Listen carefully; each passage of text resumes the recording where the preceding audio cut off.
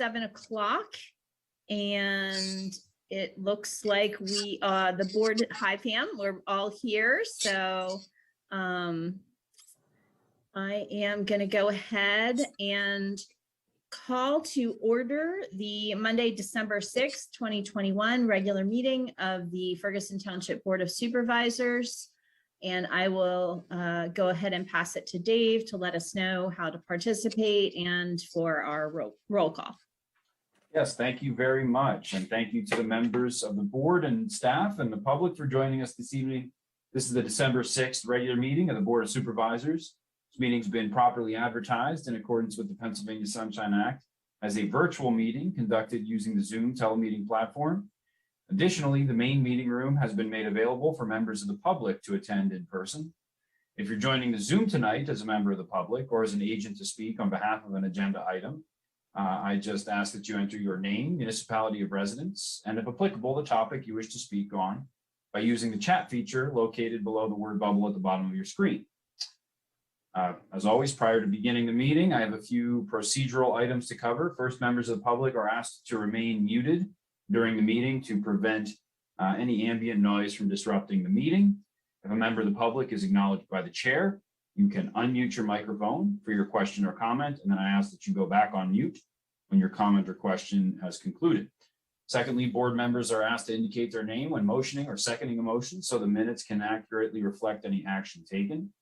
And finally, I'll take a roll call to board to ensure that all members can hear and interact using the Zoom platform.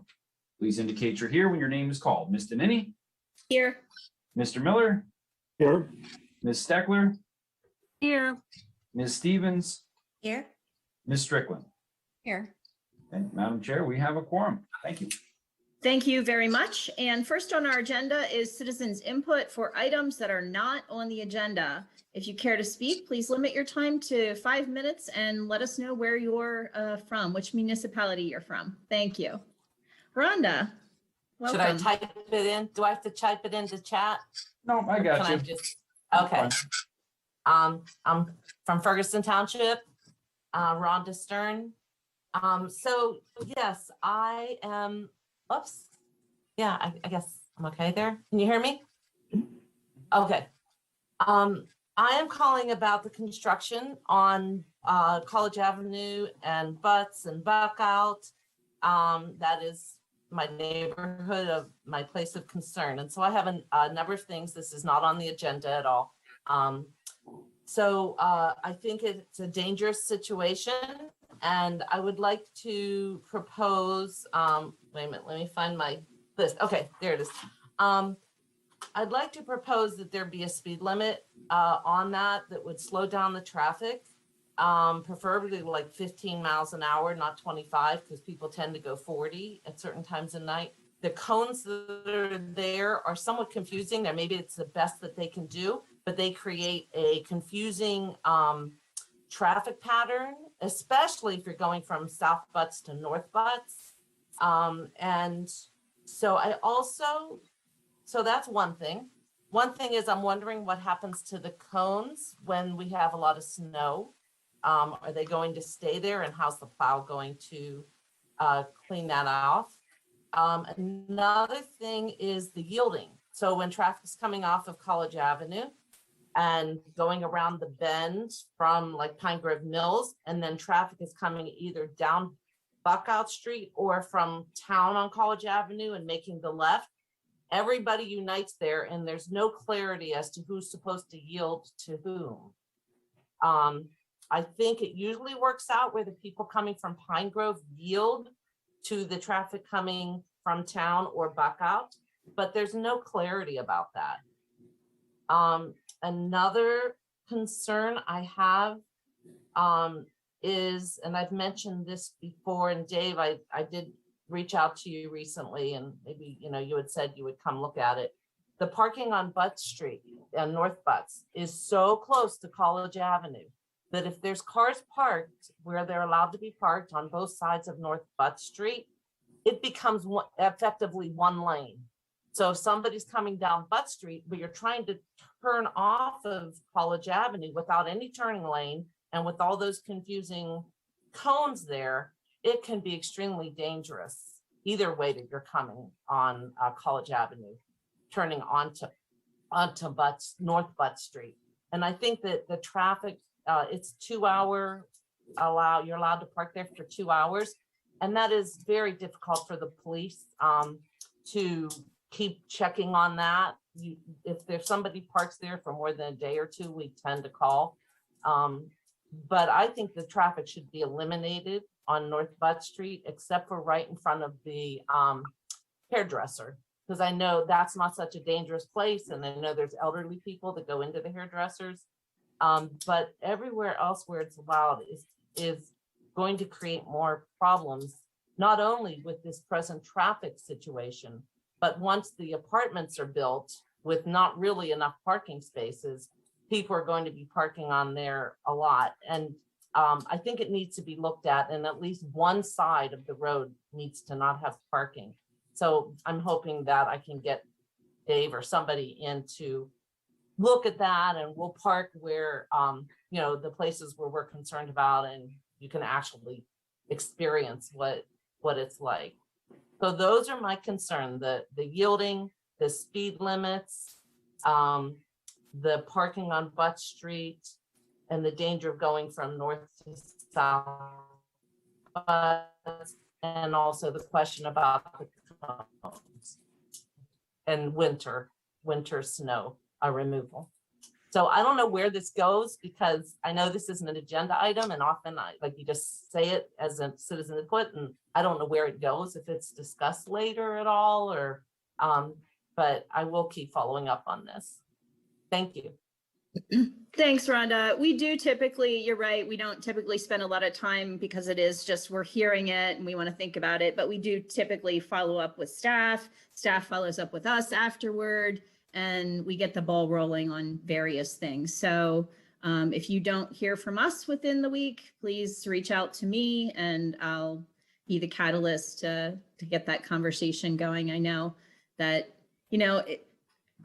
we're all concerned about safety there, and we want to make sure that we're doing all that we can to do, what we can. So thank you. Appreciate that.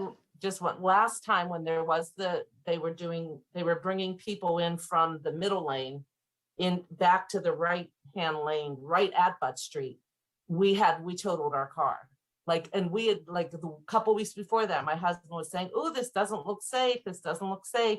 It was just so confusing and so, dangerous.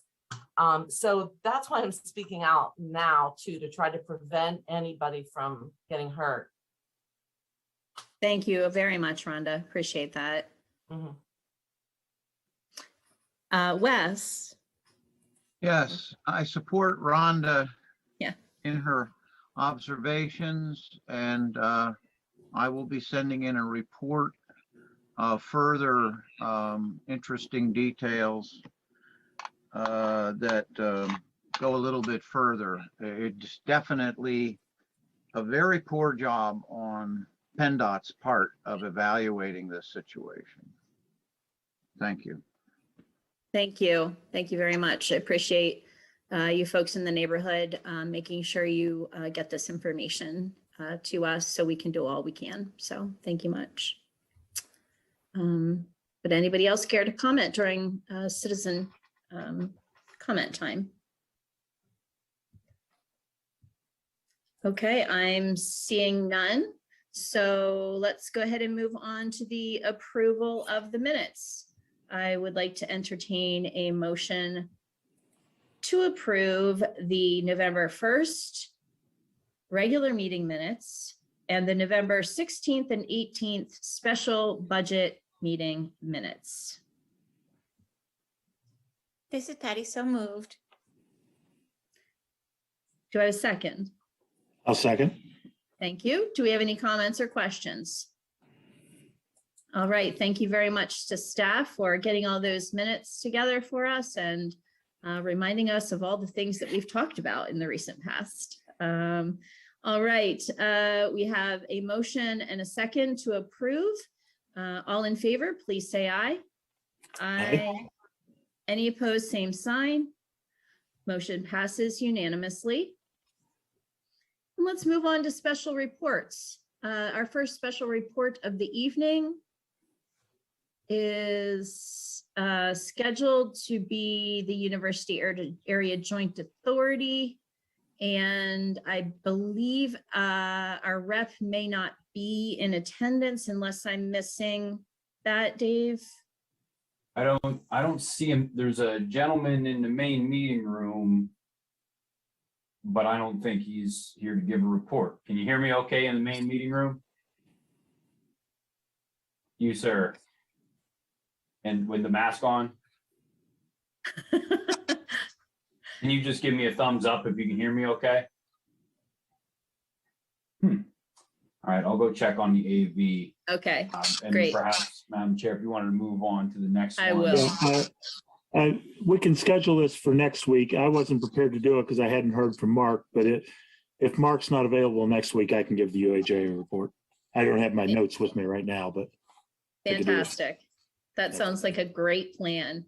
Okay, let's then go ahead and move on to the Center Area Transportation Authority report with John Spahalski, our representative. Good evening, all. It's good to be back again. About 2 weeks ago, a first item on a rather pleasant occurrence. About 2 weeks ago, CATA took delivery of its 6th articulated bus. The arrival of that articulated unit could not have been more timely, because some of the problems that I mentioned in my previous visit with you have still been, shall we say, making their unwelcome presence known in some cases. Specifically, there are some routes that are functioning over capacity of a 40-foot bus, and that either causes overcrowding on 40-foot bus or situations where we can't get everyone on a 40-foot bus at one stop. And so without any other alternative, some people get left behind when the bus departs with a load limit permitted by law. As a result, CATA has placed into service on those routes its articulated buses, especially on the express routes, which run and at peak periods where, of course, crowding is at a severe level. And these routes are the RC, the NE, the VE, and the WE as samples. And of course, in some cases, the articulated units show up on other routes. But the addition of a 6th articulated bus, for the record, at number 105, because the series starts at the number 100. Having that available gives additional room for passengers on the trips that we are able to operate with our available bus operators. And of course, each of those buses carries a larger number of passengers. I referred to it in my previous visit. I called them crowd swallowers, but that's a rather slang term in the transit trade that some people use. But at any rate, they are a very nice piece of equipment, and we're very fortunate to have them. And I must give credit to the CATA staff for all of their hard work in securing competitive grants to get the capital money to have them available to us.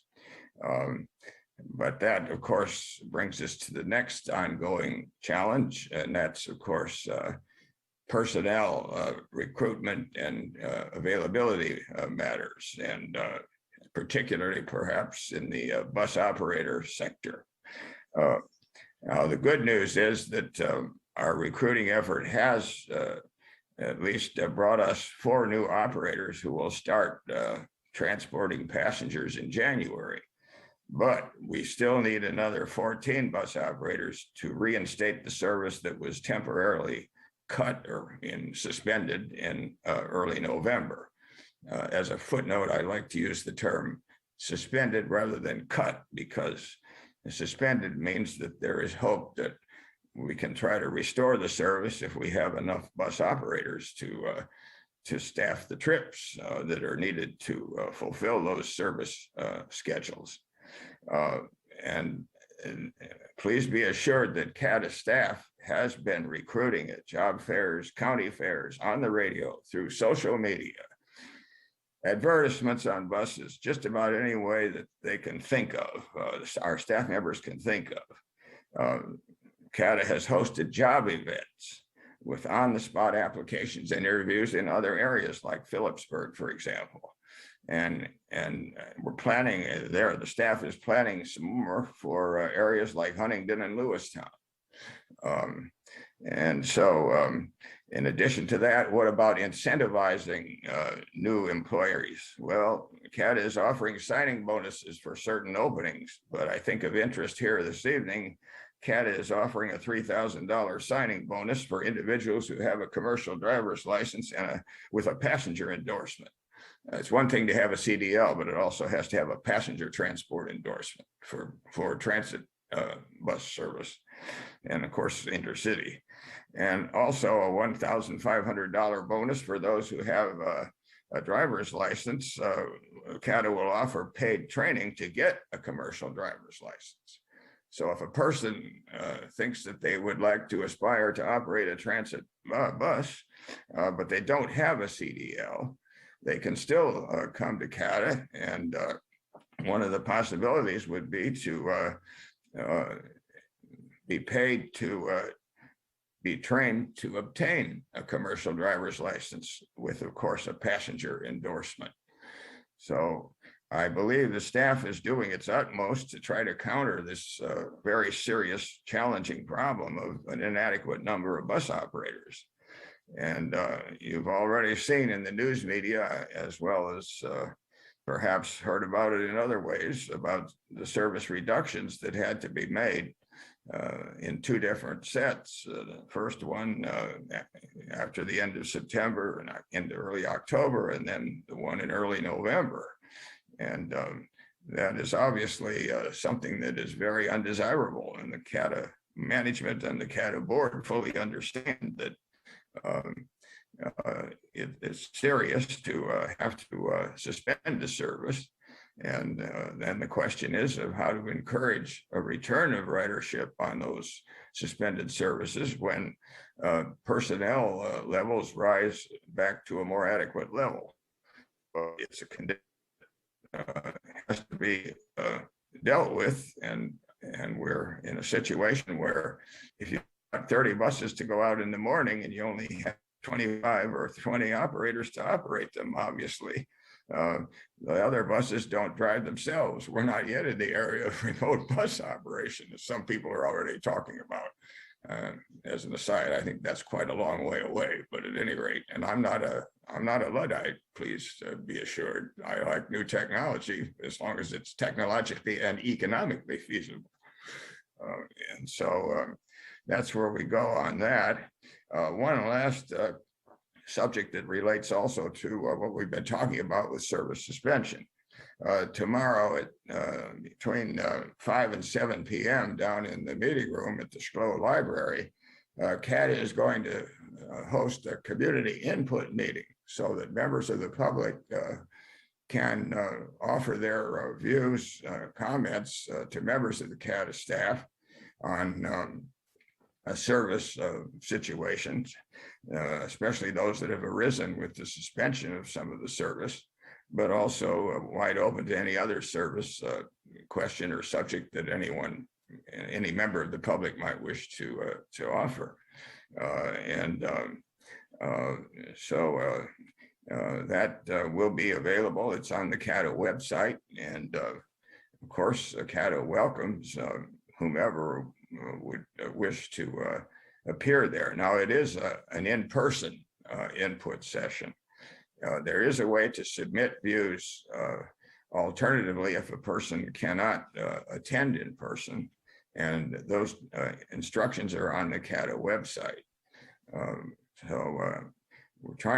CATA is trying to reach out as best as can be done to accommodate people's concerns and suggestions, but bearing in mind that you can only operate as many trips as you have available bus operators. And that's the reality. I think in the interest of time, I'll stop here and hold for questions. And also, of course, our executive director, Luana Oliva, is on with us here tonight. And So she can help out with any questions that you might have, and she might even have one or two other things that she might offer. So I can cede the floor to her if she wishes. So Luana, are you still there? I see it on the board here. Nothing. I'm just here to support you, John, should you need me. Okay, well, thank you. Well, now the floor is open for any member of the Board of Supervisors, or of course, our Ferguson Township staff, to ask any questions as they might have. Any questions? Patty?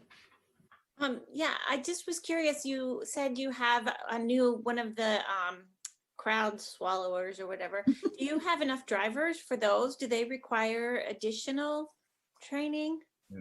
No, well, actually, everybody gets trained on every piece of equipment that CATA has. So before an operator, just like in any mode of transport, for example, if an airline gets another type of aircraft, then the flight crews have to be checked out on that type of aircraft.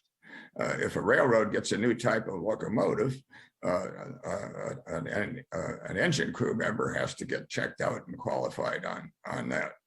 So there are similar opportunities, but what we're doing, in answer to your question, there are enough operators to operate those buses. In some cases, what might happen is that a 40-foot bus will not go out, and instead, in its place, one of the articulated buses will go out and provide a greater amount of capacity for that trip, given the greater passenger holding capacity of the articulated unit.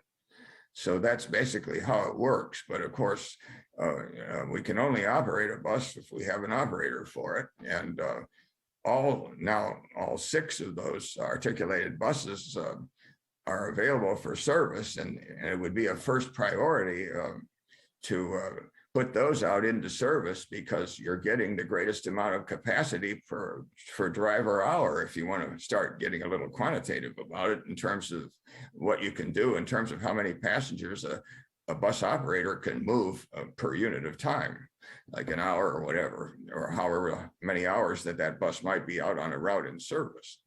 So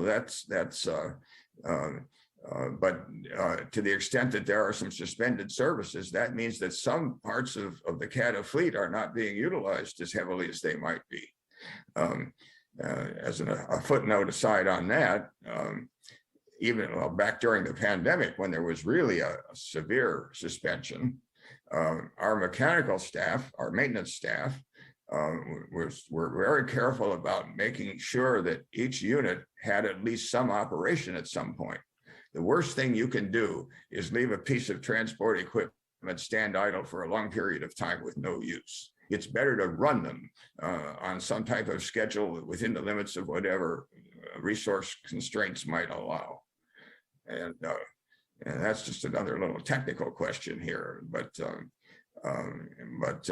in the short run, if the choice is an articulated versus a 40-foot, what trip do you assign the bus operator? Well, of course, first priority goes to an articulated. And of course, there are only 6 of them now. Well, I shouldn't say only, it's more than we had, but there have been very, very welcome additions, and they corner very well, by the way.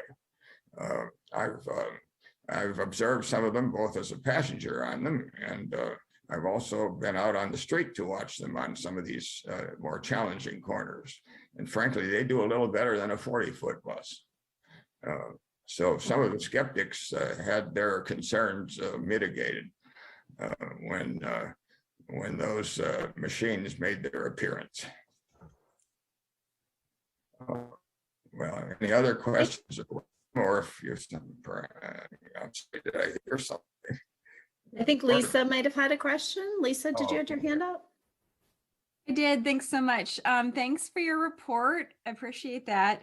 And also, I'm really appreciative of CATA going to the effort of holding the public input meeting. That's not an easy feat to hold something like that in person. So, and then to accept email comments, I think, that's great. And I wanted to know what's going to happen with that input. Could there be immediate route changes, or is this more for a spring semester? Well, I'll let Luana try to help me with that one, but I will say as a preamble to having Luana comment on it, ultimately the board sees all of those comments. All of those comments are put together and they are also provided to the board for its review. So they're not just, they certainly don't gather dust on a shelf or become cobwebs. I don't know if they're figurative or electronic cobwebs in an electronic file, but at any rate, they do get read. And I can say from experience, and not only for myself as one board member, but the other four, they read them. And there are comments in the work sessions that board has had to try to make these wrenching decisions.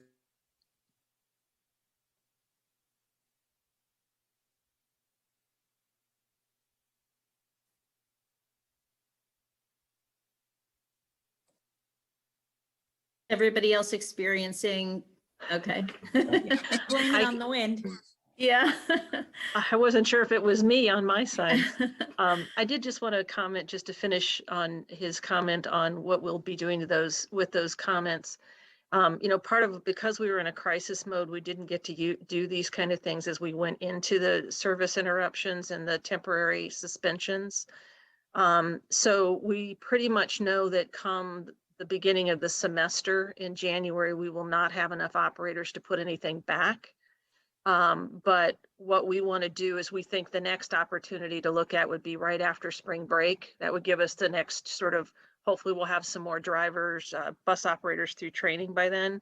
And so we're going to be making some recommendations to the board about if we can get this many operators back on board, what would we put in if we could get this many operators back on board? Because everything impacts everything else. If we decide to say, we want to do this and it takes 2 operators, but then we get enough and we could have done something that takes 7 operators, it puts that off. So trying to help the board set some priorities about where we want to go first as we start being able to add drivers. Thanks so much. And then I don't know if you can answer this right now, but I guess I'm just wondering about the plan B if you can't get more licensed drivers.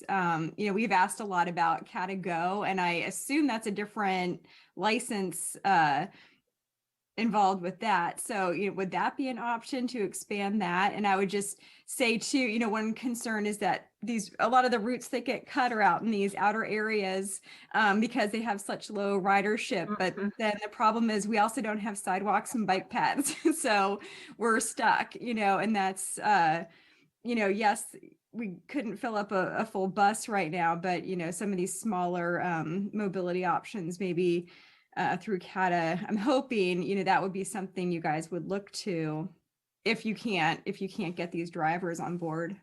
I can tell you, so the Cata-Go service is outsourced to a company now. It's the same company that does our Cata Ride services for people with disabilities and older adults. Right now, we have a contract with them for the 2 areas that we are operating in, and they are still pilot. The board had voted to make Cata-Go a permanent part of our service. So there, we have plans to stick with microtransit and try and figure out where things work the best and to continue to sort of investigate it and also learn from other systems in the country that are trying this too. We're all trying these new things, see if they meet the need better. But right now we don't have an agreement with our subcontractor. They are also having difficulty getting operators as well. And we're just going to continue to study some of this to try and decide where does it work, where doesn't it work, at what level of population density does it make sense. And the other thing would be road structures. So that's something we're in the process of studying right now. So that the latest section in Harris that started is going to give us an idea about a different kind of demographic to see how microtransit works there compared to what we have in Bellefonte, Benner, and Spring. Okay, thanks. I look forward to hearing how that's going, especially in Harris. Thanks. Patty has her hand up. Thank you. Okay. I just did have a question. I don't know if there's like a rule of thumb about if you get more drivers hired, will you be looking at adding or bringing back more of your routes, or will you be maybe going for more frequency on what you do have? That's the question that we're going to be bringing to the board to say, and that's part of what this meeting is, to get input, is to hear how are the changes impacting people.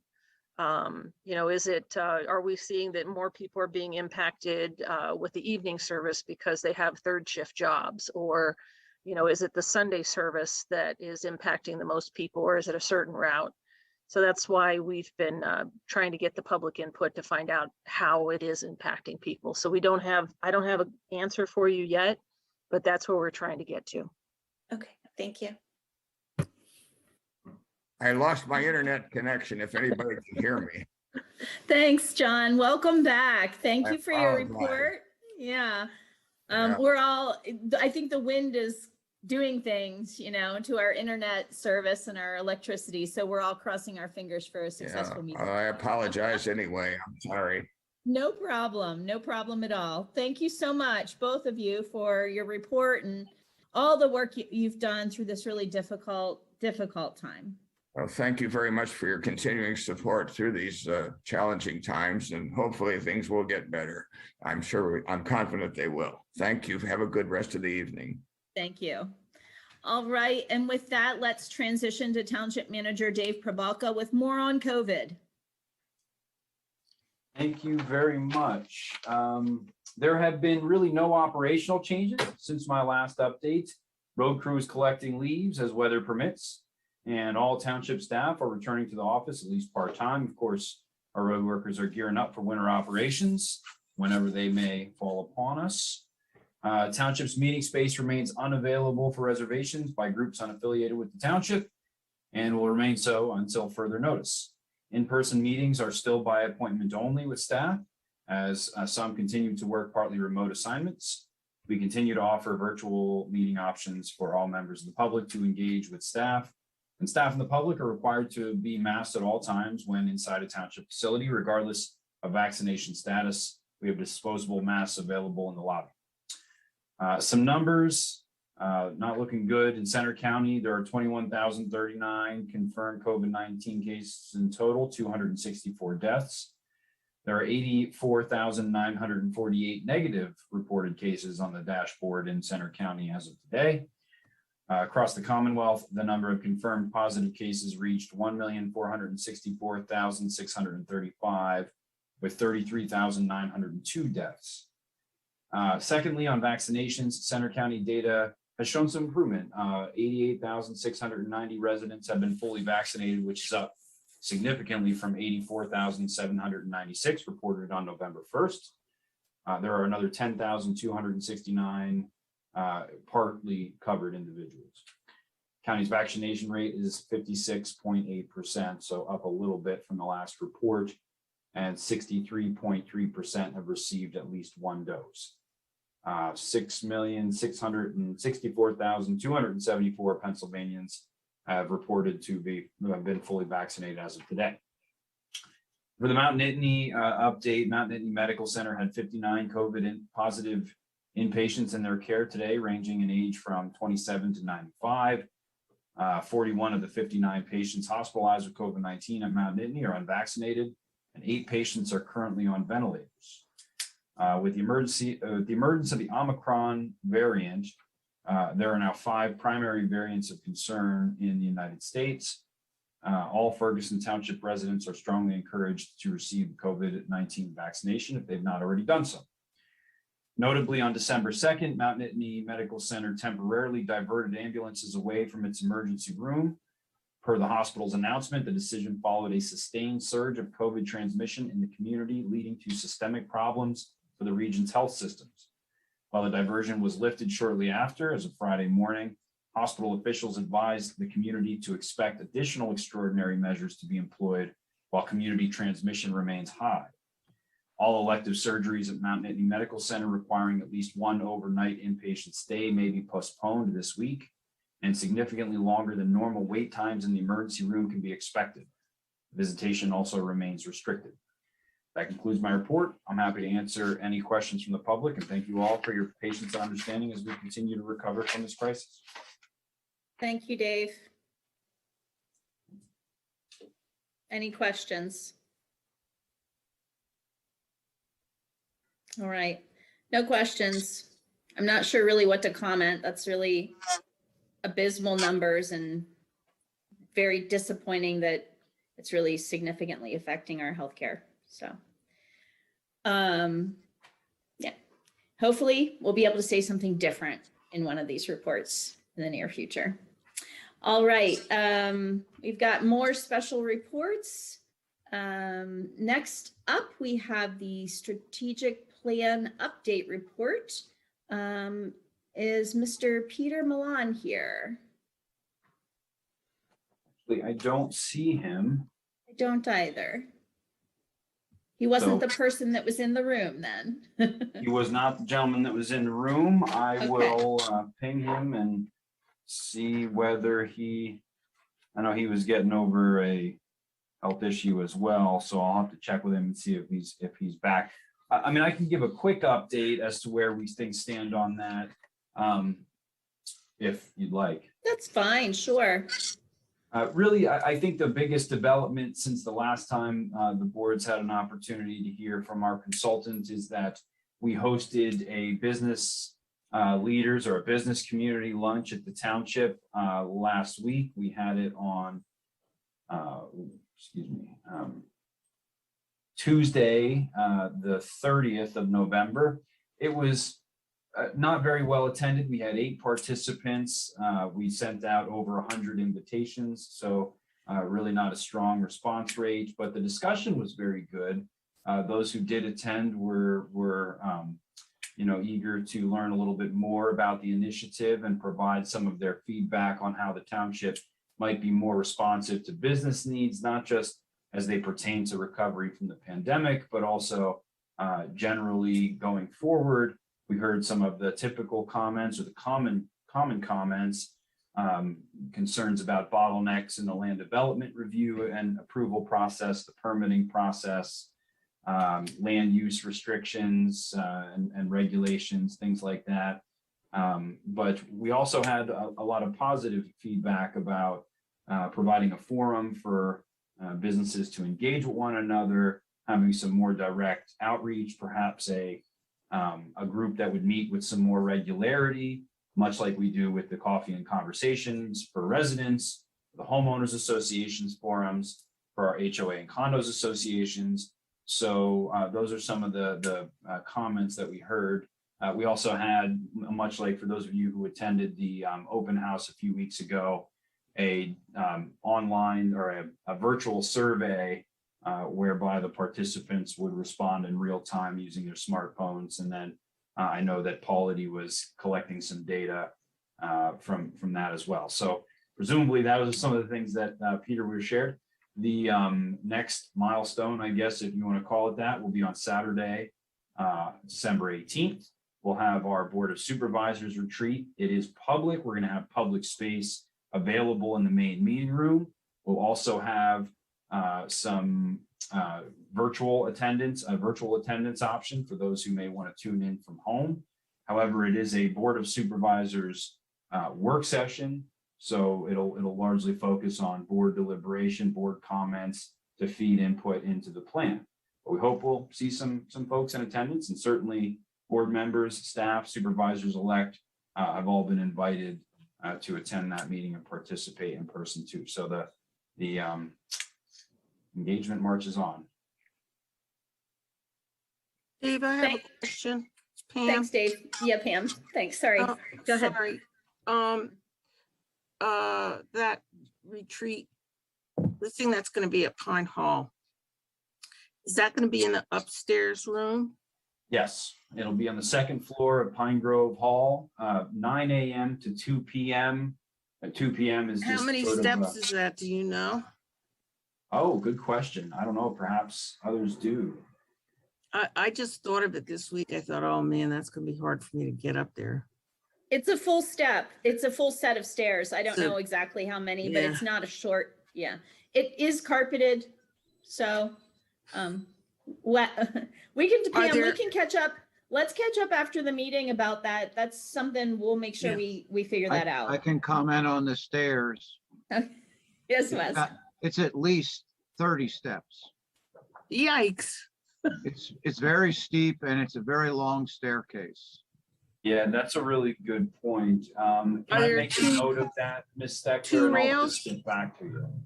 Are there two It's, rails? yeah, let's follow up afterward, Pam. It is 2 rails, but they're really far apart. You'd have to have like extenda arms to get to them. So, but we'll figure it out. We'll make sure that it's all good. We'll make sure that we can all meet as, you know, and nobody falls down any stairs. So yeah, that's a good point. Thanks. Yeah, I'm glad you brought that up. I had not considered that until just now, but I will follow up with Liz Grove at Pine Grove Hall and get back to you. Yeah, I hadn't thought of it either until I started thinking about it. Oh man, if it's upstairs, it's a nice room, but I don't know if I can get up there. All right, we'll see. I might need a push Yeah. from behind. Don't you worry. We'll get the job done. We will. We will. The high lifter again. Yeah, we've got lots of equipment at the township, Pam. Don't you worry. This is not just a household. So, yeah. Dave, I have a quick question to follow up. Well, not question. I'm sorry, comment. I'd like to make an observation just about the reflections of the business roundtable and how that really resonates. The idea of meeting regularly with a group really resonates with the concept that we already have in the strategic plan of an economic development advisory committee. I mean, sort of similar kind of ideas, but this idea of a group of individuals that regularly get together and talk about the things related to, you know, economics and business and development in the township. So I hope that doesn't go away as we move through this next strategic planning process, because it seems like it's still valid. So any questions or comments for Dave to pass on to Peter about the strategic planning process? Questions, comments, concerns? All right, let's move on then and wish Peter all the best in his continued recovery. So Dave, you are still holding the floor with the stormwater fee implementation report. It looks like you're going to be supported by Dave Modricker, Director of Public Works as well. Hi, Dave. I am indeed. Let me see if I can. All right. Everybody can see my whole screen, so you should have my presentation, my PowerPoint up here. And thank you and good evening. I'm just gonna go through this fairly quickly. The board asked that we provide you with a report to give you just an update on where things are with respect to the implementation of the stormwater management utility fee. As you all know, the ordinance was enacted a little bit earlier this year. However, we have not yet begun to collect revenue from the fee. That will begin in 2022, and I'll describe some of the milestones momentarily. So if there's anything specific that you'd like to know, feel free to inject questions at any time, but I'm going to just give you a quick background of where we are. As I noted a moment ago, ordinance number 1066 was adopted on February 16th, 2021, enacting a stormwater management utility fee in Ferguson Township. Fee is assessed equally to all residential parcels in the township, assigning one equivalent residential unit to each single family residential dwelling unit. And now when I say equally, I mean they're all assessed 1 ERU. However, the board did, through the ordinance, establish 2 levels of service areas. Properties that are located within our regional growth boundary source service area, which are commonly contiguous lines, are proposed to be assessed at $119 per equivalent residential unit in 2022.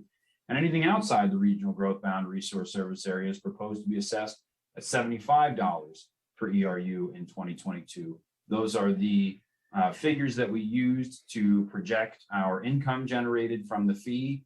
Commercial and other properties that are not residential are assessed a magnitude of that ERU. So for example, if you are a property that has a certain, well, let me back up. We essentially took the ERUs, equated them to a percentage or to a square footage of impervious surface. So other non-residential properties are assigned a magnitude of ERUs that is consistent with their square footage of impervious surface. So you may have 5, 10, or more ERUs assigned to a specific property. You'd multiply that by your billing unit per ERU, whether you're inside or outside the regional growth boundary. And that would equate to your fee, less of course, any credits or exemptions for which you may qualify. Talk about those momentarily. Income from the stormwater management utility fee is used to fund capital and operational expenditures associated with township's significant annual liabilities for maintaining its infrastructure, compliance with state and federal mandates, as well as staffing and equipment acquisition for stormwater management. We have a segregated fund, special revenue fund, Fund 20 Stormwater, to appropriately allocate funding to this cost center and to account for the revenue generated from the fee. Anything that's not funded by income from the fee is supplemented through interfund transfers from the general fund, and at least for 2022, the Transportation Improvement Fund. So we talked about those interfund transfers during our budget review sessions. And of course, the board will talk about that a little bit later this evening.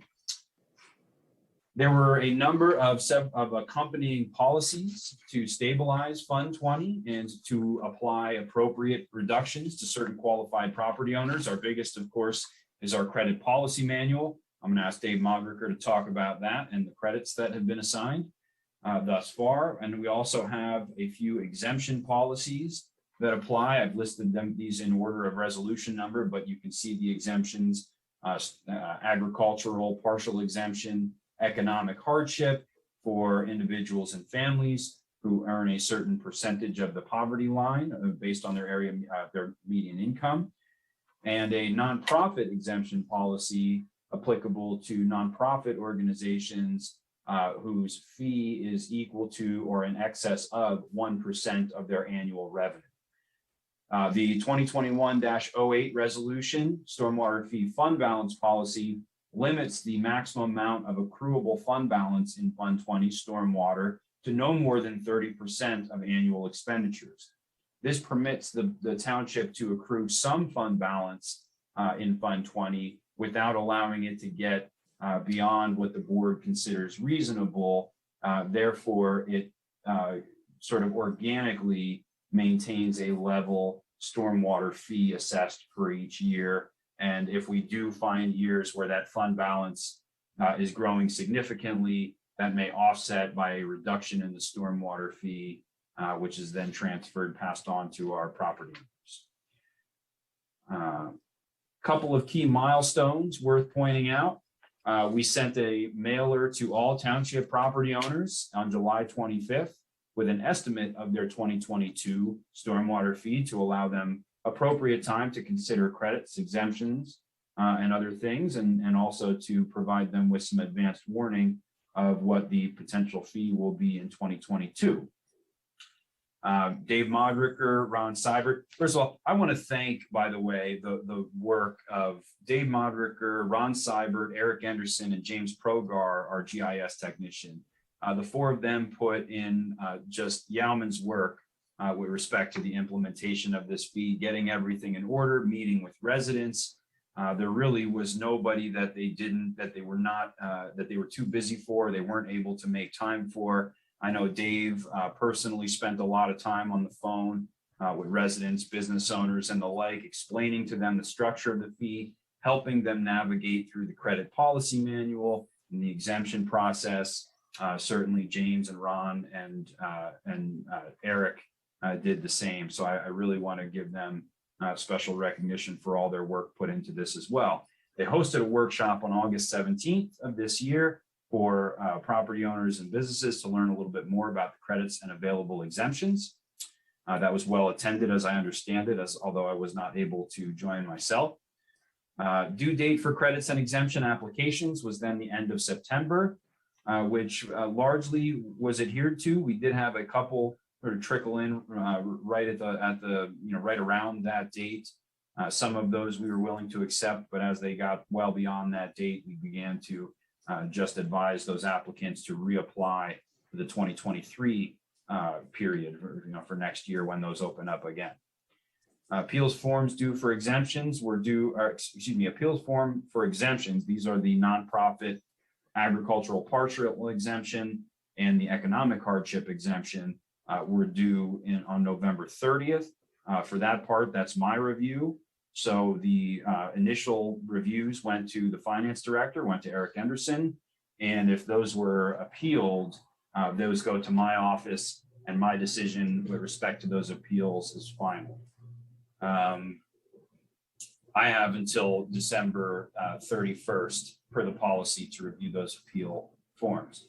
We updated our master billing file with any changes to impervious surface calculations, any applicable credits and exemptions on we will rather December 10th. Now we're getting into the prospective days here, looking forward to the weeks to come. Appeal reviews for exemptions due, as I noted a moment ago, December 31st of this year. And the bills will be issued along with the tax certificates. So those will go out in March of 2022. For a majority of the property owners in the township, those bills will be issued right along with their tax bills. For those that are otherwise tax exempt, they will get a special invoice that's sent out through the township's third-party tax billing provider. And then after that, appeals for credits and fee calculations will be essentially kind of a revolving due date through the end of April. So anybody who feels that they were inappropriately assessed or that credits that were denied incorrectly may appeal those. Those appeals will go to the Public Works Director, to Dave Moderator, and then he would review those as received. Key milestones all there for your review. Now I'm going to ask Dave to talk about credits and I'll get to exemptions, but they're the numbers for you. But I thought Dave could spend a little time talking about what the common types of credits that he's been reviewing in his process. Go ahead, Dave. Sure. So the non-structural BMPs, the 662 applications that you see, predominantly the most common applied for credit application was the disconnected downspout. I would say the second most common was the adopt an inlet program. I would say probably the most misunderstood was the urban tree canopy expansion. So we may do a little bit more education on that next year. There were quite a few of those that were submitted, as you can see, 662. However, I can tell you that 2 of the 662 were applications for about 100 homes each because they were submitted by the HOA or condo association manager. So the number is probably more like 862 parcels, but 662 applications. The structural BMPs, the 37 that you see, those were predominantly submitted by or on behalf of homeowner associations or condo associations with stormwater basins. And we, the township engineer and I, mostly the township engineer, processed and calculated the credits for the structural BMPs. Most of those were approved provisionally, meaning the credit will be applied for their fee next year, but there was some backup paperwork, documents that needed to be submitted and whatnot that were required for that. Exemptions, is that the next slide, Dave? Yes, I can touch on those. So really just exemptions by the numbers, you'll see those there. Ag partial exemptions was by far, as expected, the one that was most applied. 115 total agricultural property owners in the township applied for that specific exemption. We had a dozen nonprofit hardship exemptions. A majority of those were faith-based organizations, churches and cemeteries. And we also had a fair amount, 38 economic hardship exemptions that were applied for. So those are our exemption numbers. It's probably worth mentioning, we, along with the ag partial exemptions, those folks were also eligible to apply for credits. So we did get a number of those farms that submitted for the manure, pesticide, nutrient management, or ENS control credit, which offered them an additional 15%. Also of note, I should have mentioned the structural BMPs. Sorry if my volume's crackling a little bit there. The structural BMPs, I don't know that we had any commercial establishments submit for the structural BMP credit. So that may be something that has taken them a little while to prepare. Maybe we'll see more of those next year. Which is significant. That's a good point, Dave, because that's a 40% discount off of what could be a very significant stormwater fee liability for some of those business owners. So we'll continue to monitor that as we receive them when the credit application period opens up next year. Yeah, up to 40. Right, up to 40, right. I'm thinking like for a basin or you know a structural BMP that we commonly will see on a commercial property.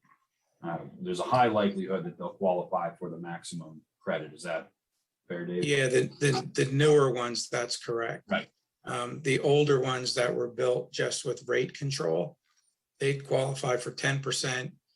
And then assuming they have their operations and maintenance plans recorded, another 15, so they would be 25. Thank you. Still significant. Just some amounts by the numbers, and I'll run through these. So you can see here the total fee for all the properties applying for credits was just under $80,400. And then there's the amount after the credits were approved, dropped down to $53,275. And the total amount of credits was $27,115.53. I do know that the numbers seem fairly exact, but it should be noted that they are, while they are very, very close estimates, they're still, they may be off by a few dollars here or there, but not significant. And then on the exemption numbers here, those are very similar bulleted points as you saw, as you see above in the credits. Total amount of exemptions approved, significantly higher by about twice the number, the amount as for the credits. But you can see that the total both together was just over $80,000 in credits and exemptions that were applied to our property owners, which is a very significant number, meaning that I think what we heard from Elizabeth Treadway, our consultant with Amick, Foster and Wheeler when we started, but later were acquired by Wood, that we didn't expect to see much more than 1% of our property owners apply for credits. And I think we were a little bit over that. So we beat the average of what you commonly see, or at least she commonly sees with some of the other programs that are established around the country, of which she's been involved. And I think a lot of that is testament to the public outreach and education, some of these workshops that Dave and Ron facilitated, and really doing what we can to make it an easy process for folks to apply, making the credit policy manual easy to interpret, and then being able to assign credits that were significant based on some of the measures that were in place to reduce the contribution to the stormwater problem, to the problem of stormwater management. So a couple of things on as far as what's next. Tonight, the board will be asked to look at a draft of the stormwater management utility fee agreement with Penn State University. We had talked about this a little bit as the fee was developing, and Penn State being an MS4 permit owner themselves, as well as having a significant number of property owned in the township, the largest property owner, single property owner in the township. There's a separate agreement proposed to apply to that institution. And we'll talk a little bit about that later this evening. And it's in your agenda, but it aggregates all their properties into one unified bill, provides them with a reduction in the MS4 component of the fee. That's 13% of the cost of the fee, which was discounted on their equivalent residential units. And all exemptions and credits which were provided for in the approved policies are assigned under the agreement as well. We'll talk a little bit about that more later tonight, but that remains to be reviewed and approved by the governing body, by the Board of Supervisors. The fee would be formally established on December 13th by resolution of the board. So this fee, and a number of residents have asked me about this. This fee would fall in the same category as the levying of taxes and other assessments. So that's done by resolution at the last regular meeting of the year. Same resolution that you'll approve the millage for real estate tax and the percentages for transfer tax and earned income tax, as well as the assessments charged for street light operations and fire hydrant operations. We'll do that all with one resolution. So you'll see that next week. And then, of course, final numbers due to RBA for processing. RBA is our third-party consultant, and that will be due to them by the end of this year, I believe, Eric. I actually should have filled that in, but I think you said December 31st. End of the year. Okay, end of the year. So that ellipses should say December 31st. And then, as I mentioned before, invoices issued in March of the following year, and the appeal period opens for credits and the calculation methodology for the fee itself. So that's all that I've got. I'm going to stop my share. We try to give you a quick overview of everything that we've been working on over the last several months. We turn it back over to the chair if you have any questions. Thank you so much, Dave. Let me open it up to questions. And Dave, sorry. Dave and Dave. No questions? Any questions? Lisa? Sorry, I was trying to find my list. I've got too many screens open and my internet is shaky, by the way. So I'm going to try to change to a different one. So if you lose me, that's what happened. I'll try to get back on. So I wanted to ask about with the exemptions and credits that were applied for, what needs to be applied for again, and what is just going to be an automatic renewal for next year? All right, so I'll let Dave answer the question on credits, but as far as exemptions go, everything is an annual renewal. So for the agricultural exemption, it's going to be fairly straightforward. We'll send a notice out to residents who qualified the previous year, or farm owners, I should say, and we'll ask them to simply self-certify, as we've done for their initial application for that partial exemption. They'll be asked to just confirm again that their property qualifies for that agricultural exemption, and then they'll send it back into us. We'll make an online form available if they want to save a stamp. And as far as the nonprofit and the hardship exemptions, both of those will have to be accompanied by some form of income verification. So we'll need to get a renewal of that. So they will have to supply us with that material for Eric to review to confirm that they're still qualified. Dave, you want to talk about credits? Sure. Credits will auto renew. Okay. So Turn my volume down a little bit. Yeah, so because we do have an inspection program for the structural BMPs. So if we notice issues, we will contact property owners. If needed, we issue notices of violation. But when those things occur, if they occur, then we'll discontinue the credit and there'll be communication with them. And they have to reapply after the corrections are made. Things like the disconnected downspout, those are usually included in the design of the subdivisions, for example. So We don't have quite the routine inspection for those types of credits, but we can make spot inspections in the future. Adopt an inlet, that program, folks will receive correspondence, and we'll be in contact to know that, that they're interested in continuing with the Adopt an Inlet program. So folks move, so, it's attached to the parcel, but we'll be in communication to know that there's still folks there that are interested in the Adopt an Inlet program. If they're not, then it'll get discontinued. Okay. All right. Thanks. Mhm. Thank you. Sure. Any other questions? Looks like none. All right. Thank you. That was a really great presentation. If you don't mind sending it to the board, that would be great. Don't mind at all. We can make it available on the website as well. Wonderful. Thank you. Thanks. It was really quite straightforward and easy to follow and very helpful. So thank you much. If there's no other questions, oh, Pam. Unmute.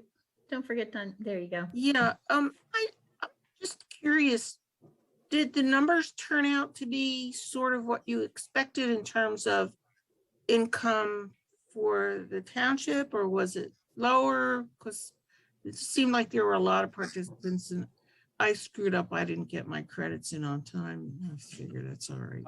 I don't mind giving the money to the township. I will, I'll take a shot at it, and Dave can augment my response. I think the short answer is yes, it was fairly in line with our estimates. But if you look at our capital improvement program budget, the estimate for income from the fee was actually at about 1.5 million. So it was a little bit less. What we're predicting now to take in is closer to 1.4 million, 1.36 actually is what's shown in the budget. That was really due, I think, to the number of credits that were applied, that uncertainty. And then we also refined our methodology a little bit, as we pointed out. And so it came down a little bit, but really well within a margin of error that we were comfortable with. We are perfectly, and I think, that fund, if you look at the budget, is nearly balanced. There's about a $27,000 fund balance that's predicted to be year end of 2022. Of course, really the telling year will be at the end of this year to see what we spent in that fund, and then be able to look at that going forward in the future years of the program. But I think given all of the variables that were involved and the uncertainty that just accompanies a new special revenue fund like this, largely they were very much in line with what our initial predictive modeling suggested. Excellent. Good. Good question, Pam. All right, with that, let's go ahead and move on to unfinished business. Okay, first up under unfinished business, Dave Probelka and Eric Anderson will introduce the public hearing on the proposed 2022 Ferguson Township annual operating budget. Thank you very much. I'm going to take this one to start us off again, and then I'm going to hand off the baton to Eric, who has a short presentation to go through. And thank you, everyone again. And as provided for under Article 7 of the Ferguson Township Home Rule Charter, I'm happy to present the board and the public this evening with the proposed Ferguson Township operating budget for fiscal year 2022. Just have a couple introductory comments and acknowledgements. First, I want to express my sincere appreciation to the staff, and certainly to the Board of Supervisors for your many hours spent preparing and reviewing this document. Your hard work and dedication to your fiduciary responsibility has produced a budget that will continue to serve the needs of our residents and advance the mission of the values of Ferguson Township while remaining fiscally strong and resilient for the times ahead. As is commonly the case, the 2022 operating budget is not balanced. It reflects a deficit in the general fund of $1,802,655. Accumulated fund balance will be used to account for the difference, but the year-end projected remaining fund balance in the general fund is poised to be very strong at $6,150,031, or 42% of projected expenditures.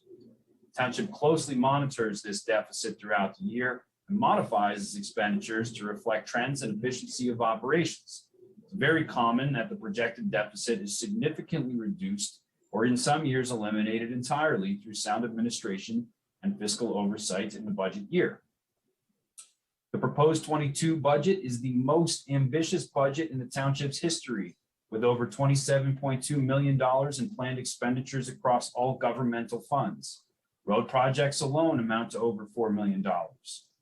Other significant planned projects include the completion of the strategic plan update, the rec park and open space plan update, and amendments to the zoning and subdivision and land development ordinances, including a complete revision of the Terrace Streetscape District. The Park Hills Drainage Way project will begin construction pending completion of design and permitting, stabilizing the stream bank and protecting surrounding homes from encroaching erosion. New staff to help support our administrative and operational needs across all departments, including hiring one new police officer additional to the complement and replacing a police officer who has left the township, will help us be even more responsive to the needs of our residents and business owners. It's worth pointing out that every dollar in this budget is a direct investment in the township, maintaining and repairing roadways and infrastructure, providing for safer neighborhoods and public spaces, mitigating and adapting to a changing climate, and directly improving our quality of life. I invite you all to read the budget if you haven't already, ask tough questions, and continue to hold the township accountable to your needs and expectations as a community. This evening, the board's being asked to consider adopting the proposed 2022 budget.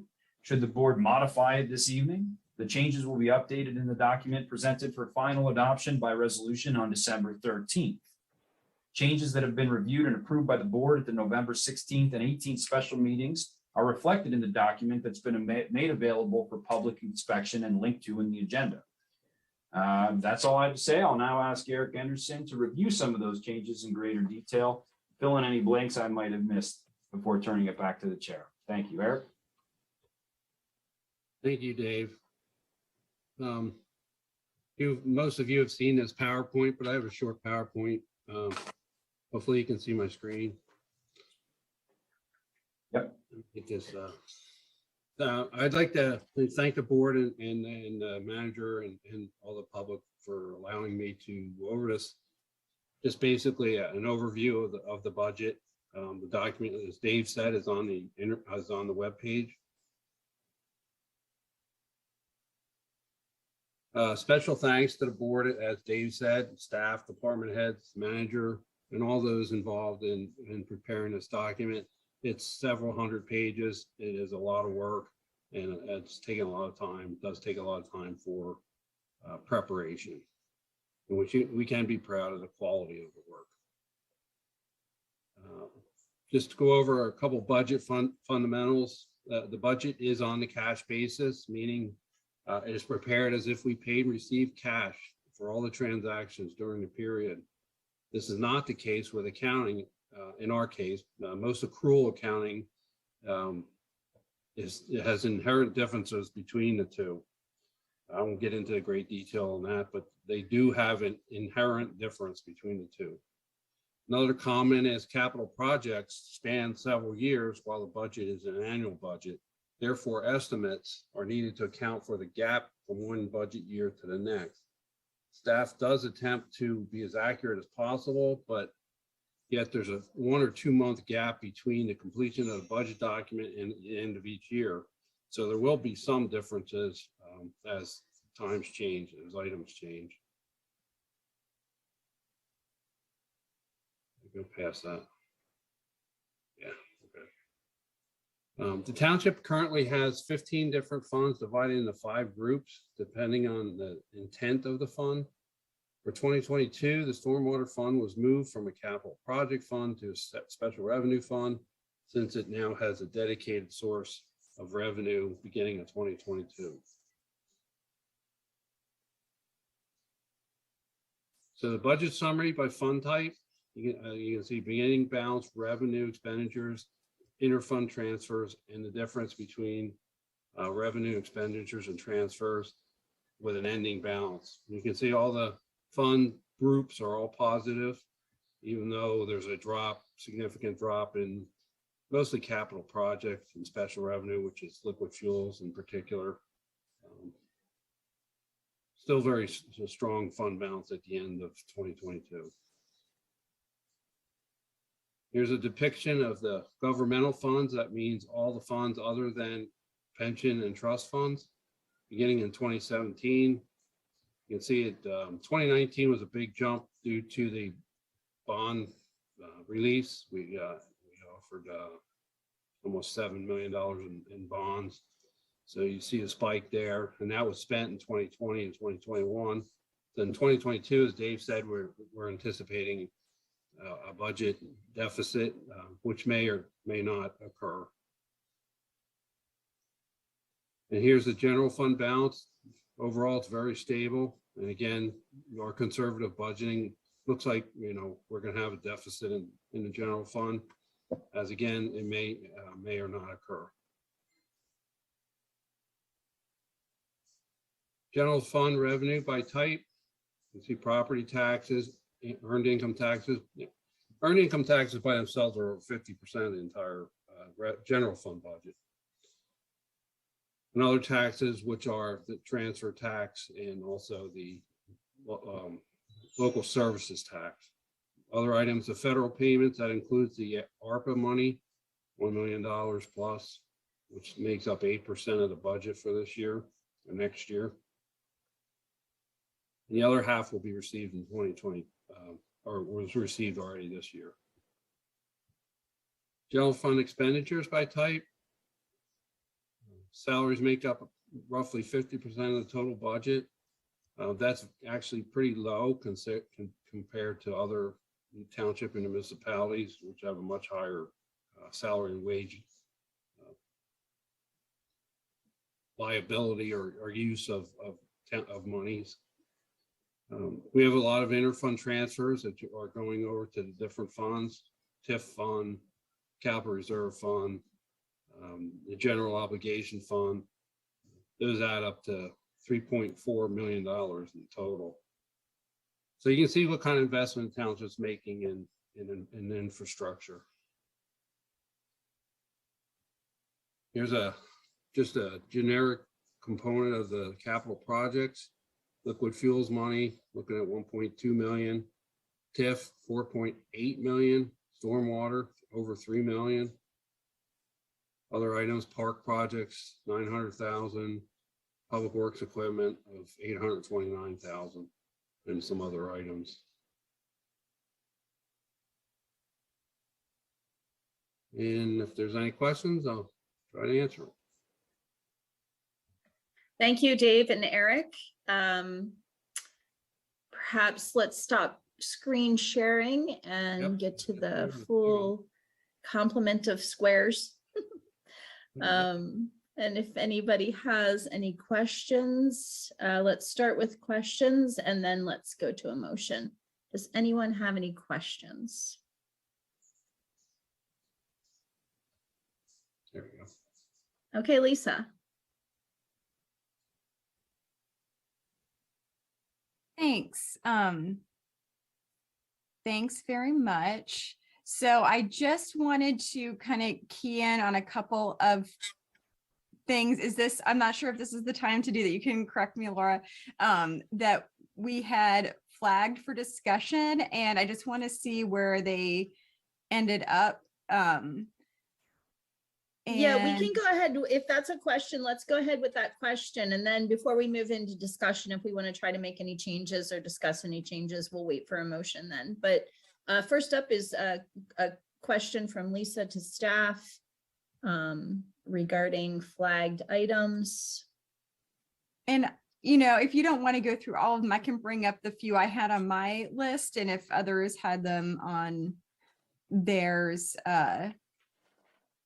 So on page 93, we had the part-time engineering student workers.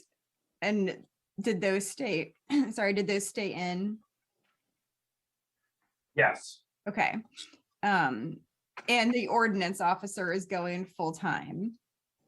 That is correct. That is also under, that would show up. I don't know if you want me to show you exactly where or just answer. Let me know what you want. Okay. No, that's fine. I just wanted to double check. And you had noted, at least with the ordinance officer, that we weren't sure, because I was not supportive of that moving to full-time, but I know we did, but you had expressed some reservations too. So it's not necessarily that will move forward. Okay. That's right. The building superintendent or the asset manager, can you remind me where we left that?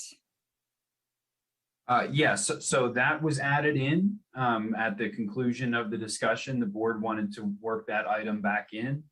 So that would appear under the, I believe under the 409, which is the building and grounds item. So on page 97 of the budget document, you'll see that salary reflected in that line item 409.112 building superintendent. But like the ordinance officer position, I will evaluate the need for that position during the year and make a determination as to whether to bring that individual on board or defer to a future program year. Thank you. That's what I wanted to double check.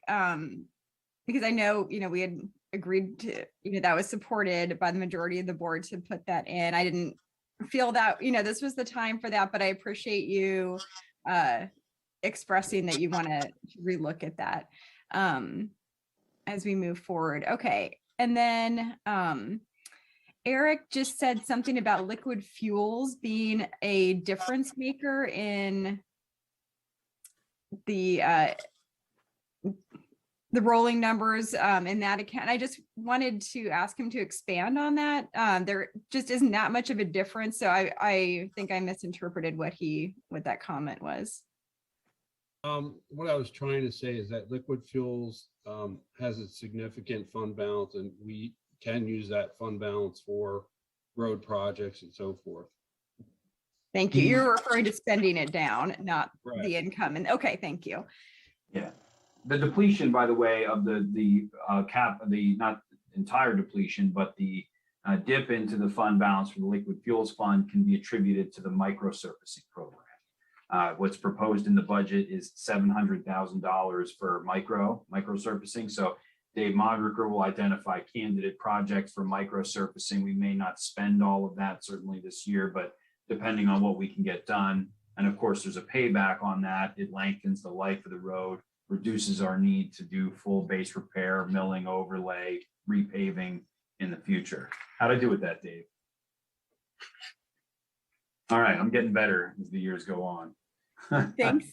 Thank you. Okay, thanks. And I did just want to kind of note that we're spending down that liquid fuels fund, and it's a big infrastructure year. We looked at reprioritizing how we're improving those roads, and we'll be tackling a backlog, like you said, so that they don't get in such disrepair that the entire road has to be completely redone at some point, as we've seen around town this year. So it was a decision, and I just want to just constantly reaffirm that we need to be looking forward to this infrastructure bill that'll be coming down, and any potential grants or funding we can get from that, and really looking at the timing of these projects in 22 to make sure that we're aligning things just right, so that we can try to get some funds for some of these big projects. So if people are seeing a lot of money being spent on these roads, and obviously it's the big project of the stormwater fee this year with Park Hills, it's true. And I just kind of wanted to acknowledge that and say it was deliberate. And I'm not and I'm very hopeful that we'll get extra funding from that bill for this. Thank you, Lisa. Do you have any more questions?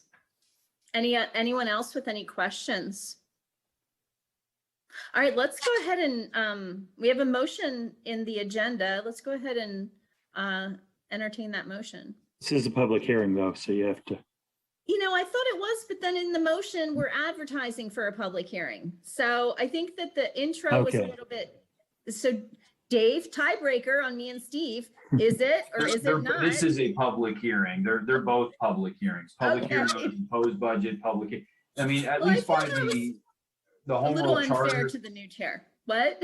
Oh, yeah, I'm sorry. Yeah, the home rule charter requires that the final budget be adopted by public hearing and resolution, which will take place on the 13th. Okay. Historically, Okay. though, we've always held a public hearing for the proposed budget adoption as well. It really doesn't matter except for formality, since we always take public comment on things anyway, but. It sounds good. Train me right. Train me right. Yep. This is your last chance to pass on the Oh, the yeah. right way to do things, Steve. So, all right. So this is indeed a public hearing. Let's go ahead and open up the floor to anyone who would care to comment on the budget. All right, I'm going to close the public hearing because I see no one interested in commenting, and let's go ahead and entertain that motion. This is Patty. I move that the Board of Supervisors approve the proposed 2022 Ferguson Township annual operating budget and authorize a public hearing for final adoption of the budget for December 13th, 2021. Do I have a second? I'll second. Okay, great. All right, any discussion, comments, concerns, changes? I have one thing that I'd like to propose to the board, but I'm going to hold that off and hear if anybody else has anything.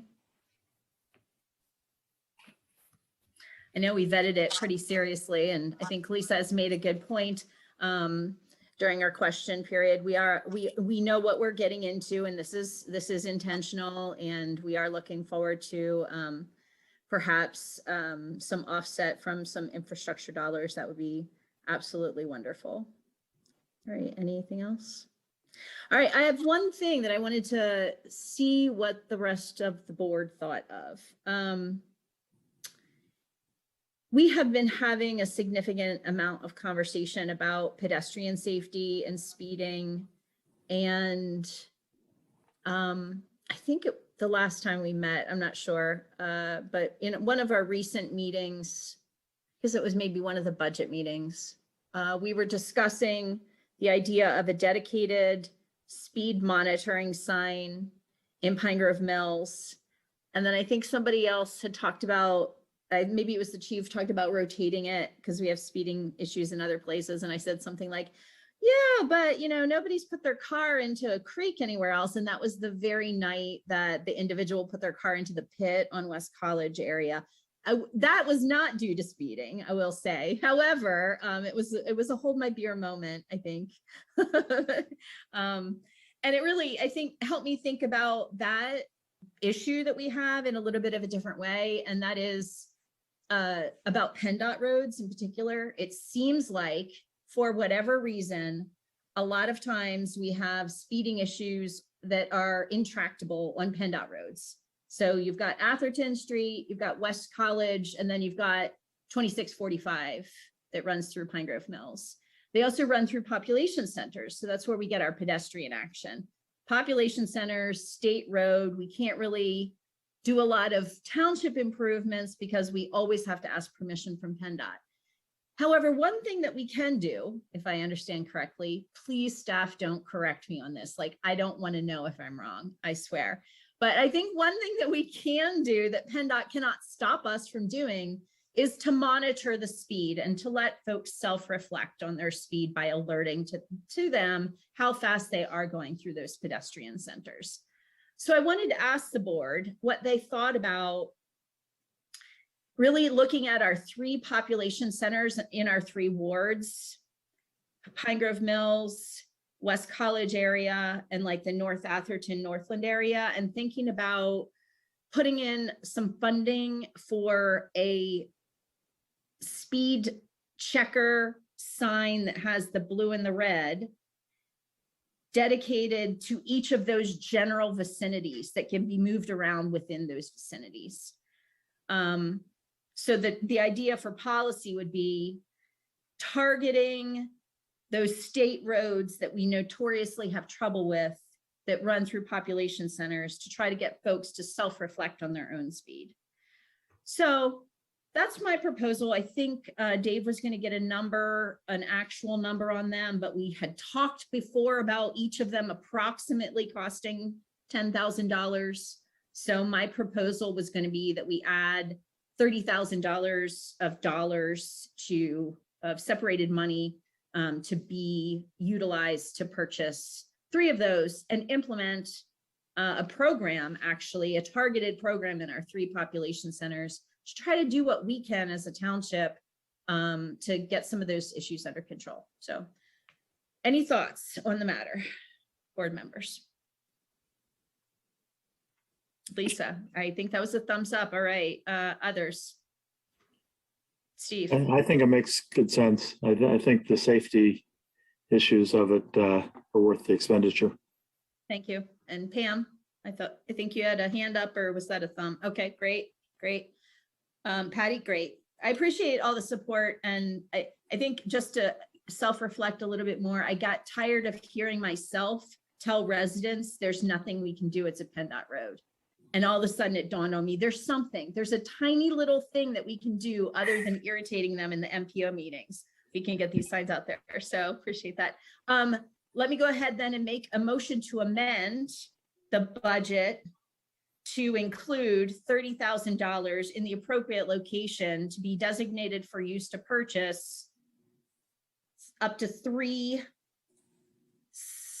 speed checking signs that have the red and blue flashing warning symbol sign happening thing feature. That's it. All right, that's my motion. I'll second. All right. Any further discussion on the a motion to amend? All right, Dave. Just to clarify, we would put this in capital reserve in Fund 30 under probably the police budget under 410. So that's where you'll see it on the 13th if the motion carries. Thank you. Thank you very much. All right, and now we know the specific line location as well. Fantastic. All right, then all in favor of the amendment, please say aye. Oh, yes, Aye. Please say aye. Aye. Aye. Any opposed, same sign. Okay, and then back to the original motion. Any further discussion? This will be a roll call vote. Yes. All right, Dave, if you would please. Ms. Danini, Yes. Ms. Strickland, Yes. Ms. Steckler, Yes. Ms. Stevens, Yes. Mr. Miller. Yes. All right, thank you all. Motion passes unanimously. And Pam, yes. Yeah, I was just thinking this might be something for the area that Rhonda was mentioning on West College. Yeah. Absolutely. Although maybe a little away from it because we've got a lot of action going on there. I think it might just blend in right now. Before Yes, it, absolutely. Yes. do it on one side 1 week and on the other side the other week. Yeah, you've got the absolute right idea. Good spot. Definitely that corridor. Okay, let's go ahead and move on to a public hearing on an ordinance of the Township of Ferguson, Center County, Pennsylvania, amending Chapter 10, Health and Safety, Part 1, Turf Grass, Weeds, and Other Vegetation by amending Section 101, Turf Grass, Weeds, and certain other vegetation not permitted under certain circumstances, Section 103, Green Infrastructure, Section 104, Definitions, and Section 109, Notice of Ordinance Violation Payment. Introduced by Dave Pavelka. Thank you very much. Provided with the agenda is a copy of the ordinance advertised for public hearing. It does all the things that the chair just said. The draft document was reviewed by the Planning Commission and then subsequently reviewed by the Board of Supervisors on November 1st. The advertised ordinance reflects those comments and modifications, primarily leaving the maximum permitted height of managed turf grass at 8 inches, which is an increase from 6 inches that currently exists in the ordinance. The grow zones have been incorporated into the definition of green infrastructure. The audit procedure was removed in a previous review. and any other associated amendments that were done prior to the November 1st review remain intact as well. I can answer any questions that the board might have. Otherwise, it's what you see is what you get. Okay, great. And this is a public hearing. So if anyone would care to comment, please let us know. All right, seeing no comments, I'll close the public hearing and open it up to, let's actually go ahead and entertain a motion. Well, since Percentage not here, I'll make the motion that the Board of Supervisors adopt the ordinance amending Chapter 10, Health and Safety, Part 1, turf, grass, weeds, and other vegetation. Thank you. I second. Okay, great. Steve, I thought you were going to pull a fast one there and talk about just deleting it all, whatever the fancy name for that Oh, is. no, I've done that enough times already. Okay. Okay. All right. No dead horses to beat tonight. All right. Fantastic. Okay, so we have a motion and a second. Let's go to board discussion and questions. Patty. Nothing, I just want to bring up again that I really wish we would have kept it at 6 inches. I know we sort of hashed this out at the last meeting, but I wish we had kept the height at 6 inches, and I still advocate for that, but otherwise I'm supportive of everything else there. Thank you, Patty. Appreciate that. Okay, others. All right, Dave, I had some notes starting the meeting that now I'm going back and reading again, and I think that I was just incorrect. For some reason, I had in my notes that I couldn't find the word grow zones any longer, and now I'm seeing it's right there. It is right there. So I'm not sure what I was talking about. I worked it in.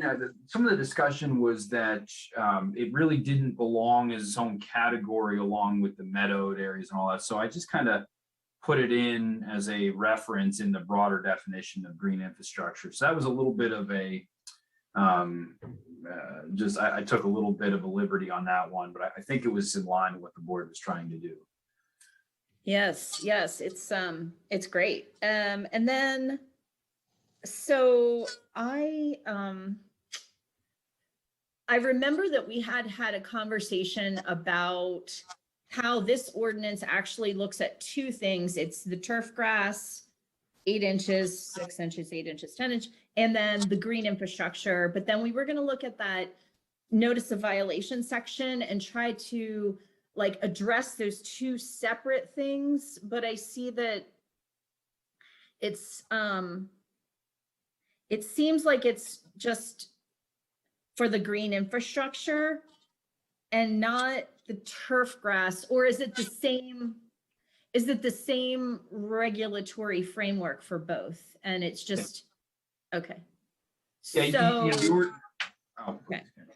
So if, so basically then that last sentence is more like failure to do so will result in the revocation of the permit if one has been issued, because if somebody's just, got no permit, but they're not mowing their turf, they still have 30 days to correct it, but they don't have a permit to revoke, correct? That's okay.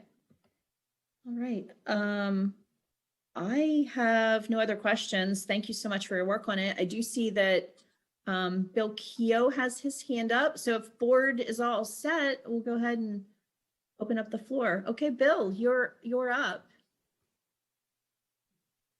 Thank you, Madam Chair. My only question, and it was a question that was discussed as well at the Planning Commission at the time that they discussed this and reviewed this, is what is the thinking as you all move with this particular iteration at 8 inches for the height of grass? What is the resolution between the conflict between the township ordinance and what may in fact be within the homeowner association verbiage for their residents?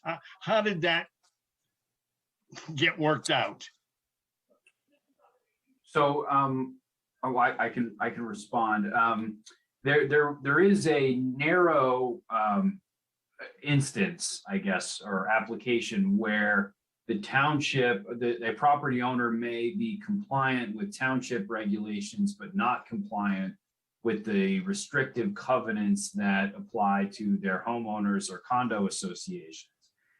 In those narrow window, I mean, we're talking about the difference between 6 and 8 inches, assuming that the HOA covenants were 6 inches, which is very common.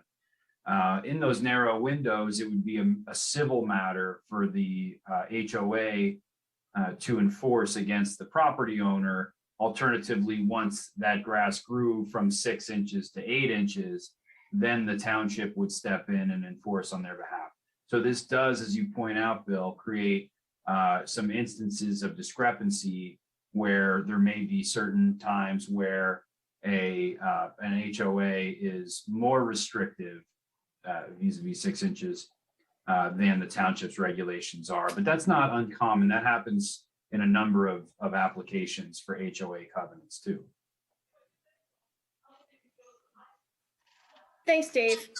Bill, did you have any other questions? I see your hands. Well, still up. I think just a comment coming back that I guess I'm a little concerned that we're creating an environment in which the alternative for the homeowner and the HOA is encouraging a civil action because of the discrepancy between the two heights.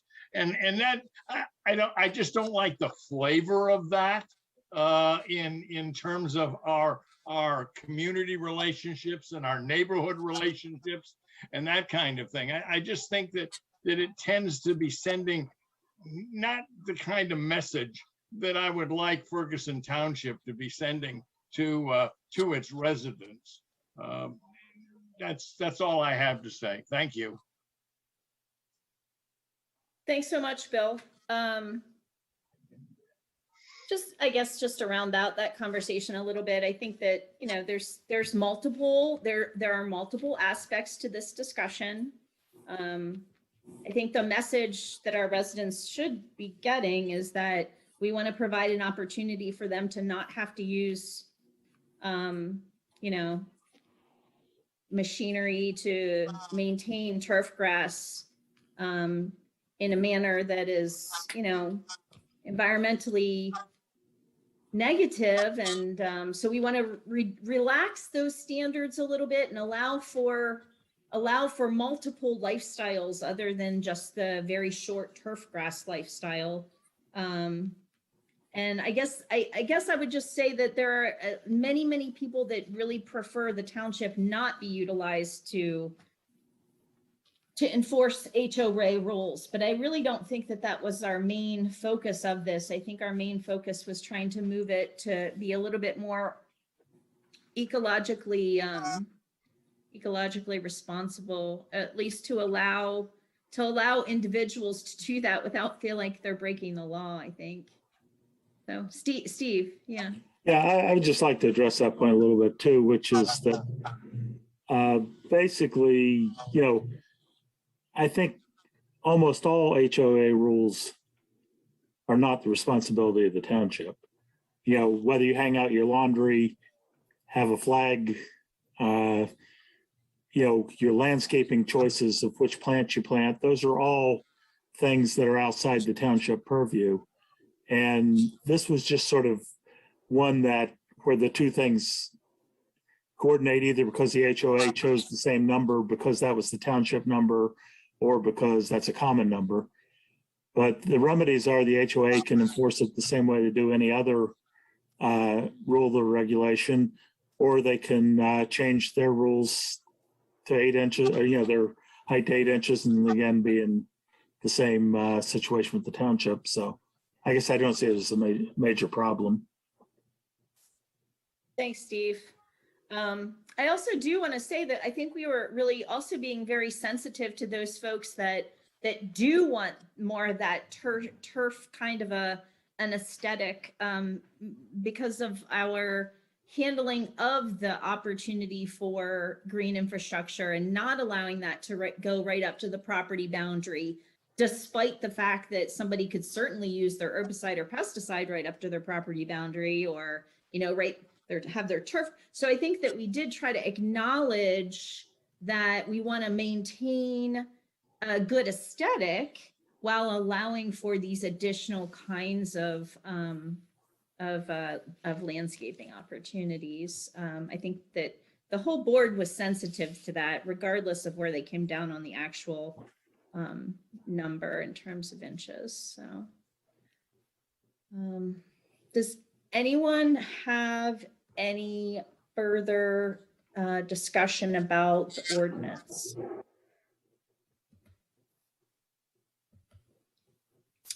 Okay, I am seeing none. And we have already moved and seconded. So, wait, did we move in second? Okay, thank you. So if there's no other questions, I think that we are ready for our roll call. So, Dave? This is presented as ordinance number 1075. Ms. Denini, Yes. Mr. Miller, Yes. Ms. Steckler, Yes. Ms. Stevens, Yes. Ms. Strickland. Yes. All right, thank you all, and motion does pass unanimously. We will move on to the award of contract 2021-C18 Homestead Park Play Equipment Installation, introduced by Dave Prabalka. Thank you very much. You're hearing a lot of me tonight. I apologize for that. So the board has within its agenda an updated concept plan cost estimate prepared by the assistant township engineer to construct new play equipment at Homestead Parks. This has been the subject of some discussion over the course of several meetings. There were, at the direction of the board, staff evaluated some alternative placement locations based on some feedback and concerns we heard from some adjoining property owners. We think we've got a good recommendation, which is sort of why we're presenting this to you this evening. This was presented to the Park and Recreation Committee. We had those alternative scenarios presented to them and modified cost estimates. They recommended this concept that I'm going to display for you momentarily. The cost with this alternative placement to install the play equipment, have an ADA accessible route from the existing parking lot to the fall pit, which is the area where you typically see wood chips around the play equipment, form the requisite parking lot improvements to have a ADA accessible parking space, and to place an engineered wood chip surface over top of the stone sub-base and under drain system is right on budget at about $75,000. Of course, that's the engineer's estimate. I'm going to just give you a quick review of that here. I've got the concept up. So you'll see the display here, which is included with your agenda, has a picture of the play equipment. We've already acquired the play equipment. It may already be here. I know it was en route. I'm not sure if it's been delivered yet. Perhaps Dave knows, but anyway, we've acquired this play structure that you see in the rendering. And then if you're familiar with Homestead Park, it's just off of Farmstead Lane, which is sort of off the picture here. Here's the off-street parking spaces for the park.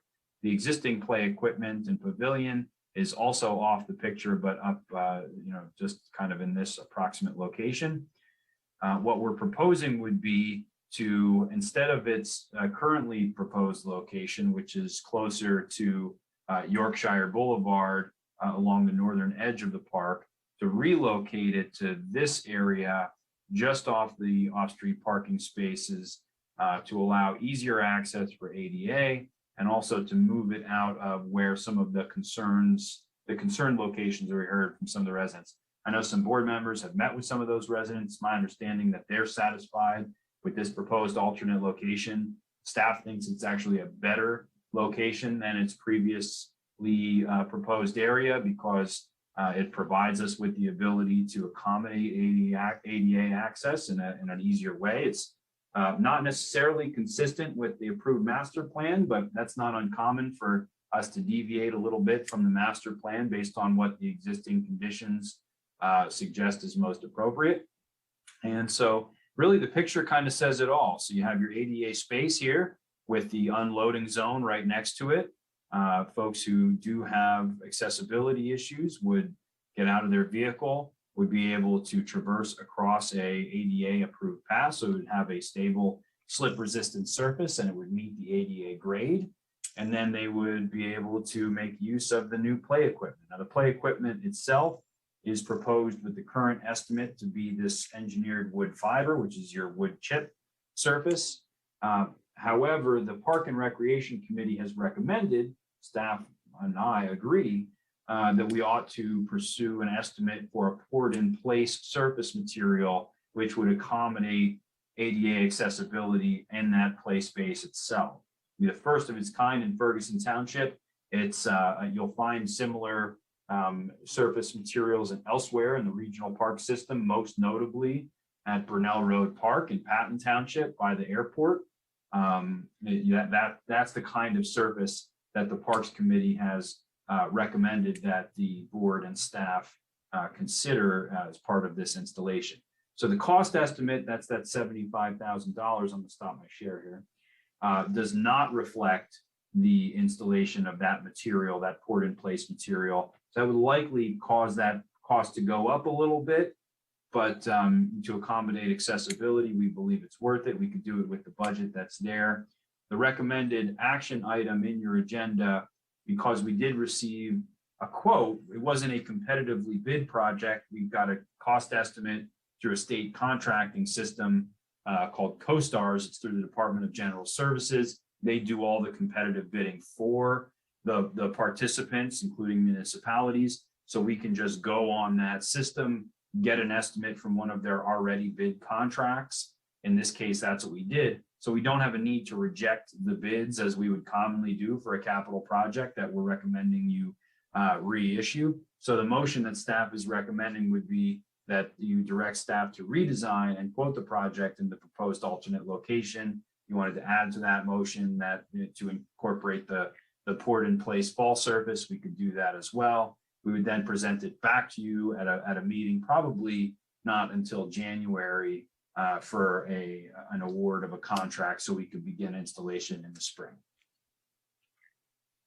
Thank you, Dave. So there is a motion in the agenda. Let's go ahead and get that on the table and then we can have some discussion.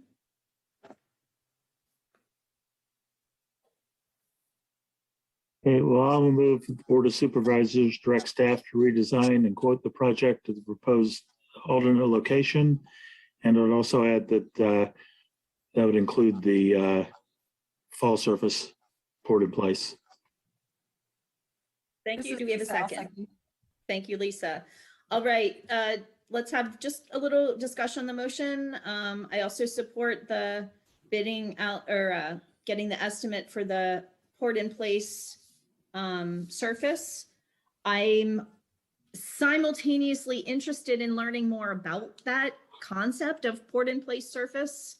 So could staff help educate the board a little bit on that as we go through this process together? Things like, you know, is it, so I see we're doing a small area, and of course for this park, that's the way it goes. But the more we learn about this, we want it to be ADA accessible. It reduces the use of herbicides and pesticides. Are there certain sizes of playgrounds that it's better for, you know, like a certain, it seems awfully tiny to get a poured in place there. Do we normally do a bigger surface? Just things like what's it made of? Do we recycle it? How's it work? All of that. I'm still supportive of it. I think it's a great idea. Ready to at least get the estimate and see what that looks like. Pam. Now, is it permeable or semi-permeable or not at all? I don't think so, but this maybe would be like what staff can help us with. I don't think Those it are is. great questions. I really don't know. Maybe Dave does. We don't have any, so I don't have any direct experience doing this. Perhaps Dave does. I know it's very long. I know it lasts. It has it's got a lot of durability to it. Yeah, I don't, because this will be the first time we've quoted it. So I have not researched it yet, but certainly will. Great. Do you know what the material is? This is actually the first I heard that we were going to use this surface. So I have all. Surprise. Foamy, it's foamy. Foamy. Well, yeah, Pam, one of the, Plastic. we really don't know, but we'll bring it back. We'll bring back the knowledge. There's going to be a trade-off. There's always a trade-off in the decisions that we make, but we'll want all the information so we can make the best decision. But as it is right now, if you look at the pesticide and herbicide application list, one of the very main places that it's used is a playground. And the reason is because we use wood chips, and wood chips are a really great environment for weeds to grow. And we have some like frantic like hatred of weeds. So we don't want the weeds. So then we put on the poison and then the children are playing there. So that's one thing. Also, if you were at Cecil Irvin, which I don't want to make this meeting longer than it has to be, but there was like a major fungus infestation there that was like really like a scene of a horror show or something like that. So you can imagine in that case, I think probably all those wood chips might have to be removed. I don't really know. But then we have this weird, gulf between who usually does it and us who are putting the stuff in. So we then get into the whole governance and who does what and learning things and how we can't learn things. I don't know what the answers are, but our staff can help us begin to get a good foundation by which we can make these decisions. This is new, brand new for us. So a quick Google search will say that one particular brand of the port in place is a 2-layer system consisting of a base mat, 100% post-consumer recycled styrene, butadiene rubber, and polyurethane, and a top surface of recycled post-industrial EPDM, which is another type of rubber. So it sounds like it's a rubber surface, and depending on who we go with, it has, post-consumer recycled product in it. So we have like a whole mini project inside of this project now. So, We but this is can okay. quote both the wood chip and this port in place, and then when it comes back to you all with some supplemental information, you can make a decision about which direction you'd like to go. Great. Steve. Yeah, I would just add that if you've ever been to Brunel Road Park, that surface is way more accessible for kids. I mean, anybody, you could put a wheelchair on it. Somebody with some sort of support devices, it's very easy to walk on. And at the same time, it's something that's soft enough. If you fall on it, you don't get hurt. So I really support the idea of doing that for that reason. I think this will also, at this location, will serve some folks that will really benefit from it. So I think that's great. Lisa, yeah. Thanks. I just wanted to mention that I had met with a couple of residents and they were really supportive of the relocation of the equipment. And they had also spoken with several neighbors who were also supportive of this new site near the parking lot. And if you're on site, you can just see how convenient that is to be able to park and not have to walk across the park to the playground equipment. It's just right there. So I am really supportive of this ADA, this accessibility component. So if we can get the bids on both to see where that's at. And, it's just something else to consider tomorrow night in our ARPA work session. Do we want to think about, I think, how we use those funds and, I think some recreation, I think there might be something in there that maybe this could apply to. Oh, the other thing I wanted to mention was the residents that I met with had a lot of concerns about drainage in the park and some standing water issues. So I guess, adding this impervious surface is just something to consider. I don't know if there were storm pipes in this area. I don't recall right now, actually, but just, something to keep in mind. This should not add to this shouldn't exacerbate the drainage issues at the park, but it's also not going to resolve them. It's where it's been proposed. there'd be an under drain system. It's in a vicinity of a basin, but it won't, at least according to the township engineer and assistant engineer, impede any of the flow or anything like that. So it shouldn't make anything worse. Okay. I guess just something to be mindful of and as the years go on. I can tell you right now that I could spend another hour talking about parks now that we've started talking about them, but I won't. So, because you know what you're bringing, anyway, yeah, I won't. So we've got a motion and a second on the table. I think we've got a good idea of what we want to do here going forward. So let's go ahead and vote on that. All in favor, please say aye. Aye. Any opposed, same sign. Motion passes unanimously, and we move on to the review of draft amendments to the zoning and subdivision and land development ordinances presented by Ms. Jenna Wargo, Director of Planning and Zoning. Great. Thank you. I'm activating.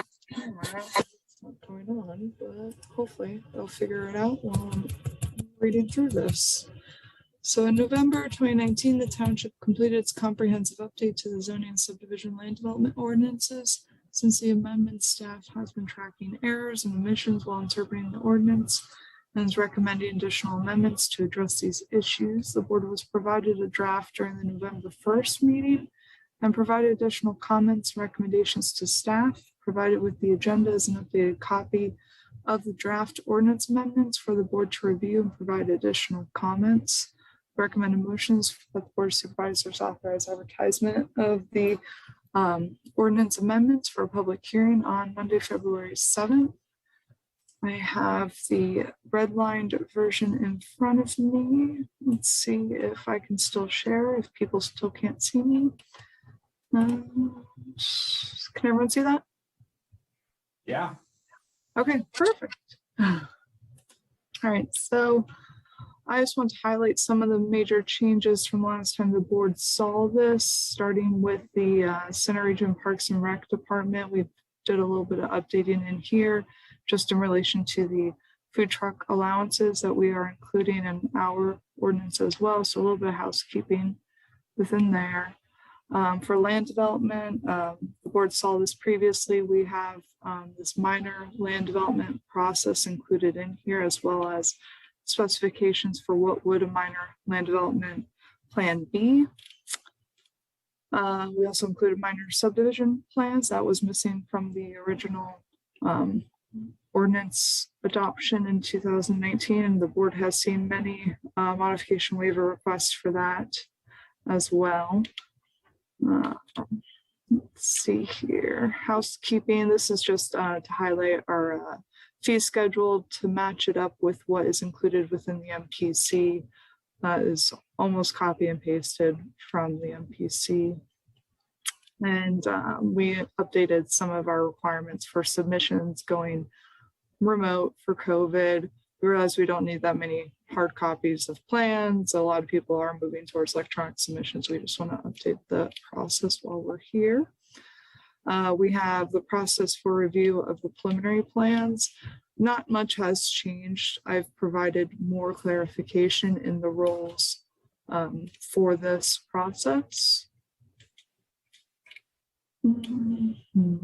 Again, more submission requirements for final plans, just updating that. The minor land development plan process, so that would also go through the preliminary / final land development plan review process. That means that the board would review it once, planning commission would review it once. Landscaping, so this is minor alteration plan requirements, and this was something that the board had discussed in November about potentially exploring and expanding this section. So right now it's holding steady to what the board saw in November, that the 100% landscaping would be required. Sorry, my dog caught something. She's fine. All right. So really just allowing all landscaping to be permitted for a minor alteration plan if it is complying with our current landscaping regulations. That was the biggest change for the minor alteration plans. I know that Ms. Strickland and Ms. Donini discussed potentially exploring more ways, more things to include within this. I'm still open to that idea. I think historically this has always been consistent. And if we were to look at increasing and decreasing, I'd be looking at these percentages. They really do keep a lot of control in this process for us. And then we also, what the board saw with the T-Mobile modification waiver process, allowing unlimited amounts of change in use, landscaping changes, as well as, and actually this needs to be updated in the current draft. So for the preliminary plan submission for land development plans, we require that the sign or the sign that is being proposed for the site be included with the land development plan. And we've finally started running into issues where a lot of these commercial space properties, they don't have tenants in mind yet. So having a requirement of land development is proving to be an issue. And we already have our sign ordinance in place. We have an application process and permitting process for that. Same exact process as we do if it was submitted with the land development plan. So we are actually recommending to remove signs to be submitted with the land development plan. They would have to submit a separate sign permit. So in fact, 8 would be deleted. If there was an alteration to a sign, they would need to submit a sign permit. There is no need to update the plan to reflect those changes. We would be tracking it with the sign permits that the zoning officer issues. Any questions so far? I'm happy to keep going. Jenna, you can keep going. I'm going to have us come back to some stuff, but it's not just a simple question. So yeah, thanks. Absolutely. Preliminary plan requirements section. Essentially, this is wiping out the sign regulations to be included with those submission requirements. Again, we have our sign ordinance. We issue our sign permits to the zoning officer. So separating those two in the instances that we've run into where commercial tenants aren't really figured out at that point in the land development plan process, this will address those issues. Water supply, this is all updated based on conversations with Steve Bear, more essentially making it more in line with what he has fire code requirements, essentially.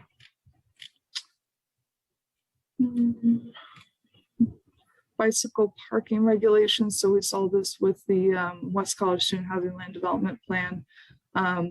This all is currently up to date with best practices with bicycle parking. However, in the ordinance update, we are supposed to select which option that we wanted to pick based on our municipality after running numbers based on that West College Land Development Plan and a few others. Staff is recommending that we go with the 0.05 spaces per bedroom as opposed to units. Typically with these student housing land developments, we see about 5 beds in a unit. So we're trying to capture most parking based on the beds, if we can. Landscaping, this has been moved out of zoning. We're recommending to move it into the subdivision land development ordinance because it is required when a land development plan or a subdivision is submitted.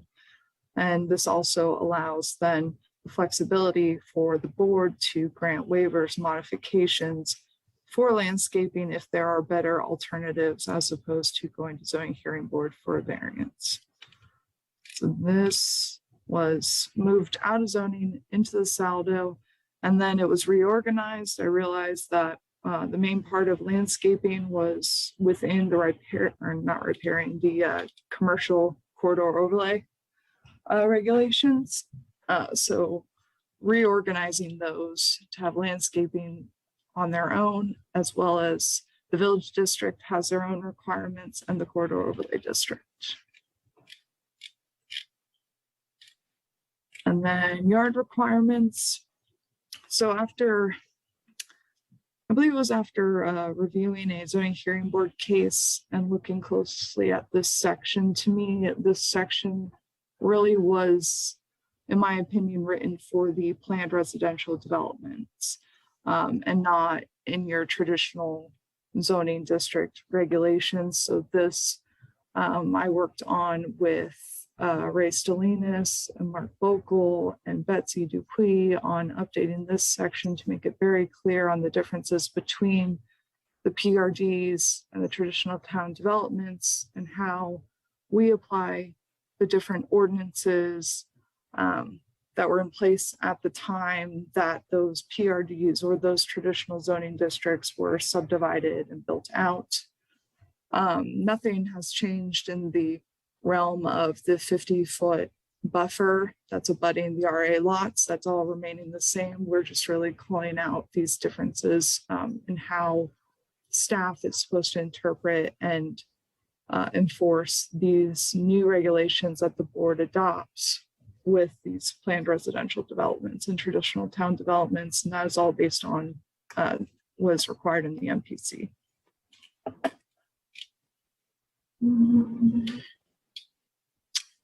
Let's see. And then again, planned residential development. So I realized when I was looking at the yard requirements up above that in addition to the 20-foot perimeter that these PRDs are allowed by our ordinance, the yard requirement section of above differs from that because if they are abutting RA lots, you have a 50-foot buffer. So I included this in here for more consistency between all of our regulations. So 20 feet for the perimeter of a PRD, unless they are abutting the RA lots, pointing back up to those yard requirements of the 50 feet. And then the board saw this last time, and this was actually something Planning Commission did review. It was the changes to PRDs that are already approved. So these are post-final amendments. Essentially what Planning Commission felt comfortable reviewing with staff approval is changes in landscaping, the rearrangement of common space, as long as it doesn't result in total amount being increased or decreased. They are comfortable reviewing signage, relocating of lighting, rearrangement of bicycle parking, etc. So these are typically the things that we have seen a lot with Toll Brothers, and in staff's opinion, these changes in the PRDs that Planning Commission would review fall in line with what the minor alteration process is for a lot of them. What the board would review for PRD amendments, post-final PRD amendments, rearrangement of lots, blocks, building tracks, locating and siting, height of buildings, structures, rearrangement of lots, and any other changes that we have not specified up in Planning Commission's area would be reviewed and approved by the board for post-final. A great example what the board will see next Monday is another post-final amendment for Toll Brothers.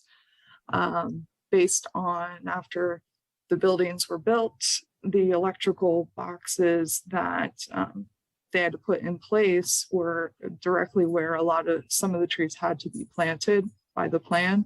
So they had to relocate them 2 to 3 feet, still in line with our ordinance, but it's not exactly what is included on the plan. And that's what the board will be seeing on Monday. So hopefully with this, that could be easily reviewed and approved with Planning Commission and staff approval.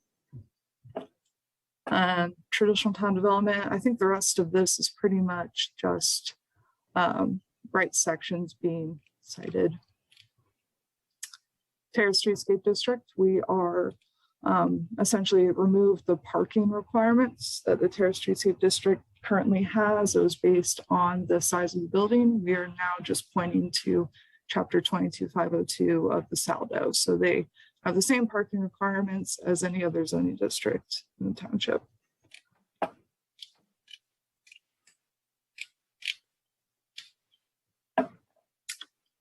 Again, this is just housekeeping, updating the right part of the ordinance that is being cited.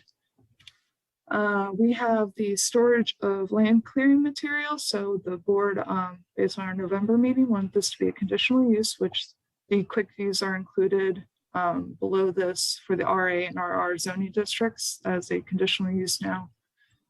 These would be the conditions the applicant would have to meet. Land development plan would be submitted. The paving of the access road to the site, they will comply with the applicable zoning district regulations for site design, compliance with stormwater, ENS, et cetera. And the proposed use would not store or use hazardous materials on site. And then finally within slope controls, so we saw this with the Rogan Sycamore subdivision plan. They had to do a land development plan because of the subdivision or because of the slope controls on the site. They had a few steep parts on their lot. They were not proposing to build on those steep slopes, but because the steep slopes were located on their lot, they had to do a land development plan. So we worked with Ron Seibert in engineering to figure out what he'd be comfortable with. So this is solely for a residential structure that if the structure is proposed on a site that is not within 50 feet of a steep slope of the lot, a land development plan would not be required. That would just be a zoning permit. And then solar collectors and solar related equipment that was based off the zoning hearing board that the township had to go through for the public works facility building. So that is allowing the panels to be at a height not greater than 3 feet from the roof surface. And that seemed to be pretty much in line with what we have up on our roof. Short-term rentals, this is all in relation to enforcement, essentially. We will now include in the ordinance just the sole act of advertising the short-term rental without the rental permit included in the ad is a violation of the ordinance. So we don't have to go out and prove that they are in fact renting it. It is just that act alone, as well as any short-term rental property that gets a permit, they need to include that permit number in the window of the site. So going by, we can easily confirm that it is there and they are in compliance with our ordinance. And then mobile retail food facilities. So new updates to this section as Planning Commission reviewed this. We included I would say a median area for the Village District, Terrace Streetscape District, and the traditional town development zoning districts for the hours of 7 to 11. We've recognized that those are mixed use districts and they will have commercial, they do have residential. So keeping them to your typical 7 a.m. to 7 p.m. may not be in the best interest for what we're trying to promote in those areas. Let's see what else. Otherwise, I worked with the chief of police on this aspect. We are permitting food trucks to operate within right-of-ways. So I essentially just asked the chief, what roads would he not ever consider to allow food trucks to operate on? So that is included here. He said it's either due to lighting, sight distance, not enough width in the right of way. And so he would just recommend that they are not permitted on these roads. A lot of the food truck permits, they would be, I think that was a big thing that came out of Planning Commission. They recognize that food trucks are quick. They need to be able to move and operate everywhere. And if we want to be food truck friendly, if they have to wait for a board meeting to get a food truck permit or anything for specifically the right of ways and operating in parks, that is not exactly in line with allowing them to operate and move around quickly. So that was a big recommendation from Planning Commission that would be a staff approval. We would review those applications. If it's a right-of-way application, we would get engineering on that and police to make sure that there aren't any issues that we see with the location that a food vendor may choose. And then the other big one, which was recommended by the board, that food vendors are permitted to sell products on public property such as parks. We've included conditions after meeting with CRPR staff and listening to their concerns for these types of allowances. Really, the only difference between the application that the township requires and what CRPR requires is this background check and clearances to serve food in parks. So we've included that in here as well, solely for the operation of the food trucks in the parks, and also looking at just parking currently at these parks. Staff is recommending that for now that we don't include, we don't permit the food trucks to operate in these parks. If that changes, parking lots are built, we can remove these and put them in. The other recommendation staff is looking at is by the actual operations of this aspect, because it will be coordination with CRPR that would be established by resolution. So the parks where food trucks are permitted to operate, we would then include in by resolution specifics on that and where they can operate in those parks and how we're going to go about facilitating that and addressing potential nuisances that may arise from it. The rest is pretty much the same. And then we updated the definitions for the food trucks, food vendors, as well as places of assembly. It's difficult for us to quantify how big a place of assembly is with our current definition. So we really wanted to include specific amounts of people for those.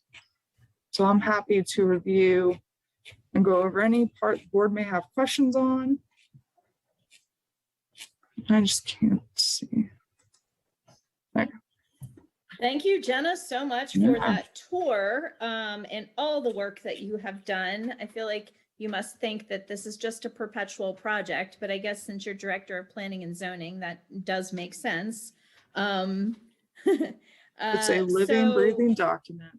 Yes, exactly. Really, truly. So let's go ahead and open it up to board discussion. I have several points I want to come to, but let's go ahead and get started. And then I think I'd like to set our goal on taking a little bit of a brief break after this conversation. So I'm already planning my bathroom break. All right, so let's get started with the conversation about what we've got on our table here. So just double checking, I don't need to open it up for a public hearing, and I do not. Pam. Yeah, I had a question about bike parking spaces. That half bedroom or a fifth per bed, 0.05 per bedroom. Is that like some kind of national setup number? It seems low. Yeah, that is national best practices for bike parking. And when we pulled this, I believe Patents is also updating their bicycle parking standards. So that's been a regional project with Trish Meek as well as Nicole Pollock to make sure that our regulations are in line with what they are recommending. This is all based off of, I would need to find the actual document provided to me. Yeah, I'm wondering when it was from, when it was dated. Yeah, it was using bikes a lot more now than they were, say, Yeah, I'll couple see of if I can decades find ago. that email. It would be 0.05 would be like 5/100th. A fifth. It's a half a space per bedroom, right? No, that would be 0.5. It was 0.05. Oh. So that's like a fifth of a space. It's not very much. That would mean one spot for 5 bedrooms. I think when we did our math, well, it's not by bedroom, or it's by beds, not units, and that may be the difference. So if we have a 500 bedroom facility, 0.05, that's 25 spots. Maybe that is an error. It is low. Oh, it is point. Oh, all right. So there is a 0.05. difference. There's a difference between short-term bicycle parking spaces and long-term bicycle parking spaces. That's the difference here. So short-term, that is for businesses in the area, visitors to the site. So in that example, yeah, short-term is less. They have requirements for where those bicycle parking spaces need to be provided, so many feet of the front entrance of a building, type of bike rack, etc.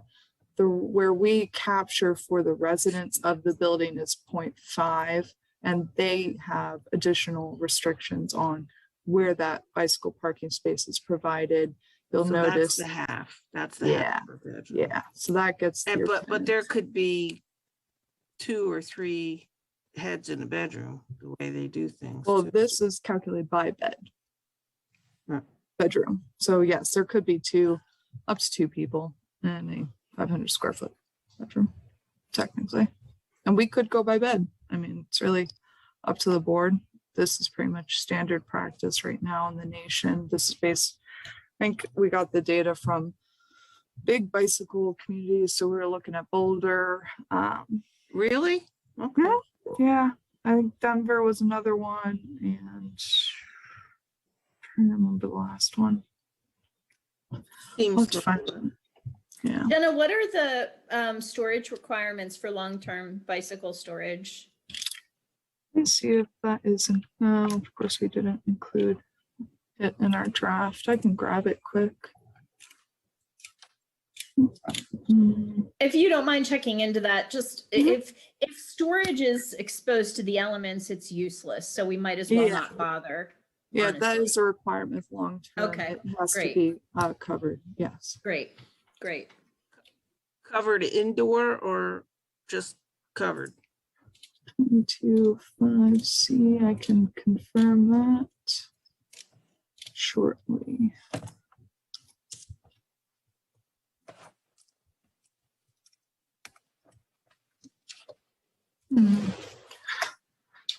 Let's see.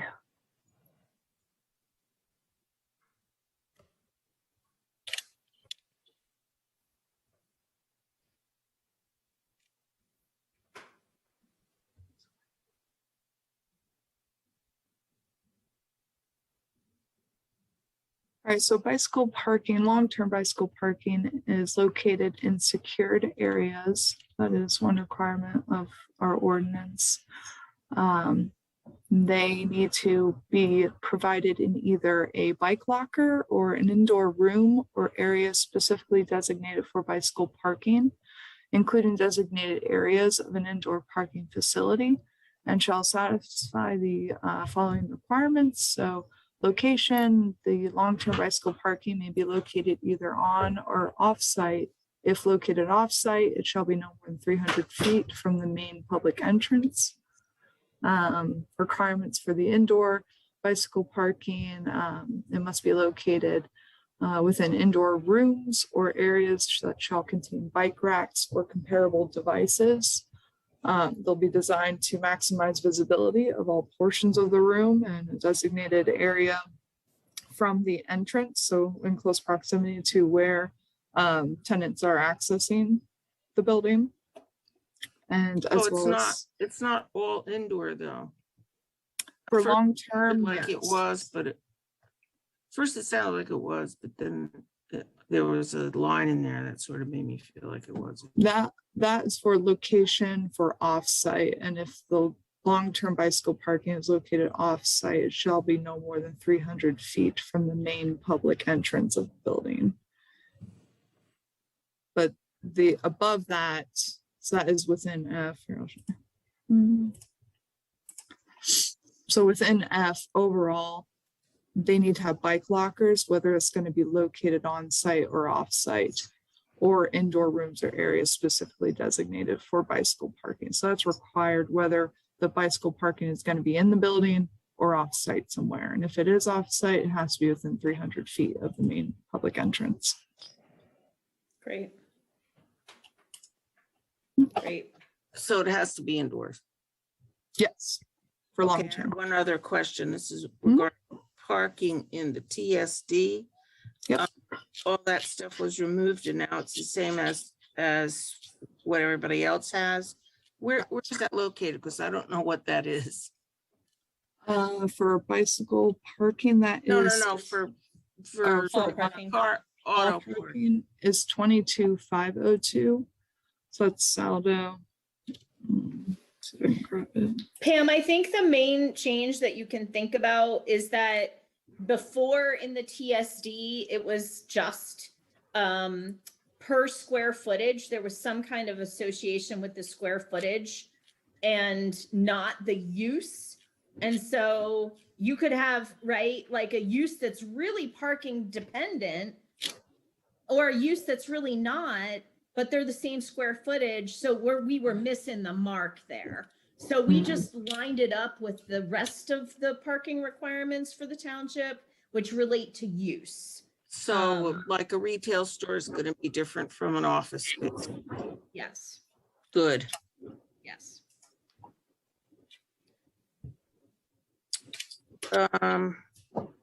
My only other question was that TSD included food trucks until 11 p.m. But then it said they're not permitted on West College. So where would they be in the TSD?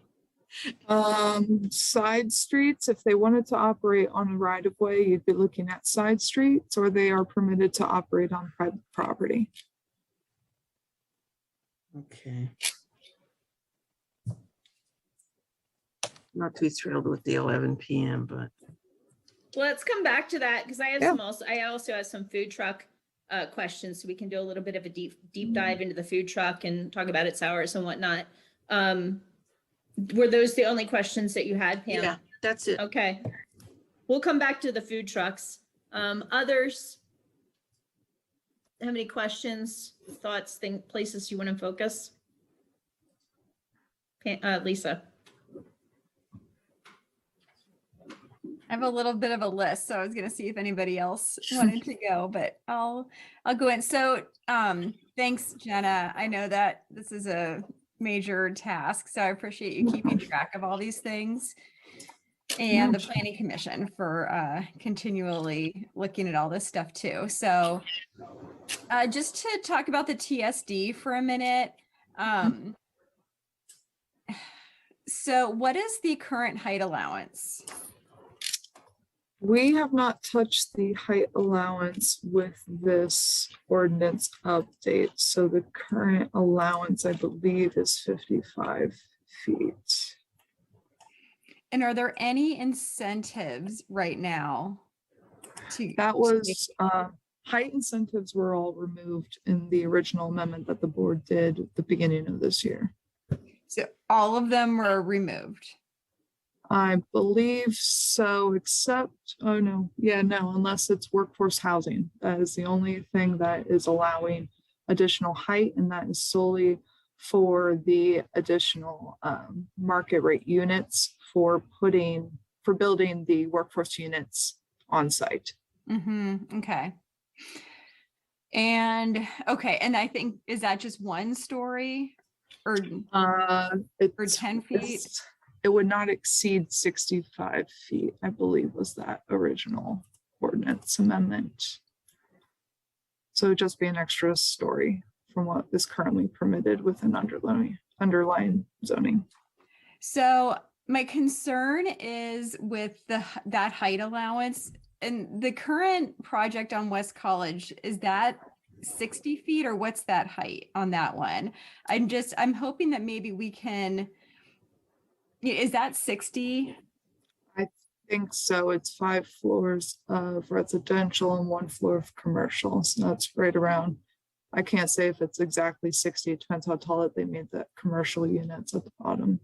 Right. Okay. Well, that was what I was thinking. It was about that. So I'm just wondering if until we look at the TSD again, until that project is completed, I'm wondering if we can amend the basic height maximum so that nothing would exceed, say, 60, even including the affordable housing incentive. Mhm. And knowing that we'll come back and look at that as we do the whole TSD rewrite, but at least that would put a stopgap in there to keep that height under at least what's going in now. Okay. Yeah, I think that's what we've heard from the residents around there, and I'll let Pam go. I think she's got to. Yeah, I would actually like to see that lower. I'd like to see it at 45. Yeah. That would be 4 stories. Pam, that's what I had in my note here was 40, to make it 40, knowing that there's an extra 10 in there for that affordable housing incentive. I didn't know if that'd be popular. I didn't know how that would go over. The lower the better, especially in the area from Burroughs to Coral, because that area is really narrow.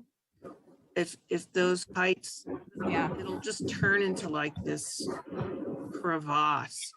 Yeah. I don't think it'll be very nice.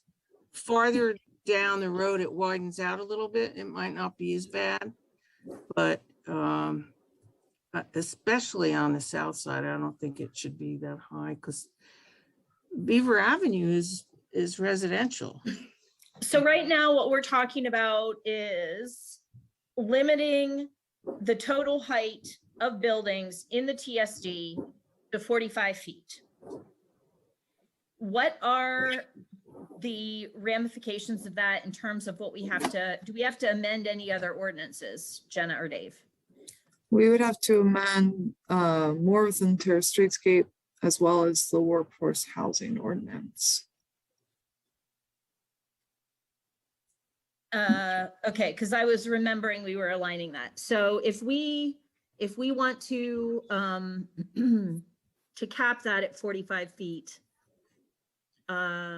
we don't have to change any other incentives or anything. It's really just that total cap of feet in the TSD specifically and in affordable housing ordinance. Yeah, we can look at the whole Terrace Streetscape ordinance. It's not very well organized for any other sort of heights allowances at 45 feet to ensure that it is 45 feet.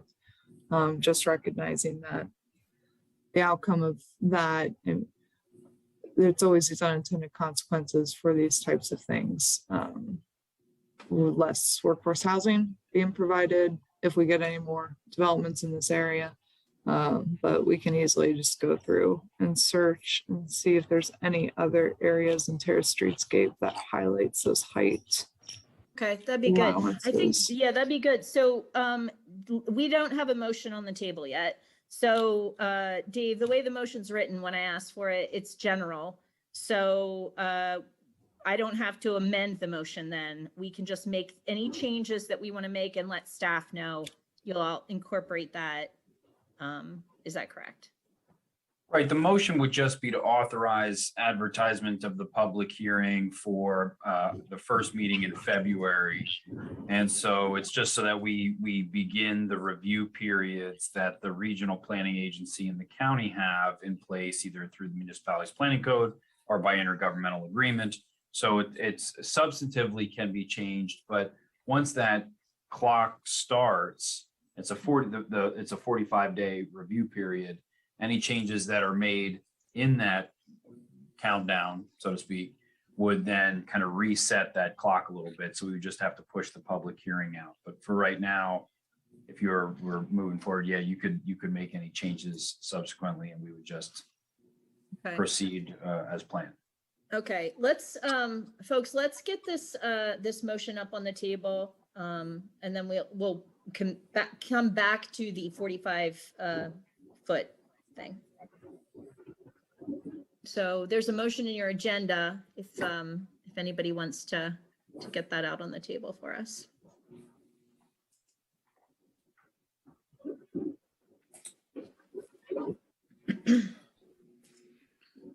Yeah, I'll move the Board of Supervisors authorize advertisement of the zoning and subdivision and land development ordinances for public hearing on Monday, February 7th, 2022. Do I have a second? A second. Okay, great. All right, back to the 45-foot height thing. All right, so I think I can already tell we have at least a majority and just trying to be streamlined and try to keep us moving as quickly as we can through the rest of the massive agenda. Steve, jumping to I you. would like to comment on it even if I'm in a Yes, minute. please. Yep, please do. I really don't like the idea of changing zoning just off the cuff without looking into the ramifications of it in terms of, we have a zoning ordinance that the property owners are, that applies to those properties. We are looking at redoing the entire district, and to just throw in random changes, by random, I just mean things that have not been through an entire process, I think gets us to where we were when we ended up rewriting our entire zoning ordinance, because we had made little changes here, there, everywhere. And then we started getting things that conflict within our ordinances. And I see this as being something where we're going to set up those kind of conflicts, and we will be having one place in our zoning ordinance saying one thing and another place saying something else. And if we just start doing that, you're moving right towards setting up another zoning ordinance that is not self-consistent and doesn't make sense. So I don't like doing that. I'm not sure that I think that 40, I don't know why 45 feet would be the right number. Why not 15 or 86 or, Wrong direction, Steve. We're definitely going down in numbers. That we know for sure. Well, there's 7, make it for little people. I mean, 45 feet would allow for retail on the bottom floor. That's 15 feet high plus 3 stories up. But my main objection is I just don't that's, see. That's basically what that means. So Steve, I know agree that. with you. I typically agree with you. I really do. And I understand what you're saying.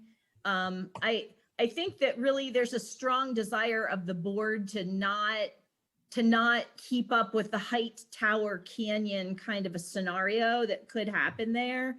And that we are trying to work within the system before us to take the tiny, beeny little bit of control that we have and try to not, worsen the pedestrian traffic PennDOT thing that's happening there. So I validate what you're saying. I agree with what you're saying. In this particular case, I'm falling on the opposite side of the fence because of the situation that we are in right now with that area. So I want to see if Patty has anything to add into this particular thing about the TSD height, and then we're going to go to collect all of the other issues and then go back to discuss each one. Patty, TSD height, to you. I think I agree with Steve, and the discussion that I remember having before was, and it's sort of what we experienced, is that along the corridors where you have public transit is where you need to build up. And so, I just sort of feel like it's changing too much where, yeah, I just, especially knowing we're going to be having a proposal for a rewrite of the terrace streetscape, so. Okay, Well, thank you. So it does appear, Pam, so it does appear right now that we have a 3-2. And I know we could talk about this for some period of time. I don't know that anybody's going to change their mind right now. Does anybody feel like they're going to change their mind? Raise your hand. Okay. All right. So we do have a 3-2 situation. Nobody's changing their mind. So I believe that then the direction to staff is, can you look at what it would mean and integrate into, if humanly possible, a 45-foot height cap in the TSD into the zoning code, and let us know what other things would need to be amended. We can look into it and see thank- what this thank you. is. Thank you. Thank you. Thank you.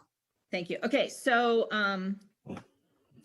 let's get everything else back out on the table. Lisa, I think that was item 1 on your list. I don't know. That So was item Okay. 1, and I'll just say so briefly, yes, I understand absolutely what you're saying, Steve, and it won't remain inconsistent because we are doing the rewrite. It's really a stopgap to your point, Patty, about putting density, in these high growth areas. And back to Pam's point, it's not all one type of area there. So we really need to get the details worked out. So it's more of a stopgap. Okay, back to my list. So on solar, at the last HELU meeting, there was a presentation on utility scale solar. And I know we addressed this in our ordinance. The understanding was that it's not allowed on preserved farms. And I just want to make sure that that is still your understanding. And yeah. I'm Yeah, not very familiar with that. Maybe Dave has background. That's right. It would, the preserved farm would have to be maintained as it's described in its preservation covenant. So it's still, for it to be a utility scale solar array, my understanding is that it would not comply with the agricultural conservation easement program. It would have to be something that were an amended use.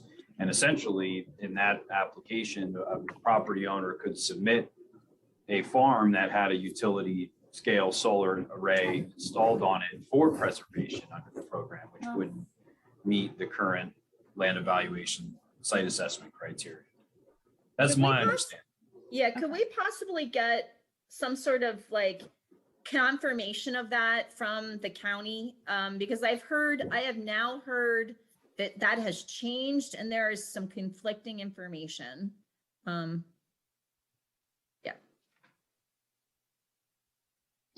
Thanks.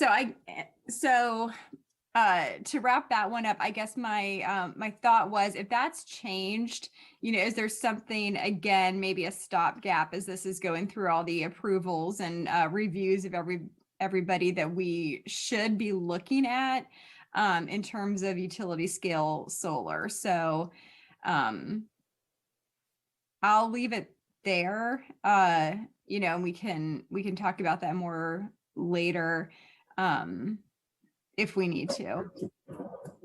Basically, for the board, as far as we understood it when we were working on the solar ordinance, is that a preserved farm really could, like Dave is saying, it really is going to be contradictory in uses. So we were thinking that'd be a natural control. So some farms would be able to host it and then some farms wouldn't, and that would be nice and diverse and da-da-da.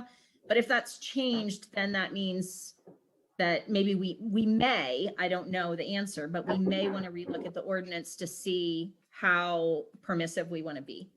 Yeah, exactly. And I would think we'd at least want to look at it because it changes the conditions. I think that ordinance was written that had in mind before. So, okay. And then, so storage of the land clearing material how does that that which was changed, how does that apply to Bristol Road and the dirt pile, if at all? Or does that only apply to RR and RA dirt piles? Essentially, these regulations would be conditional use in the RR and RA zoning districts. Going through that, we've seen many conditional uses, Ada Smith Land Development Plan, et cetera, comply with the zoning district regulations for whatever zoning it may be located in. As for the currently existing dirt pile, this ordinance change has no impact on that. You can't go back and change that. I think this would be applied to any new requests that the township would get. Okay. Okay, that's what I thought. And I wouldn't want to add that as a conditional use in those other zoning districts. I think that makes a lot of sense. I don't know, it seems to be growing. It seemed to be even taller this week when I drove by. Maybe it's the grass is growing, it looks taller. So, okay, so that was that. Under minor alterations with the signs, I think you were saying something about that when I was reading that, and I kind of missed what you were saying. So under a minor alteration, let me try to get back to that page. So minor alteration number 8.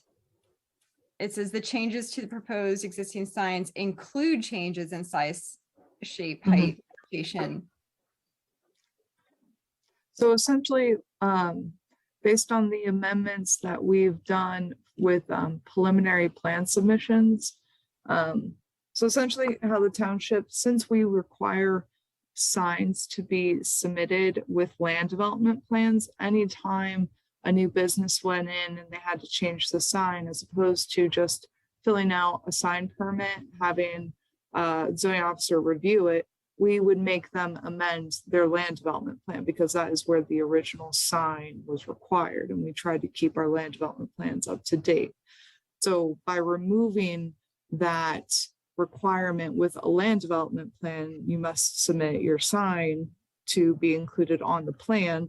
That in essence removes this requirement to update a land development plan with a previous sign on it, because then the township will just be tracking new signs by our sign permitting process. And it's the same process. Jeff reviews Chapter 19 signs. We apply the same ordinances. It's just removing the requirement from land development, and they would just fill out a sign permit and submit that and be reviewed that way. Gotcha. Okay. Thank you so much. Yep. And then we had talked about including some type of change of use that would impact traffic, or, you know, we had talked about including some kind of change in use designation in here. I don't know if we need to do that right at this minute, but you know, we had some discussions about that. Yeah, That's on my list, Lisa. If you want to Okay. put a pin in that, we can come back to that one too. Because I have some clarification questions about minor, et cetera, stuff. My last questions were about food trucks, so I can hold those until we get back into that too. All right, great. So I have been trying to compile a list here. Now I've lost my list. Okay, of things that we're talking about and going to come back to. So food trucks, we'll come back to that. I have some questions about places of assembly and parking. I want to come back again to storage of land clearing materials.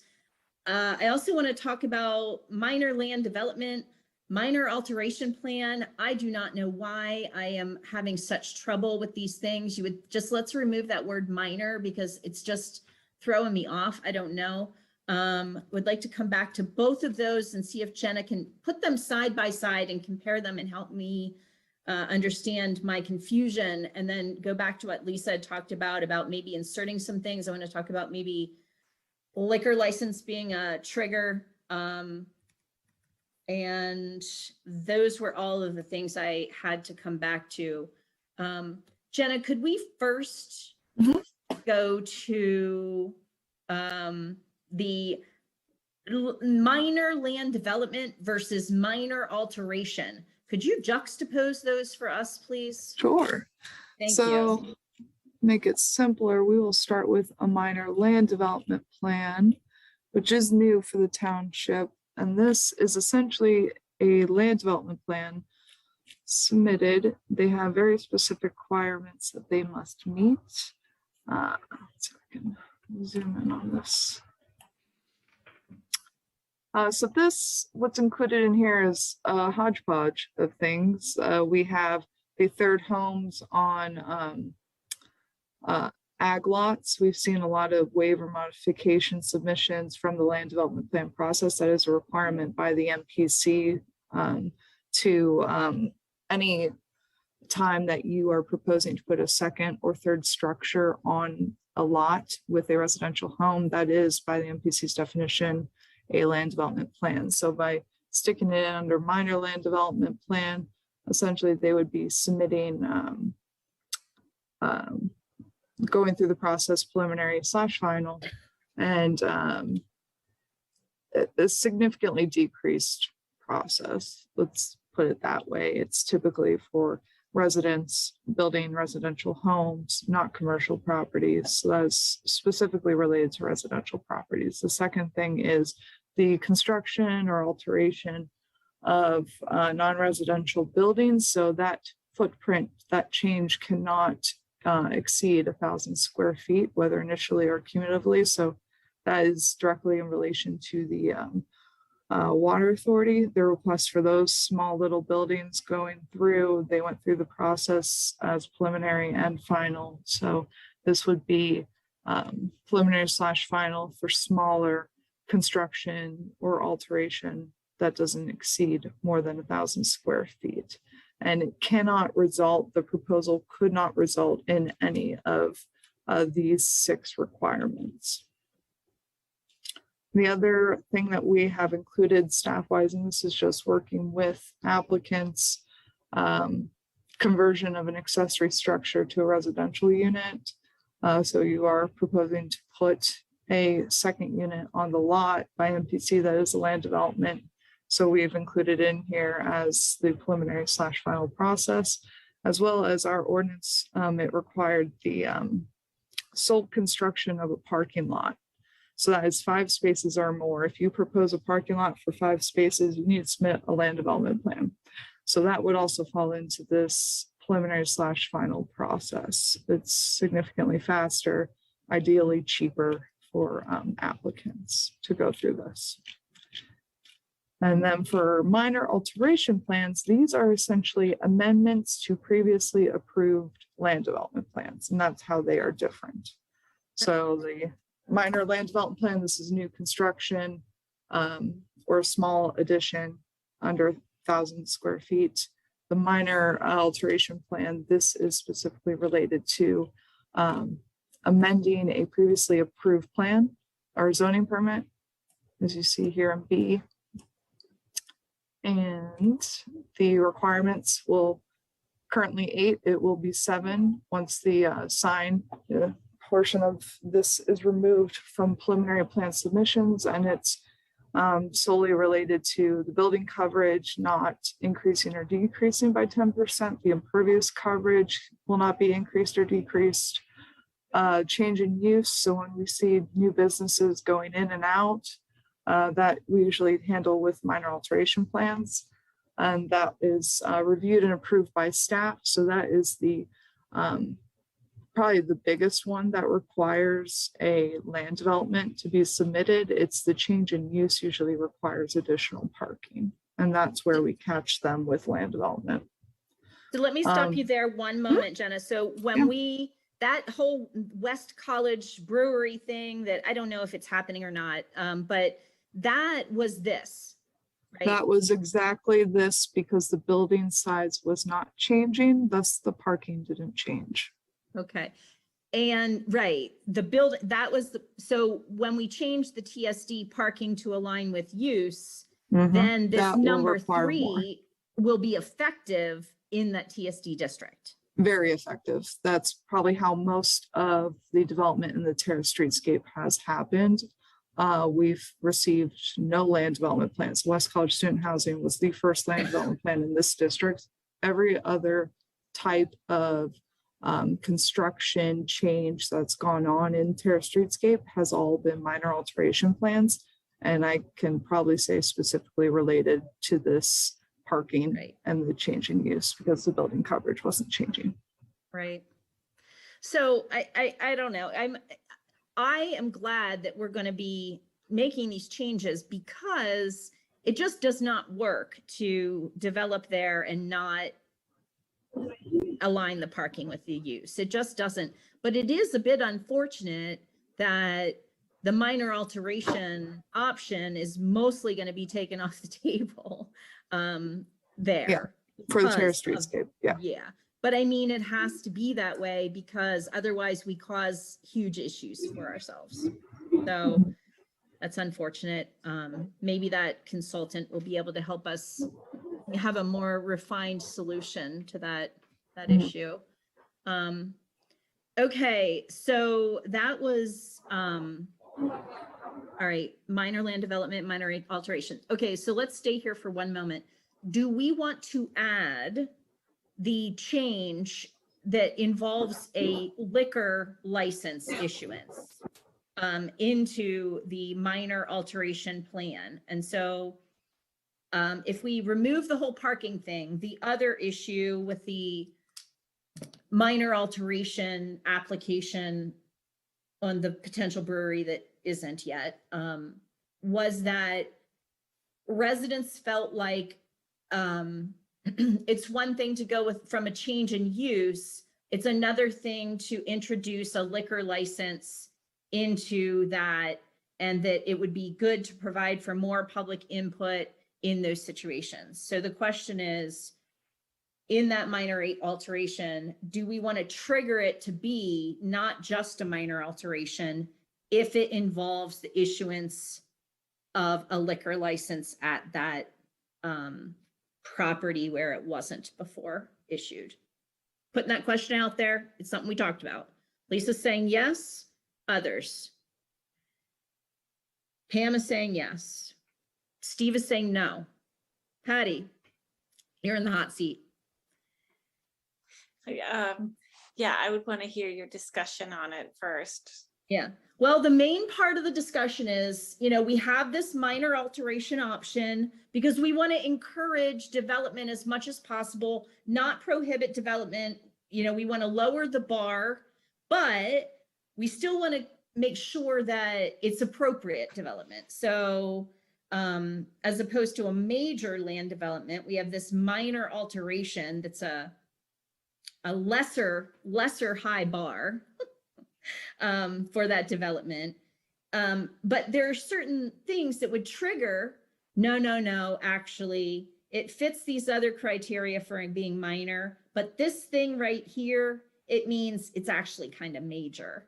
And so it's kind of our job to think about what would be major for, right? Because like we see with parking, that's major. You can really change the character of a space by tripling the need for parking, right? So that's that would be kicking it up to the majors league. So it was hypothesized during that discussion that when you introduce a liquor license into a business, that kicks it up into the majors. I tend to agree with that. But it does mean then that, they can meet all those other criteria and that one thing will kick them up into the majors. So, Steve. Well, I would ask then, would you consider if you have an existing restaurant and they apply for a liquor license, would you call that a alteration? I don't think that's an alteration to the zoning at all. So a change in use and the addition of a liquor license. But if it doesn't, then you do your change of use to a restaurant then you apply for a liquor license. True. I mean, Yeah. I don't think you can say that Yeah. a restaurant applying for a liquor license is an alteration of the plan. And there's a very easy workaround on that if you include it, which is just you do a restaurant. Mhm. And after the restaurant is established, then you apply for a liquor license. Well, this is a good point, Steve. Yeah. May I ask a Yes, general please. question? So is the intent to allow for discussion surrounding the application of a liquor license? Meaning, maybe I'm not articulating this right, No, but it's not. I don't think we get that chance. right. So there's a state statute that governs the PA liquor code, how those get assigned. And while the board may not be interested in having the ability to deny a land development plan on the grounds that that institution is, or that facility is applying for a liquor license, I guess the question is, what would the purpose of it be? So you're saying, okay, well, we want it to be a land development plan, comes in front of the board if there's a liquor license involved, as opposed to a minor alteration. But that would be a trigger, but it wouldn't be the subject of the consideration of that land development. Right. That's right. And I think that the idea was, right, and I'm dealing with concepts that I still, after 6 years, don't have a complete and full deep grasp on, but I'm getting there. The concept would be that, like taking that brewery that isn't example, with that property and the not need for the major land development plan, it seemed like there were things that probably would have been addressed in that major land development scenario that really probably wouldn't be addressed in the minor alteration scenario, like traffic flow in, out, this kind of stuff. So that, I don't want to take too much time on this. I don't have a huge desire one way or another. I know it was discussed during that time, so I'm going to make sure we bring it back up. I'm leaning toward including it, but I think Steve has this really good point. So I'd like to hear from either Pam or Lisa, if you have any thoughts on, because I know Patty and Steve are kind of moving in the direction of not including. You have so many. I understand trying to solve, this is a problem, and I understand trying to solve it. And Steve has a point, so it might not be the most effective way to solve it. So maybe we take it out of this discussion and try to figure it out separately, because it's not just a TSD issue. This could be anywhere. So, I don't know. The minor alteration and minor land development, it's so complicated. There's so much to it. So, I'm guess at this point, I'm leaning toward just leaving that out, but pinning that, up on a board, that we do need to figure that out, because that's a major impact on a neighborhood if that's the change of use. And not to necessarily say it should be disallowed, but it needs to be looked at so that it's getting incorporated the best way it can into an existing area. But yeah, we don't want to discourage redevelopment. So that's not what it's about. It's about trying to address potential problems before it comes up. So I get, but this might not be, this might be more complicated than what it's trying to fix. I do think that now having, again, that change in the parking, and that's why it was so focused on the TSD, because of their weird parking thing. All of the land development plans that normally would immediately go to major were staying at minor. So like, it might be that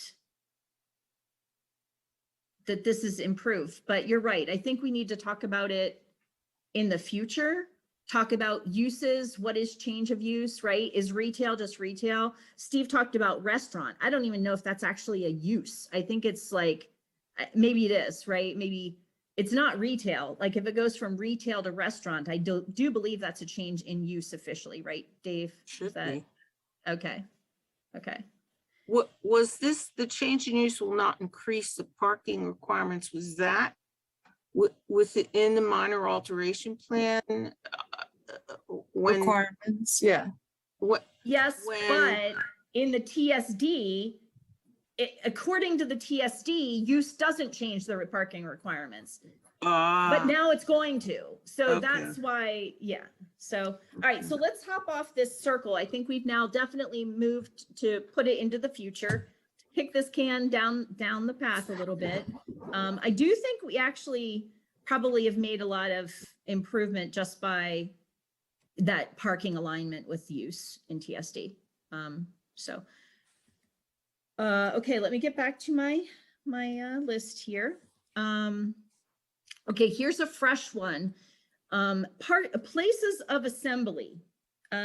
Jenna, so there's a problem in the township where places of assembly have their parking requirements tied to their size, if I understand correctly, like how many people they can hold.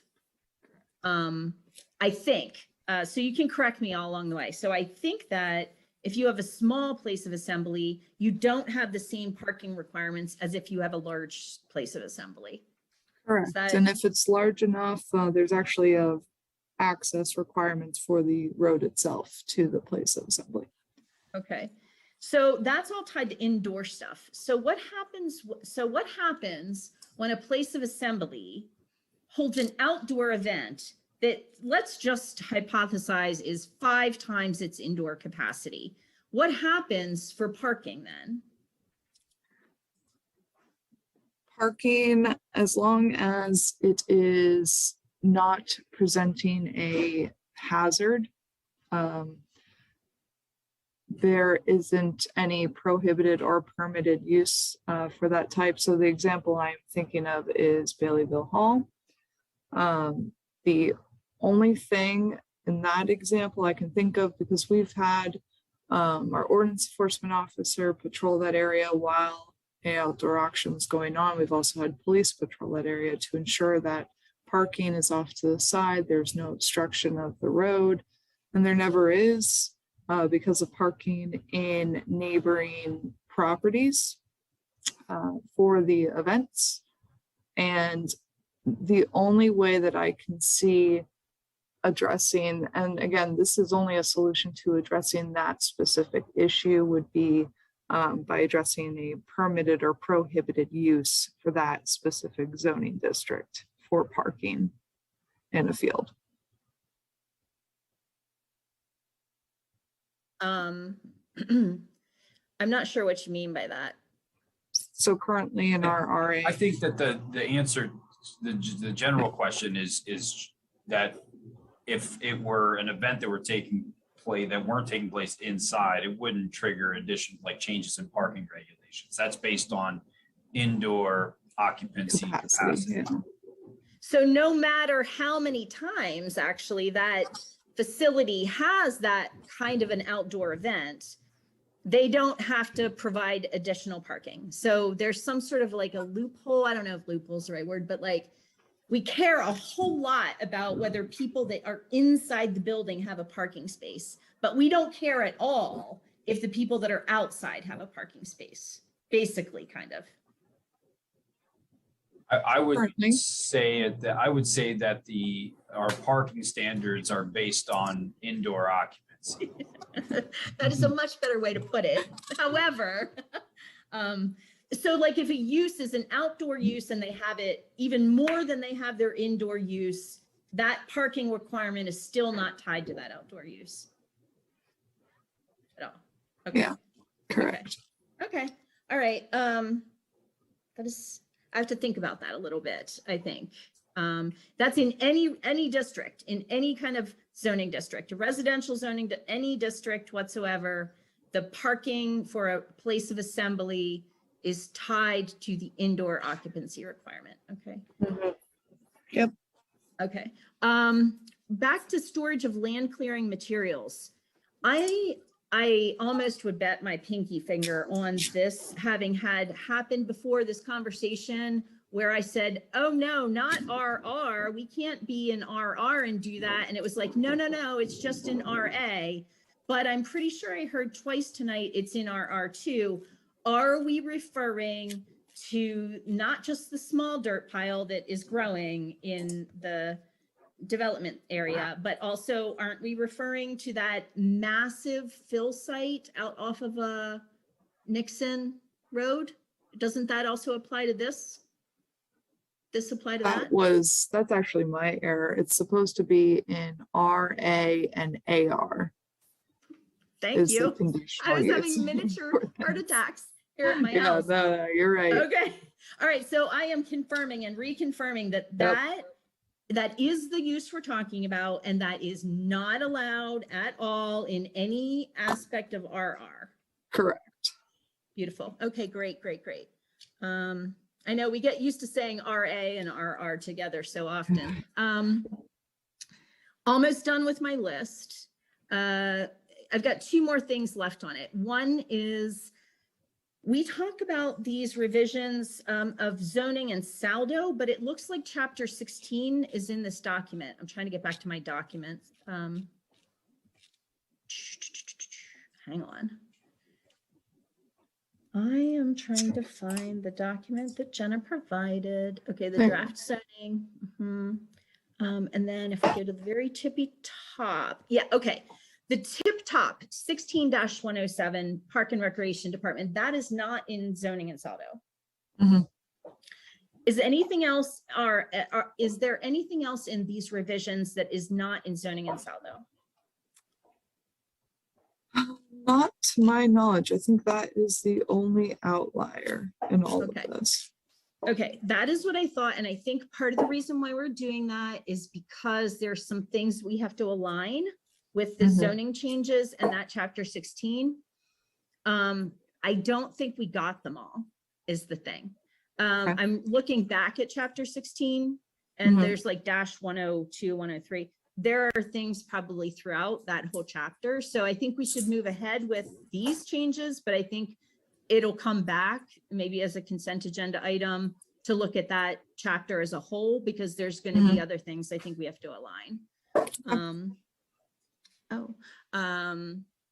Sorry, I wasn't sure which screen I was looking at. It must have been yours, Jenna, because then it went away. Let me just look here. If I can. Yeah, thanks for making that gender neutral. And then last item is going back to the food trucks. So 27-723 food trucks. So in there, it looks like no more than 13 weeks. So Jenna, if you don't mind, actually, maybe if you could screen share for us for this food truck. Right, so if you, right there, yes. Why 13 weeks? I think when I originally looked at this, I was looking at regional ordinances, and it was found in another one. So currently the township, we require that the food truck must be removed every night. And I've never seen an issue with this. I think a lot of what I've seen as a great example is probably the food truck that is located in Myers Dairy. That I believe it's College Township that has the 13-week period included. Actually, now I'm thinking, going back to that research that I did. So it's really just to allow the ability for food trucks to operate in more permanent locations without being too permanent. And again, consistency with the other regional ordinances. I know Jeff and I went back and forth on 5 days or 7 days or whatever, you know. So it's just coming up with a number that the board is comfortable with. I think it was 13 weeks to make it consistent with other regional ordinances. Okay. I don't know. I think it's, I don't know if it's really necessary to have that in there. Okay. I don't know how other people feel, but, Jenna, are you seeing any regulatory need to be able to say, oh, you've been here 14 weeks, you have to go now, or? No, I think it's just there in case we ever would run into an issue. And again, it all depends on where the food truck is operating. If it's on private property, my personal opinion is if the private property owner doesn't want you on their site, they can call the police and have you removed from the site. So to me, I don't see a need for it unless we ever, for whatever reason, would need it. And we have it. And the way we've set up this ordinance, is it true that a food truck could operate in a residential district every day from a homeowner's place and that would be fine? The way that the current ordinance reads, they could operate there within the permitted hours of operation. Yes. For whatever zoning district they may be located in. So if it's not, I'm assuming it would be down here, all of their zoning districts, 7 a.m., 7 p.m. Okay. And when we say, so I have to think about that a little bit. When we, so I really want to be as permissive as possible, but I want to mitigate conflict. I do not want for us to set ourselves up so there is a food truck operating in a residential district and it's disturbing folks. I see it's just till 7 p.m., but you know, we're pretty picky about what is a no impact home-based business. And then now we're just kind of like really opening the door for a high impact home-based business. Yeah. So it's something to think about there. I'm totally fine with like every other zoning districts, but like the residential at just a home is concerning. The residential at a park, not concerning. I think that folks that live near parks during those hours expect a fair amount of traffic, and I think that that's fine. And then going to the parks item there, parks and place. Yeah, no, oh, I'm sorry. Right there. Yep. The item 4. So it's in residential zoning districts, parks till 9 p.m. So our parks have a rule about dusk. So some times of the year 9 is going to be okay, and then other times not. Should we change the language in here so that we don't have to worry about like somebody saying you said 9, but you know, it's after dark and there's a conflict?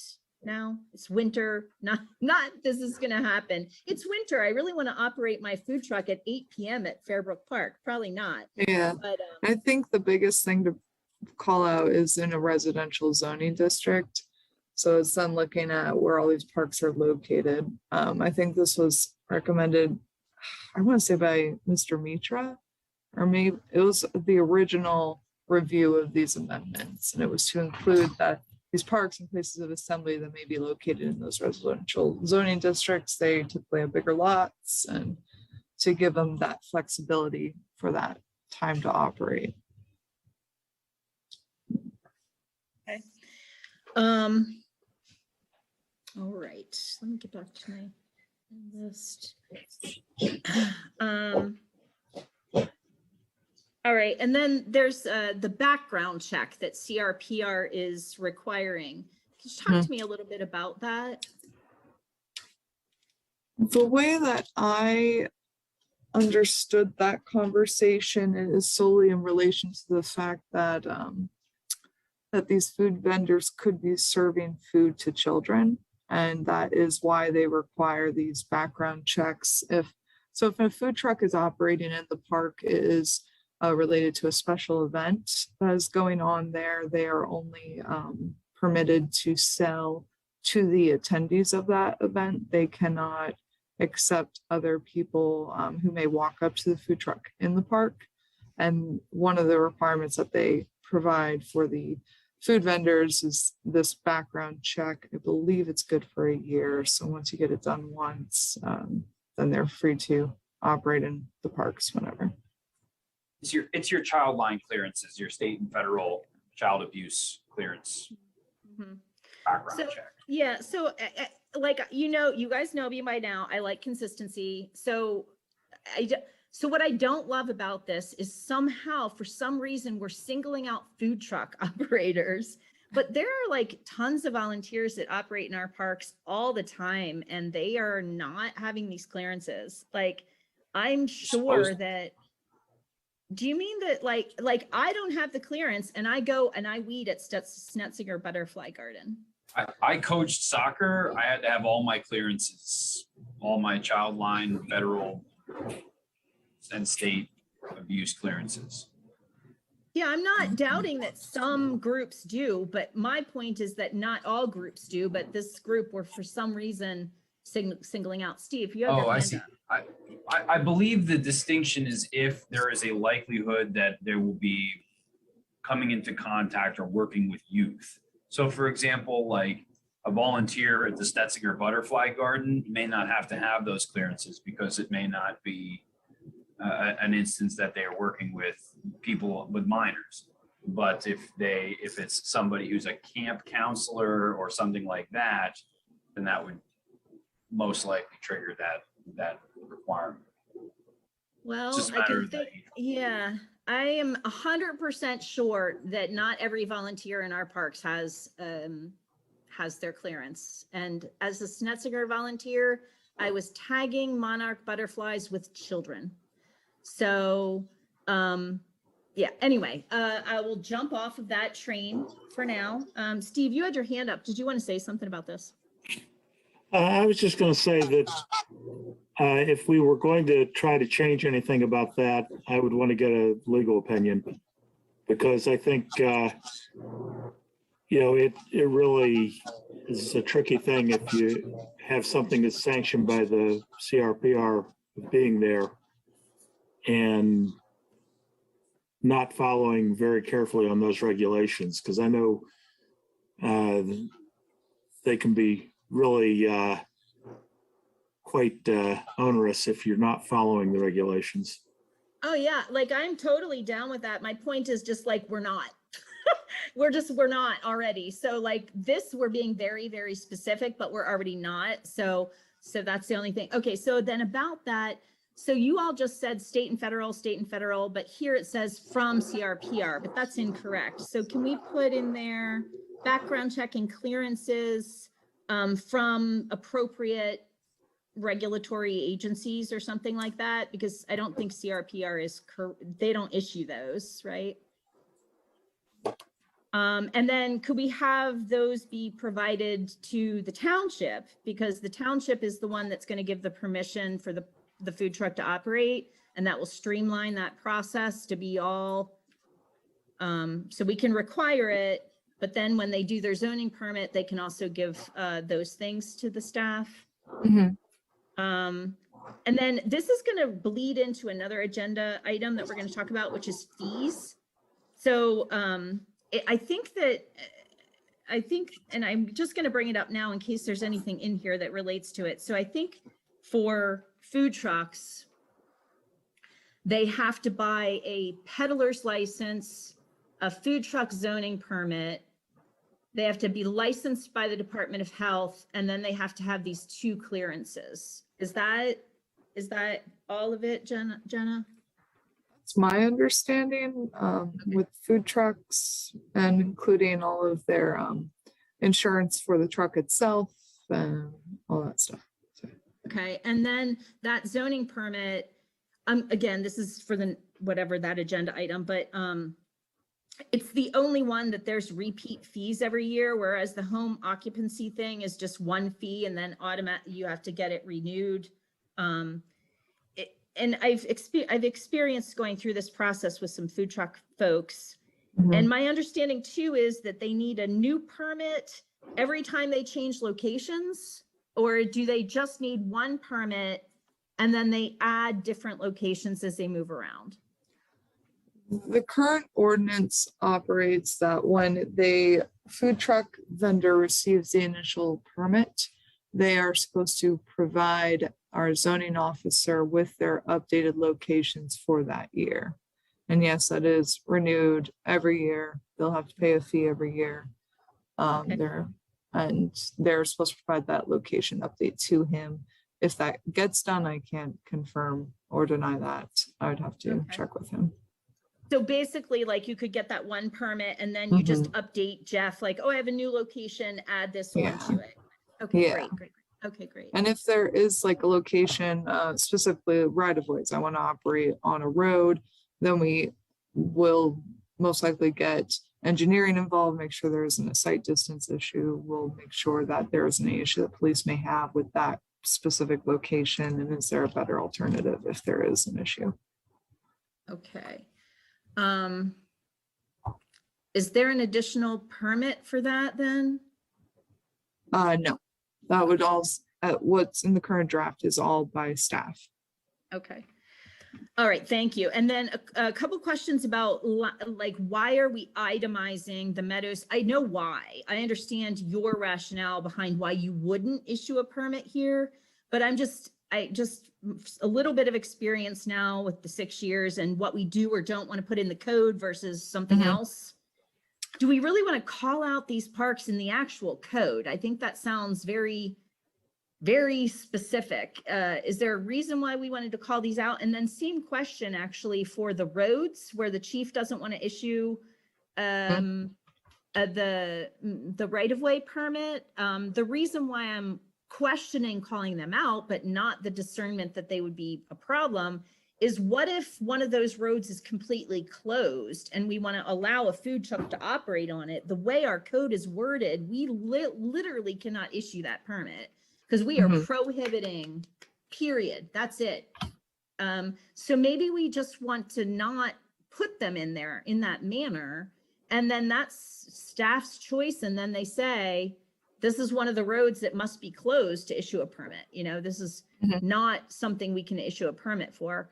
And then the same question with the parks. Don't we just want to, I mean, maybe the Meadows could be listed and Songbird Sanctuary, because they are never going to have parking, I guess, in Park Hills, but Cecil Irvin, that's going to have parking. So I really wouldn't want to put that in the list and then have to go change the entire code after that parking spaces go in. Thoughts on that? Dave, you look like you're about to say something, Dave Kabaka. Yeah, well, so I mean, I think we could certainly take out Cecil Urban because, to your point, I mean, we were trying to capture the places that don't have off-street parking. Suburban Park was included because it's got very, very limited off-street parking, and a food truck to be accommodated there would be really challenging at best. But the rest of the other 4 parks have no off-street parking right now. Cecil, it's planned, and so of course, when we included it, it was with the understanding that that would likely change with the phase 2 development. The only admonishment I would offer for the closure of the roads and allowing food trucks to operate on them would be to not, if there are certain areas that we want to prohibit them, then we should ordain it as such and not to allow staff discretion, because you run into obstacles and issues potentially if you're leaving it to a subjective standard where we say, well, okay, under certain circumstances, we would be permissive of those. These roads would almost it's hard to say never, but the roads that we're suggesting would be very unlikely to be closed for any kind of special events. These are major thoroughfares, they're arterial or collector streets. And when we really wouldn't be closing them off to have a food truck festival. What you could say is, except by special permission of the board or something like that. But then, of course, you're opening the door to that permission being granted when you may not want it to be. So, you're sacrificing a little, perhaps one or the other. But I would agree that removing Cecil Irvin from the list of prohibited parks would make sense. And Suburban, I mean, I could see going, I mean, I would recommend it stay in there, but I would understand if you wanted to remove it since it has off-street parking. But the intent is to be prohibited in the areas that we know, that we're going to be prohibitive of these from operating, that we would just put it in the ordinance. It would not be up for discussion, be clear direction to staff and applicants. Okay, that makes sense. I just guess I thought like if we have a permit process that's got that embedded in it, like, the chief is going to do that assessment, and whether it's a major road or a minor road, if it's not safe, it's not going to get a permit, but that's fine, whatever you prefer. Could we though, please remove Cecil Urban Park? I'd hate to have to go back and get the whole code changed. And I see Patty's hands up. I don't know if she's going to advocate for this, but I'm already going to advocate that we remove Suburban Park because Yes, what if, that's what I was yeah, gonna it's like, advocate for. okay, like what if somebody wants to have a birthday party and then we're like, no, there's only 30 parking spaces. It's not enough. It seems like it would be mean. Yeah, and if Thank it- you. Yeah, and then the Yeah. other one's great. There is literally no parking, so not really even relevant per se. Okay. Thank you. I believe I am almost done with my list. Actually, I'm afraid to say it. I think that's it. I think that's all I have. So we've got a motion and a second. Is there anything? What, Dave? No, please. Lisa? I had a couple of questions about the food trucks, but Dave, if you want to go. Well, my suggestion was just going to be that it's, given the discussion tonight, it may be premature to authorize advertisement of this for a public hearing, even as far out as February 7th. If you wanted to allow us to work some of these items in, there was one or two things I think that were perhaps warrant a little bit of additional research, utility scale, solar and the ag district. Amending the maximum height in the terrace streetscape district. I mean, if you wanted to postpone the authorization of a public hearing to a future meeting, we could do that. Otherwise, you may end up in a position where you're postponing the public hearing at a later date. Either is fine, but I just thought I'd offer that for your consideration. Thank you. It's funny because I felt like we had a lot of thoughts and questions, but that we only came out with a very few amount of potential changes. So I kind of thought we were ready, but Dave, from a staff point of view, you're kind of pumping the brakes. And the one item that we hadn't talked about, and this is kind of on me and Jenna and I discussed it, is the board's previous discussion about short-term rentals and recreational vehicles. That was something that we plan to tee up at a future meeting regardless, but if you wanted to wrap that up in this amendment, then we might want to delay it, as well. So, I mean, it's really your call. We can take this feedback and proceed, and we can work it in and then plan for a February 7th public hearing. And then if there's anything that comes up along the way that we feel that would warrant deferring that for another meeting or two, we can always do that then too. So. Okay, would it cost the taxpayers any money if we in the end defer? No, we would, as long as we catch it before the advertising, there wouldn't be any costs associated with it. It's just a matter of, and that would be 2 weeks before the public hearing is scheduled itself. So we'd have plenty of time. I don't think there'd be any cost concerns. Okay, well, I think let's go ahead and proceed like we are. If it turns out that there's more to it on either of those items, we'll go ahead and bump it. No problem. No need for the pressure, whatever. But for now, let's go ahead and proceed as we are proposing. Any final thoughts, Lisa? Yeah, my questions were about with food trucks. So they used to only be permitted on a site where there was a principal building, and they had to be removed every night. So my question is about their overnight parking. So could they park in a park and stay there for the 13 weeks? That's a good thought. I think they'd need a big permit. Yeah.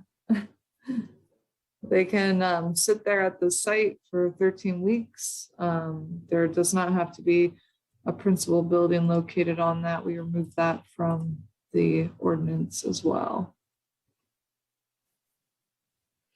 And that was really to address your ag lots It wouldn't apply at a park because our parks close at night, but if it was somewhere else, But it doesn't say that you have to move it every day. Right. Yeah, I think Lisa's kind of onto something. I think we have to look, like we've become more permissive. I think we have to definitely look at how that's going to work together.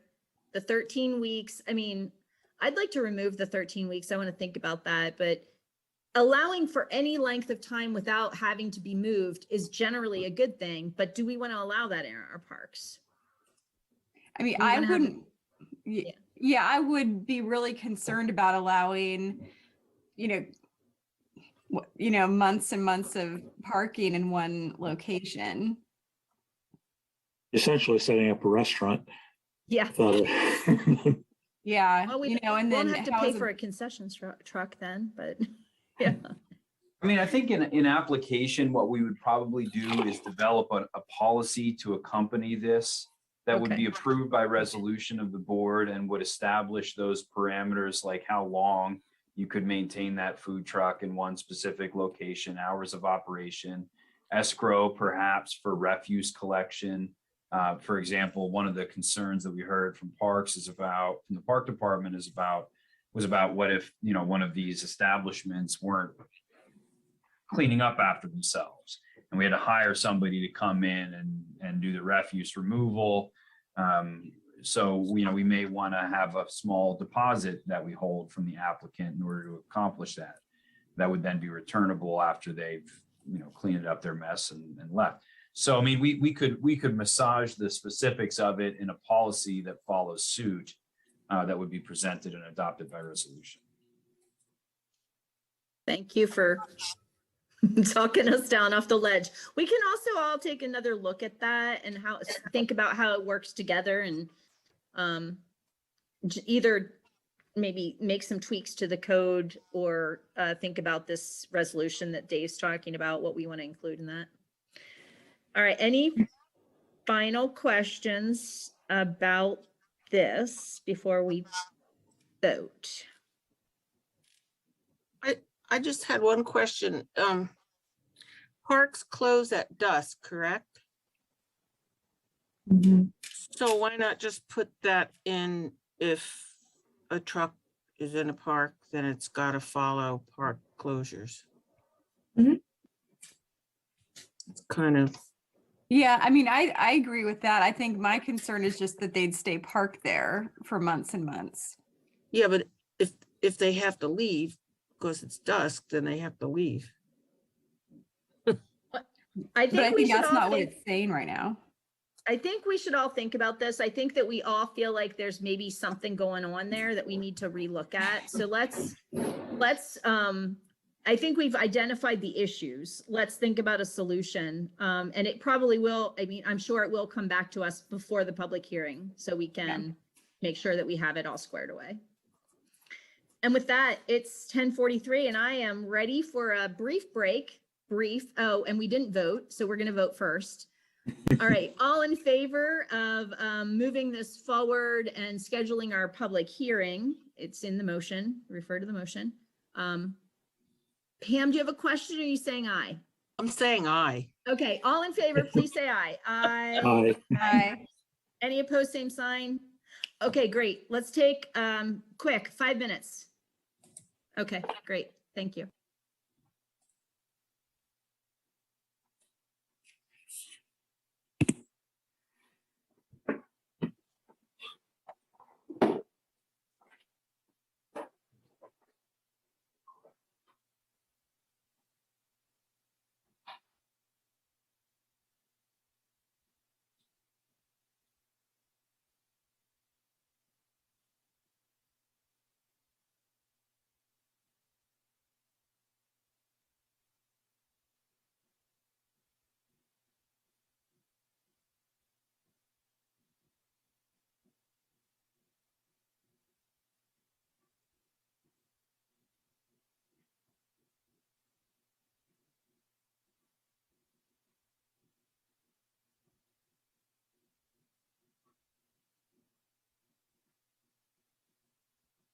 Oh, hey, you're still here. do you think?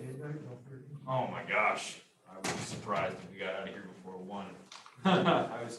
I didn't see you on screen, so I was just coming over to see if you were still around or if I was good.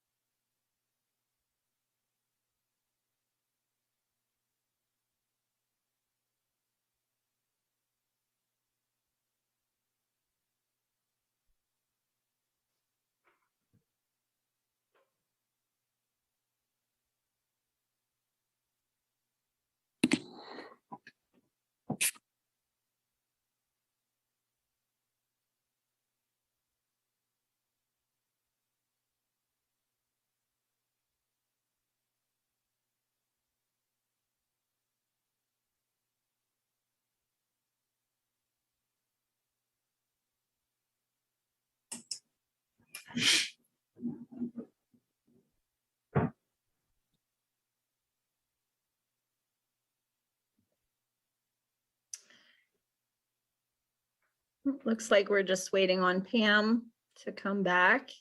I'm frightened to look at the rest of the agenda. I'm sure we're still in unfinished business.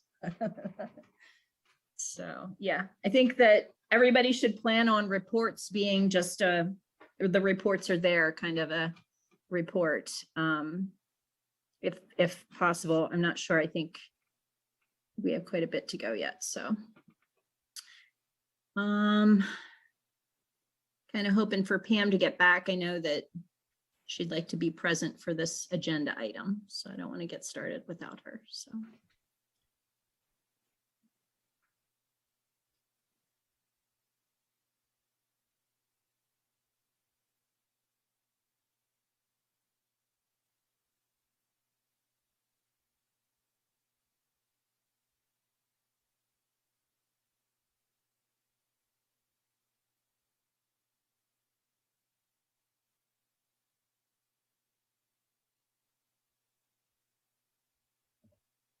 On the other hand, it is 10 of 11.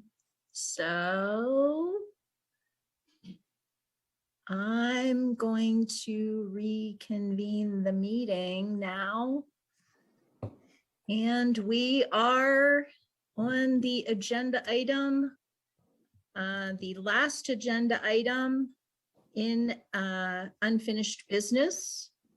And this is the authorization to advertise the request for proposals for consulting services to update the Terrace Streetscape District zoning ordinance. And this will be introduced by Ms. Jenna Wargo. Thank you. During the August 2nd regular meeting, the board received input from the Planning Commission on the Terrace Streetscape District rewrite and authorized staff to draft a request for proposals for the rewrite for the expected engagement of a consultant in 2022. Based on previous meetings with the board and Planning Commission, staff has included in the agenda a draft RFP for the board to review and provide comments. Staff is recommending that supervisors authorize the advertisement of the RFP. Thank you, Jenna.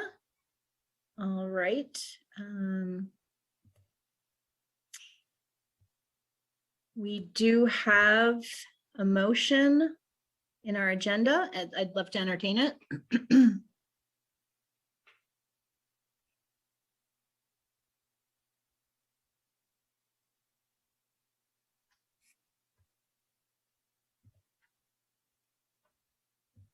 This is Lisa. I'll move that the Board of Supervisors authorize staff to advertise the request for proposals for consulting services to update the Terrace Streetscape District zoning ordinance. Do you have a second? This is Patty. I'll second. Thank you. All right. Discussion on the motion. Thank you to Jenna. I think this is very well done. Thank you. Do we have anything that we would like to highlight or point out or emphasize? I'd say the meat and potatoes really comes in on your tasks. Which, let's see if I can move it up here. Really, I would say a heavy involvement in the beginning. We don't really have plans for this area. There hasn't really been, even at the regional level, public involvement in how we want to envision this to what it is going to turn into. So that's really where task one comes in. It's a huge part of this process, is getting that community input with neighborhood representatives, businesses, developers, staff, and staff on all different levels. I mean, this is PennDOT road. We have the regional planning aspect of this borough input. They are also looking to update their portion this in 2022 as well. I can't believe it either. They are seriously looking at it. So at least that's the last I've heard. So I would say task one is probably going to be the biggest and lift and the longest. And then of course the public process, the drafting of the actual code itself, refinements, and was part of that process. Yeah. Great. Okay. Steve. Stephen. I would just suggest that we include in the task for this coming up with a reasonable name. Because this is not a terrace We can also streetscape. do that. New name, task one. How about the Green Eco District? There you go. I mean it. I think it would be really nice if we did pay a lot of attention to green building and solar, and Ferguson Township being proud of its forward-looking environmental stewardship and protection policies. It would be a great entry into, I mean, it really is an entry into Ferguson Township, and it would make a nice space. Well, Pam, you have to make sure that we pack the public input opportunities with folks that feel similarly I If you'd like to have get to, that in- I have to get the neighbors to be, I don't know how to energize them, man. It's hard. People don't. Well, hopefully the consultant that responds to this will energize the heck out of all those folks there, and I we'll get hope some really so. good input. Yeah, that would be Um, nice. Yeah, and we'll find out if the neighborhood like to go in that direction or in a different Well, direction. most of the people I know in the hood, I think would. Yeah. The Well, I think the owner RFP, occupied anyway. I think the RFP is very well done. If there's no other comments, I think we can go ahead and have our vote. All right, all in favor, please say aye. Aye. Aye. Any opposed? Same sign. All right, great. And that moves us on to new business. First up, we have the consent agenda. I'd like to accept a motion to approve the consent agenda and accept the treasurer's report. This is Patty. I move that we accept the agenda and the treasurer's report, the consent agenda. So, have a Second. second? Thank you. All in favor, please say aye. Aye. Aye. Aye. Any opposed? Same sign. Motion passes unanimously. Next up, a public hearing on a resolution of the Township of Ferguson, Center County, Pennsylvania, repealing Resolution 2019-28 and adopting a revised allocation of earned income tax, real estate tax, and real estate transfer tax revenues to the Transportation Improvement Fund, introduced by Eric Anderson.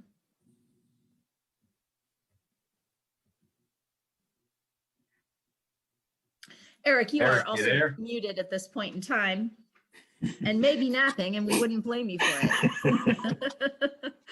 All right, I'll pinch hit for Eric on this one. Okay. So basically, this is a formality almost really. The transfers to the interfund transfers to the Transportation Improvement Fund are formulaic. They're set by resolution of the board. A couple of years ago, the township reduced those transfers from 60% related to real estate transfer tax. 60% of real estate transfer tax was going into the TIF. We moved that down to 40% because we had a hefty fund balance. And we are now proposing, in order to buoy that fund balance, increasing that to 50%. So that's what's reflected in the budget, but it has to be resolved by this action tonight. All right, thank you Thank you, very Dave. much. No problem, Eric. I didn't know if you I was were. here, I just couldn't get to. Oh, okay. It was a technology delay. He is coming all the way from Jersey Shore. Those Yeah, electrons take a little time to get. All right, we've got a motion in our agenda. I'd like to entertain it. All right, this is Move. Patty, and I move that the Board of Supervisors adopt the resolution. Was it repealing? Resolution 2019-28 and adopting a revised allocation of earned income tax, real estate tax, and real estate transfer tax revenues to the Transportation Improvement Fund. A second. Fantastic. Any conversation about this? Thank you for your work on it and preparing it. All in favor, please. Dave, we'll take a roll call vote on this. This is presented as Resolution 2021-37. Mr. Miller, Yes. Ms. Steckler, Yes. Ms. Stevens, Yes, I was wondering why Mr. Miller was shaking his head now. Ms. Strickland, Yes. Ms. Denini. Yes. Who's going to keep me on track next year? If it's me here. Okay, motion passes unanimously. Thank you. Next up, we have a public hearing on a resolution of the Township of Ferguson, Center County, Pennsylvania, amending the Ferguson Township Personnel Policy Manual by amending section 11.1, holidays attached hereto as Exhibit A respectively, introduced by Dave Prabalka. Thank you. I'll keep this brief. It does just what the chair said. It adds a couple of new holidays to our personnel policy manual, Martin Luther King Jr. Day Juneteenth, and Veterans Day. We would then be closed if this resolution passes on those days. And not all staff, but certain staff would have the day off. Thank you, Dave. There is a motion in your agenda. I move that the Board of Supervisors adopt a resolution amending the Ferguson Township Personnel Policy Manual by amending section 11(1) holidays. We have a second. This is Patty. I'll second. Okay, great. Any dialogue on the matter? Thank you for doing this, Dave, getting this done. That's fun. Couple days off next year for appropriate commemoration. That's great. Okay, so this is a resolution. So we're taking a roll call vote. Thank you, Dave. Indeed, we are. This is resolution 2021-38. Ms. Steckler, Oh, I'm not muted. Yes. Ms. Stevens, Yes. Ms. Strickland, Yes. Ms. Denini, Yes, Mr. Miller. Yes. great. Thank you. And up to a request for variance from 2015 North Atherton Street, introduced by Jenna Wergo. Thank you.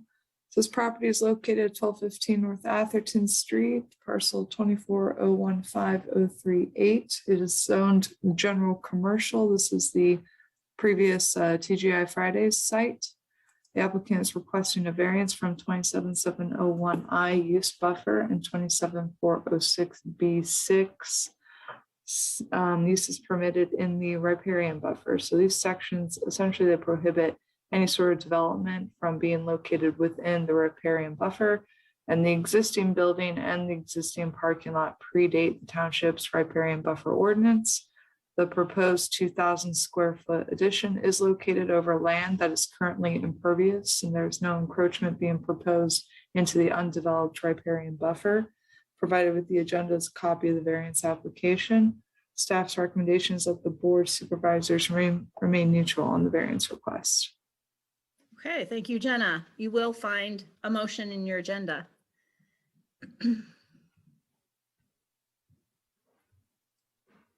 This is Patty. I move that the Board of Supervisors remain neutral on the variance request. A second. Thank you. Any discussion? I'll just mention, as I usually do on these, normally I think that we should oppose things involving the buffer zones or the floodplains, but since this is already developed, I see no reason to oppose it. Just leave it to the zoning hearing board. Agree. I was listening for that too, for sure. Yep. Pre-paved, so, okay, great. So all in favor, please say aye. Aye. Aye. Aye. Any opposed, same sign? Okay, great. And that takes us to a review of the draft Penn State University Stormwater Management Utility Fee Agreement introduced by Dave Pravolka. Thank you very much. Just to give you a quick lay of the land, as I talked about seemingly a long time ago in my implementation update for the stormwater management utility fee, we've been working with Penn State University officials and the township solicitor, some of their counsel, over the course of a couple of months, really on and off, on this draft language that's presented in front of you this evening for your initial review. This is in recognition of some of the unique characteristics that Penn State University has with its land ownership in Ferguson Township. It is an MS4 permit holder, the only other MS4 permit holder, if you exclude PennDOT, which really only operates state roads in the municipality. They also are our largest landowner in terms of the number of parcels owned and acreage. And so there are a couple of things that this agreement does to simplify their relationship to the township's stormwater management utility fee. I'll do a quick share screen and just walk through some of the provisions of the agreement. And again, this is all provided with your agenda, the recitals on the first page and a half. Really, you start getting into the more substantive components as you get into page 2. and the agreement. So the first provisions there, the first provision there relates to aggregation of all the properties, meaning Penn State University would receive one bill under this agreement that would incorporate all of their properties that are owned in the township. Talks about invoicing under bullet 2. And that the credits, the application of credits, I guess, would be worked into that aggregated bill as well. Bullet number 3 is more of a mechanics question, allowing the university to review those invoices prior to their due date. Maintenance of their best management practices under bullet 4.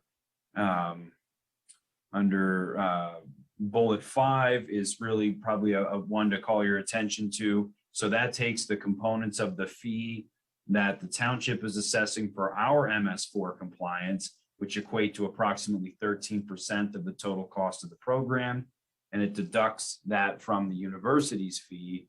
Again, as I noted before, they're their own MS4 permit holder. They have to meet the same minimum control measures that we have to meet for our process. So it would be inequitable to assess them for our costs when they don't contribute and they themselves have their own exposure under that program as well. Under item 6, talks about the credit that they would be entitled to as an MS4 permit holder. This is established in the credit policy manual of a 40% deduction from their fee. Now, it only applies to those properties that are in their MS4 urbanized area. So most of the properties that you think of out in the West End are outside of that urban area, and they would not be entitled to a 40% discount on those properties. Only really the ones that are within the more populated area, the township that they own, would be eligible to qualify for that discount. Item 7 is just meeting to coordinate management and operation of the stormwater systems. And then we have the agricultural exemption language under item 8. So the properties that fall in the area, the agricultural exemption areas that are used for commodity agriculture that meet the definition of clean and green. This just reinforces that those properties would qualify for those agricultural exemptions. So these properties, because there'd be an agreement that's in effect, Penn State would have an obligation to notify the township should any of those parcels no longer qualify for the agricultural exemption, and that would supplant their need to reapply and for these exemptions each year. Item 9, just noting that they're not seeking any of the other hardship or nonprofit exemptions. Item 10 is granting the township reasonable access to those facilities that they're qualified credits for the purposes of inspection. Again, the credits in this, because they're going to max out their credits, their 40% with their MS4 permit credit or discount, they're not going to be entitled to additional credits for their properties that qualify for that credit within the urbanized area, within their urbanized area. So there wouldn't be a lot of need for the township to be inspecting those best management practices anyway. However, there's a provision in here that just notifies and addresses how that process would be presented should the need arise. So, maximum item 11, just reinforcing the maximum credit reduction in stormwater fee is established. And the term of the agreement is proposed to be 10 years.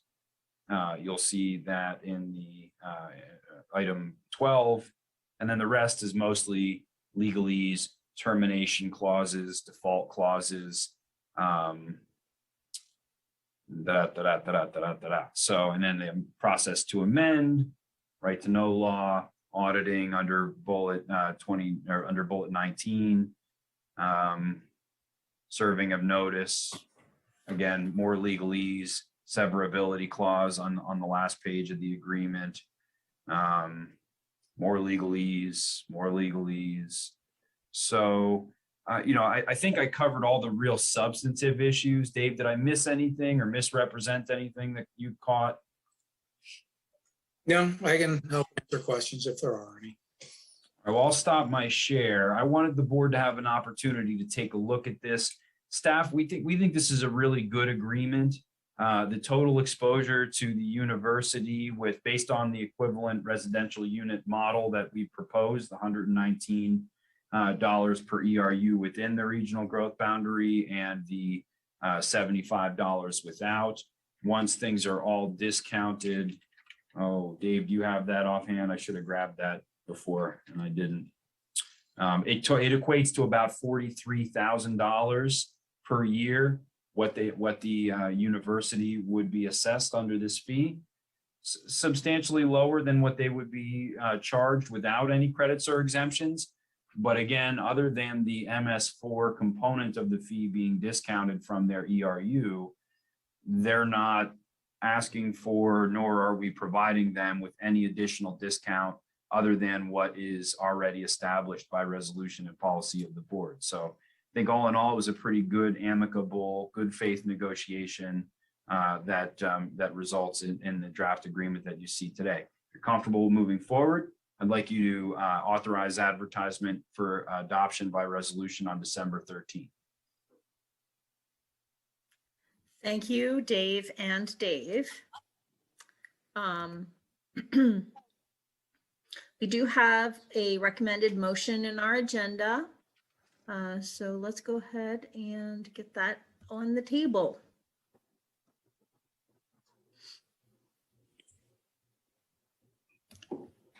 I feel like I could do this motion because I'm the chair and I can do one motion a meeting if I want to. And so this is going to be my motion. Oh, Steve, I'm not Or allowed. more. Yeah, you can do more Or than more. one. Gonna do it. Okay, Pam. All right, you go ahead. Steve, we could do it together. Oh, boy.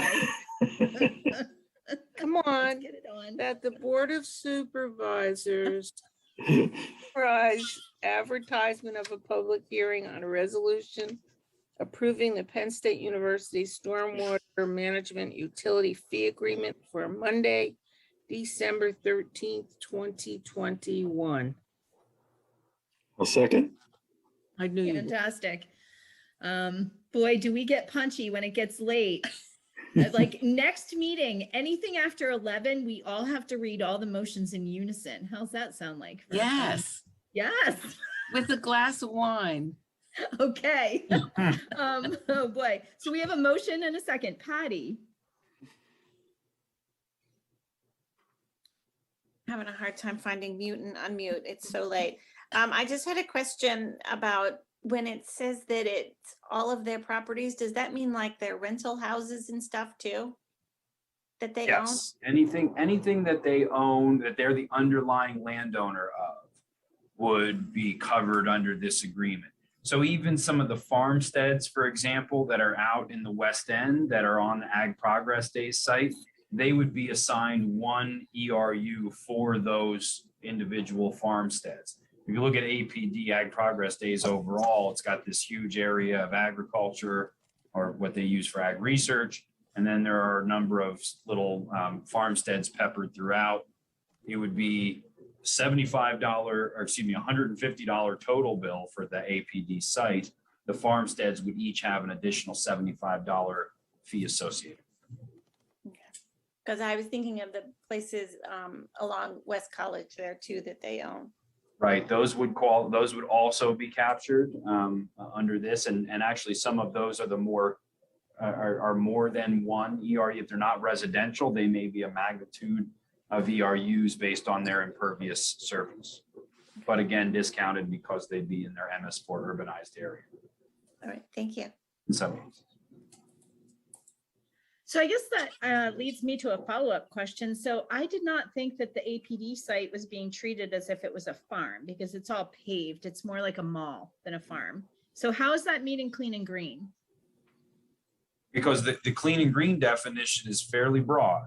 And so it really just has to fall under that category of definition. It doesn't matter if there's impervious area within it that they use a portion of that property for what would be defined as agricultural use under that statute, they would, by our policy, qualify for that partial ag exemption. So if I have a garden at my house, if they have any part of their property doing any kind of, is it commodity ag? Is that? Well, I can pull it up here. By the way, thank you so much for working so hard on this agreement. We jumped right into the questions in the inspection, but thank you very much for doing that. I'm just a little taken off guard by the APD thing. That's all. That was, I thought, going to be the thing that was not a farm. Because it's not. It's like, I'm not kidding when I say it's a mall. It's like a mall without the mall.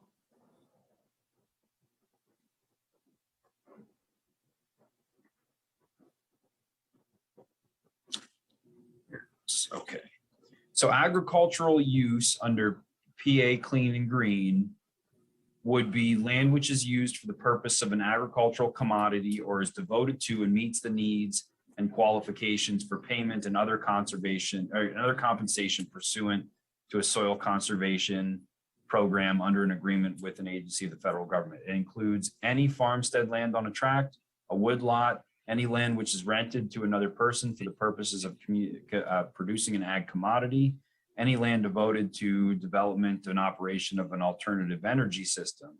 So if you look back to the definition of agricultural commodity, any of the following: agricultural, apicultural, aquacultural, horticultural, flora, silva, viticultural, dairy products. So because they produce that, they use it on their Ag Progress Day site for the production of an agricultural commodity, and pastures included in there, livestock and products thereof, ranch raised fur bearing animals. There's a number of subcategories below the definition of agricultural commodity that the Ag Progress Day site would meet that definition.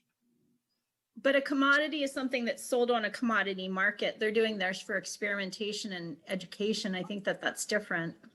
Not according to Clean and Green.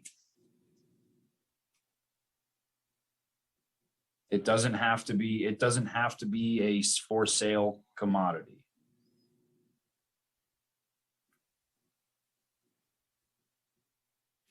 So you're saying that it doesn't have to be a for sale commodity, but nothing that you read to me indicated that. Is that language elsewhere, or is that an opinion of a solicitor?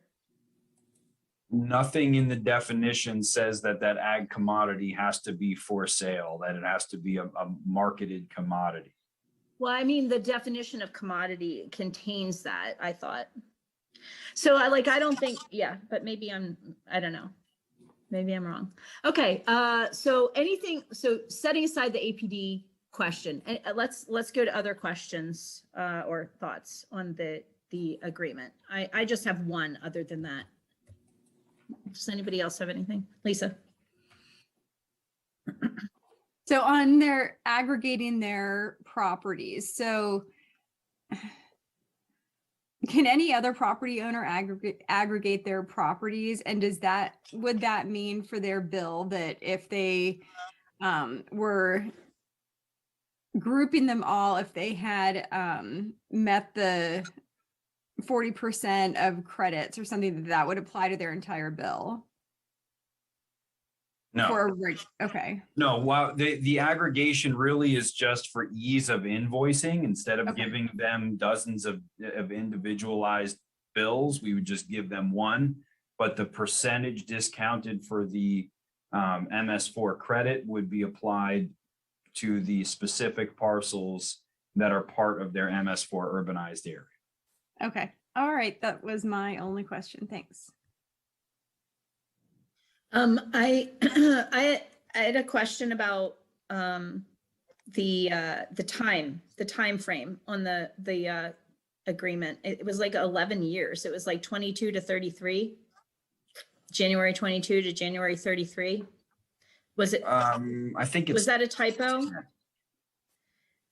Anyway, I have questions about that. Why is that the time frame selected? If my memory is correct, And I guess I might have some concern about that time frame. And I'm not sure what they are or why, but Dave, 10-year is that agreement the is pretty standard language. 11 years? 10 years. It'd be January 22 through January 33. 10 years? Isn't it 32? Isn't it 22 to 32 is 10 years? If it were January 22 through December 31st, Oh, 2033, it would be 11 years. okay.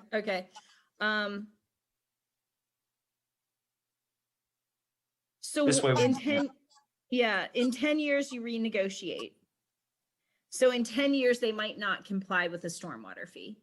Like in 10 years, whoever, if you're the manager, you have to go through all this again. Why are we making any end to the agreement? Why don't we do it like the COG does for all their park stuff, and it's just in perpetuity with no end?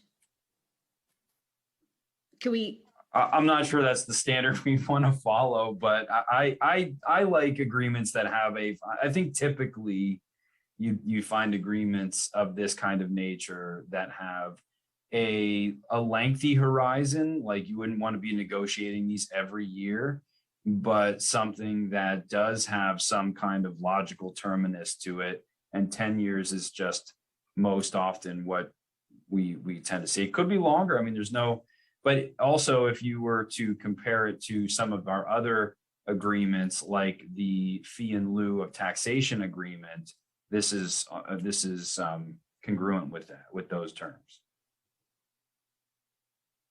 Okay. Did we include these numbers when we were presenting the exemptions information and credits information earlier tonight? Was Penn State included in those numbers as if this agreement were in place? No. Okay. But it was reflected in our projection of income from the stormwater fee as if it was. So what you see in the budget as revenue from the stormwater utility fee presumes that this agreement will be adopted as presented and translated as we've described. So approximately 44,000 in revenue from the university. Okay.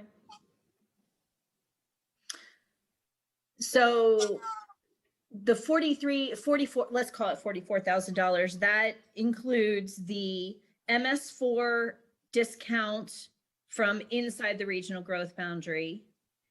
And it includes all of their properties outside the regional growth boundary as being designated just like a production farm. Is that correct, basically, in a nutshell? So they get the ag exemption for all of their properties outside the RGB. Well, no, not. Oh, go ahead, Dave. I mean, I'm looking at the spreadsheet if it's the most current. So I think it was last revised by the township engineer, but it looks like the MS4 reduction is applying to all parcels unless it's been revised since then. And then the MS4 reduction, yes, but not the credit. So there's a difference, Dave, between where the reduction of the MS4, because we assign, if the credit for the MS4 only applies to parcels that are in their urbanized area. The reduction of the 13% from their ERU to reflect our costs associated with MS4 compliance is not distinguishable based on whether they're inside or outside the urbanized area. And that's correct. That's what I was trying. That's how it should apply. Right. That's what I was trying to say. I apologize because I don't know if I understood the answer to that question. I can rephrase. So the way that if you, and Dave, can you tell me what that ERU cost is for inside the growth? It was $119. We took 13% off it, brings it down to $103.75, I think, if I'm. Yeah, 103.53. 0.53. I was close enough. So we take 13% off of their ERUs. So, and that is our portion of the fee of the ERU. So for every $119 we charge under the proposed stormwater management utility fee, whatever the difference is between the 119 and the 103.53, that difference is our costs associated with MS4 compliance. So because the university has their own MS4 permit, completely separate and distinct from our costs of compliance, because their costs that are outside the growth boundary or that are outside the urbanized area are also outside of our urbanized area. We don't have, I mean, those are areas that we don't have MS4 costs either, but we've worked them all into our fee structure. And that's a $75 ERU. So it's reduced partly, not necessarily because of the MS4 reason, but anyway, I digress. So we take that percentage off their $119 fee, take it off the $75 fee for the properties outside the growth boundary, comes up with a different ERU cost for those properties that are owned by the university, as if they don't have to pay any of our MS4 compliance because they're paying all their own MS4 compliance. So we don't overlap. And then we take that and we discount it for urbanized properties only, properties that are in Penn State University's urbanized area, and apply a 40% discount to that because of what's in the credit policy manual. So those $103 and change ERUs, when aggregated and all and applied to properties in those inside the urbanized areas, those come down another 40%. And when we aggregate those all and total them up, that's when we get that 44,000 rough number there. What is it exactly, Dave? 43,591. There you go. So 43,600 would be their total exposure under the fee after all exemptions, credits, MS4 discounts are applied. Thank you. Thank you. I totally understand it perfectly now. And hang on, Pam, 1 second. One follow-up question though. Okay, so then the Penn State properties that are outside the urbanized area, they are all eligible for the ag exemption, question mark. No, not the farmsteads, only the ag. I mean, most of them are, yes. Okay. But the farmsteads would receive one ERU $75. Well, less than $75 because of the whatever that 13% reduction. Right. Okay. Okay. So the ag properties are, but they're all of the Penn State ag properties appear like they're the same thing as just owned by a farmer. So like the homestead is the one fee and then, okay. Correct. That's so correct. The question I'm asking is, they don't have anything outside the urbanized area that is anything other than that kind of a thing, of a property, correct? They're all those ag-ish properties. That I don't know because I didn't look at it that close. On the spreadsheet, it says ag use farmstead, ag use woodlot, ag use crop production, but there's some tax parcels that aren't claimed for ag use, and those might, yeah. So the only one that I can think of, and Dave, correct me if I'm wrong, but perhaps wouldn't qualify as the Russell Larson facility. Is Rock that even Springs. owned by? Ag Progress Days, APD. That's what I was talking about before. Well, the Russell Larson Ag Center is not on the Ag Progress Days master parcel, or it's the larger of the two. I think the general answer to your question is yes. I mean, everything that's outside the urbanized area, everything that's in the West End would either qualify for the ag exemption or be a farmstead lot that would be assigned one ERU. Okay. So none of their big paved lots are acting like big paved lots in this. Okay, thank you. Generally, yes, right. I understand we couldn't be perfect. We tried to get as good as we could, and that fell through the crack. Okay, Lisa. It's a big bite. I mean, I know. I think the Ag Progress site would have been right around a $40,000 cost in and of itself. is now $150. Yeah, I want to Fair. say that it really was not the intention of what we were doing to allow for that. And when we talk about this, I don't love the idea of instantiating a 10-year agreement when we haven't had another conversation about our own stormwater. Because we were going to have that check-in, and I'm not saying we aren't going to still. And I realize that this is a chicken or egg possible issue here, but I would really like to have that conversation before I have to agree, before I'm asked how I feel about this, because of mostly that massive fall through the crack thing. It was not our intent to allow, because of some sort of, I don't know, naming issue, for it to be treated like a groundwater recharge thing like the farms are offering us. Those sites don't offer that same thing. So it's not good. But we may not be able to get it any better, but I don't know that yet because we haven't yet talked about it. Lisa. I'm not sure that's entirely true, but I would note that there is termination language in the agreement. It's not that you said it and there's no changes in 10 years.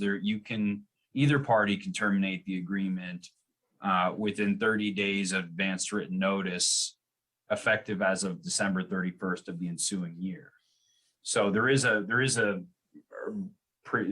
termination clause that if there were changes in how that fee were structured, we could apply and remove ourselves from this agreement within that 10-year time frame. Right. I think it would be best, though, if we could write the agreement so that it's tied to whatever's in the ordinance without having to terminate the agreement. So that, I think that's what I was trying to get at before, like, you know, if we changed the resolution to try to capture that better, you know, completely paved sites that call themselves clean and green don't qualify somehow.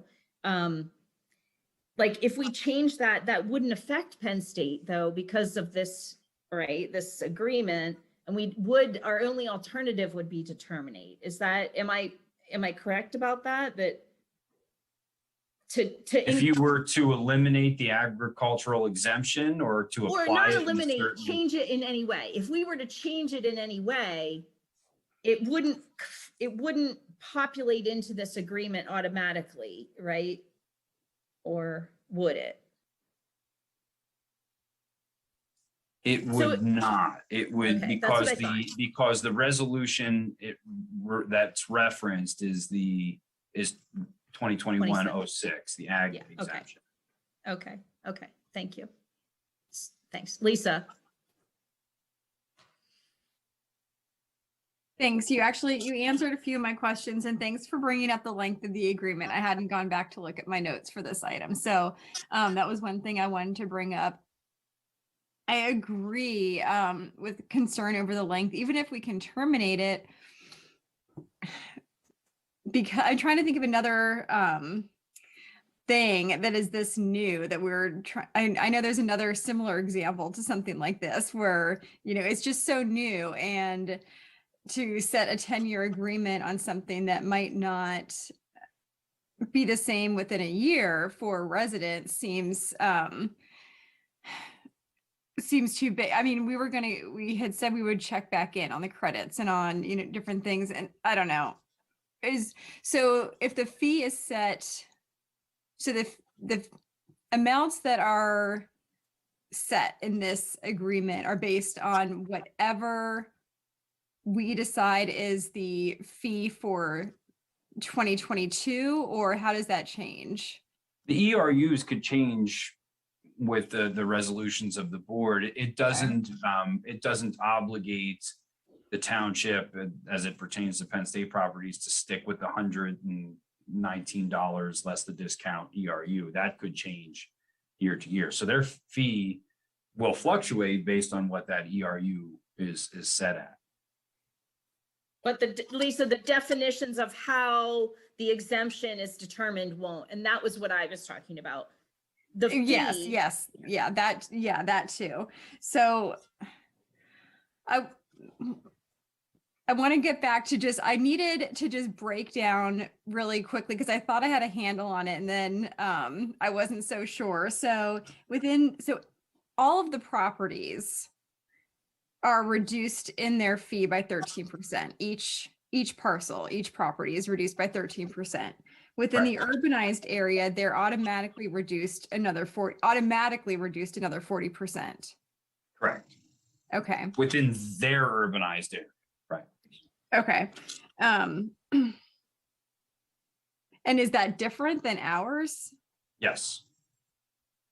Yeah, they have an urbanized area, we have an urbanized area, and they don't overlap. Ours is, Dave? I don't know that for certain. Ron calculated the 40% credits in the urbanized MS4 area. Okay, but those, so And the parcels are in Ferguson Township, so. Okay. I guess. assume they were in our urbanized area. Okay. So I guess that's a question for another time. But those credits are automatic, that 40%. Right. Okay. In the urbanized area, right.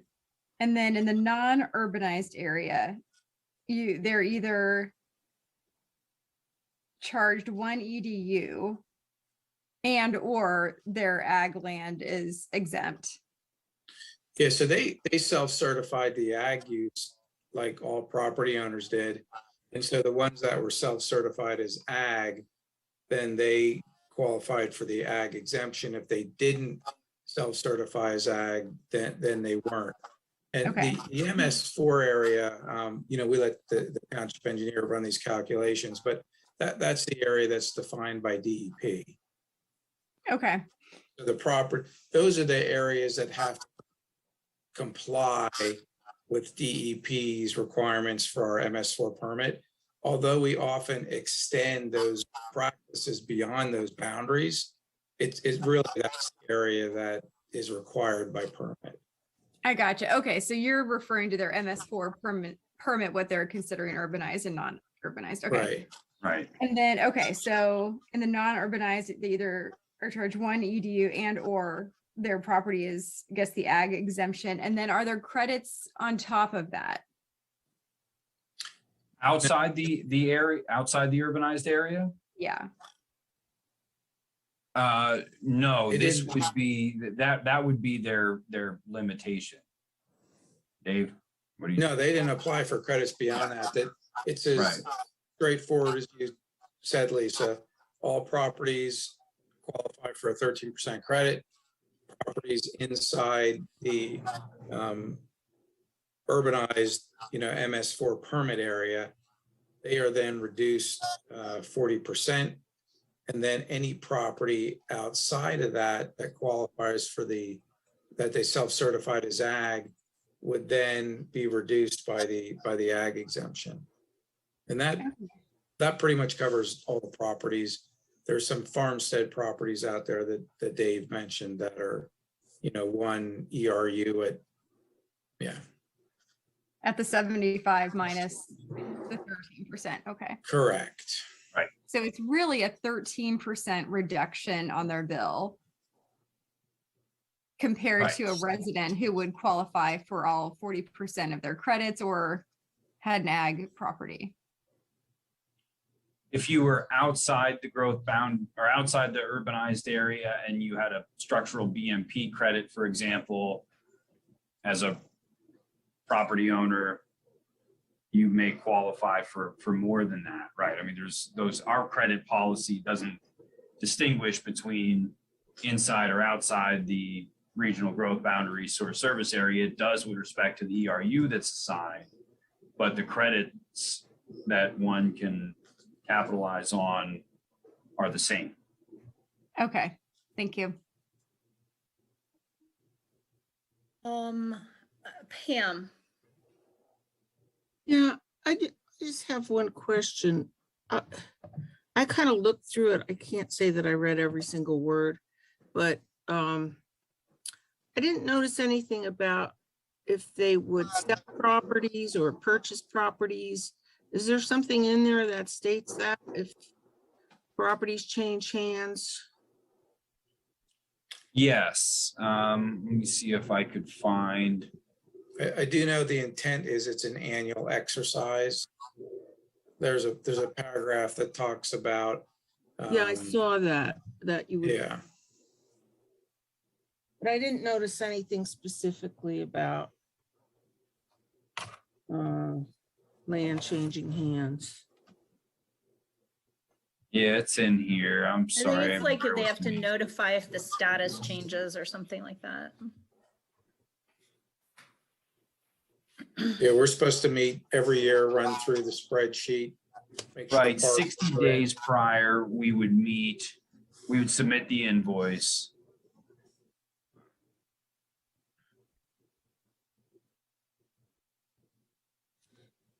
Is it If it weren't, page 2, number 2, township invoice? No, that's invoicing each year.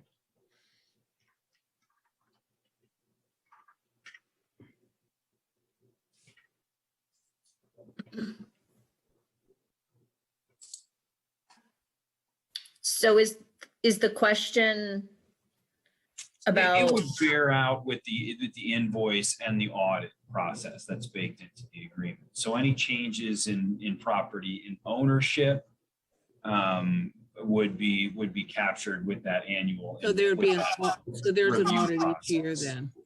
Right. Okay. That's it. okay, I have one follow-up question. Oh, to here it Lisa's- is. It's on page 6. Okay. Right. Is it Good. Good So, language. item 19. So follow up to Lisa's questions. So forgive me about the math concept if I'm getting it wrong. But so, all right, so we've said that there's a 40% cap on credits for any individual, right? So if you're a business owner, you can get up to 40% credits. Is that correct? Yes. Right. Okay. So when you go to Penn State and we have this 13% reduction in their ERU, Mhm. do we allow them? Okay. Does it matter? Does it matter? I don't know if it would matter, but if it would matter, we are giving them an automatic 40% credit there then? Is that 40% a credit from what they would have owned without the 13, what they would have owned without the 13% discount or with it? Did It that is a make sense? 40% reduction after the 13%. It is a 40% credit after the 13% reduction is And applied. I don't know if it would matter. I'm not sure about how So it would math be- operations It would would, affect it that. would a little bit. It'd be Okay. 40% off the $103 ERU and change as opposed to 40% of the $119 ERU. Okay, okay. It's useful to think about the MS4 reduction, not as a credit, but as, kind of discounting the fee. Yeah. Because it's not really a credit as a structural BMP credit would be, or, the MS4 permit credit would be, which is in recognition of something that they're doing. In this case, it's recognition of something that they're not adding to the cost Causing of, us. or they're not bearing, that they're not sharing, that they themselves are having their own costs associated with. Okay, we have not yet taken a motion on this. We had a lot of conversation about it. I feel really good about it, except for the whole, ag progress days being in the loophole, all of that paved stuff being in the loophole. I'm going with my better is the enemy of the good though, and just going all in on supporting it. While acknowledging that I don't love that aspect of what we've created. So I'll entertain a motion. If somebody's ready to. I didn't, did I, Dave? Did I? I think we got one. I'll check with our recording secretary. Rhonda, did you? I thought I had Pam making the motion, Steve seconding, but All perhaps right. I Okay, have that cool. wrong. We totally made that motion. Yeah, because you and made it we've been together, discussing right? it. That's right. So- All right, great, fantastic, wonderful. Who wants to tell me if it's a roll call or a regular vote? This is just a voice vote, and it would be to authorize advertisement of the resolution for public hearing for the 13th. Great. All right, so all in favor of doing so, please say aye. Aye. Any opposed, same sign. All right, great. Thank you very much for your work on this. I know we spent a lot of time talking about it. It's no reflection, no negative reflection on you. We just, we're on shaky ground. So we just No, want to make sure. I think that you're right. This is a really new, I believe it was Ms. Strickland that pointed it out. This is a new thing. I mean, we're kind of working through all of this together, and that includes the university. I think this has the potential to have some real bearing on other town gown communities as well. I mean, I'm optimistic about it. Are we getting everything? No. Are they getting everything? No. I think it's sort of the art of the compromise. And so, but you have to be comfortable with it. I can't execute this myself. It has to be something that the board approves, and happy to. I'm comfortable enough. We'll say that. So, all right, we're going for a record. Let's, I think 12:30 is our record so far. Yeah, we got plenty of time. Gosh, Dave, don't say anything. All right, so next up is the review of the draft 2022 Ferguson Township Schedule of Fees. And this will be introduced by Dave Provalka. Yes, thank you. So again, it's with your agenda, the draft, and I put a redlined version, meaning so you could see everything that's changed. Really, I'm not going to walk through the specifics. I think perhaps I'd ask Jenna if the board will indulge us to review a little bit of the specific changes on the planning and zoning side. But most of the changes that you see are things that are informed by other agencies. So the regional refuse contract, our sewage enforcement services that are provided by Center Region Code Administration, building permit fees, again, provided by Center Region Code Administration, health inspection fees. The one thing to note there is what we had been during COVID, assessing half of the fee, half of our inspection fees. We're now proposing they go back, and this is in line with what Patton and College Township and State College Borough are doing, going back to their full annual amount beginning in 2022. But a majority of those changes are, again, we're just reflecting them that are coming from these other agencies in our schedule of fees, as we're required to do by law. And perhaps that's a good segue into some of the changes that Jenna's introducing, which is more substantive overhaul to land development and planning reviews. Thank you, Dave. Really for planning and zoning, starting on page 9.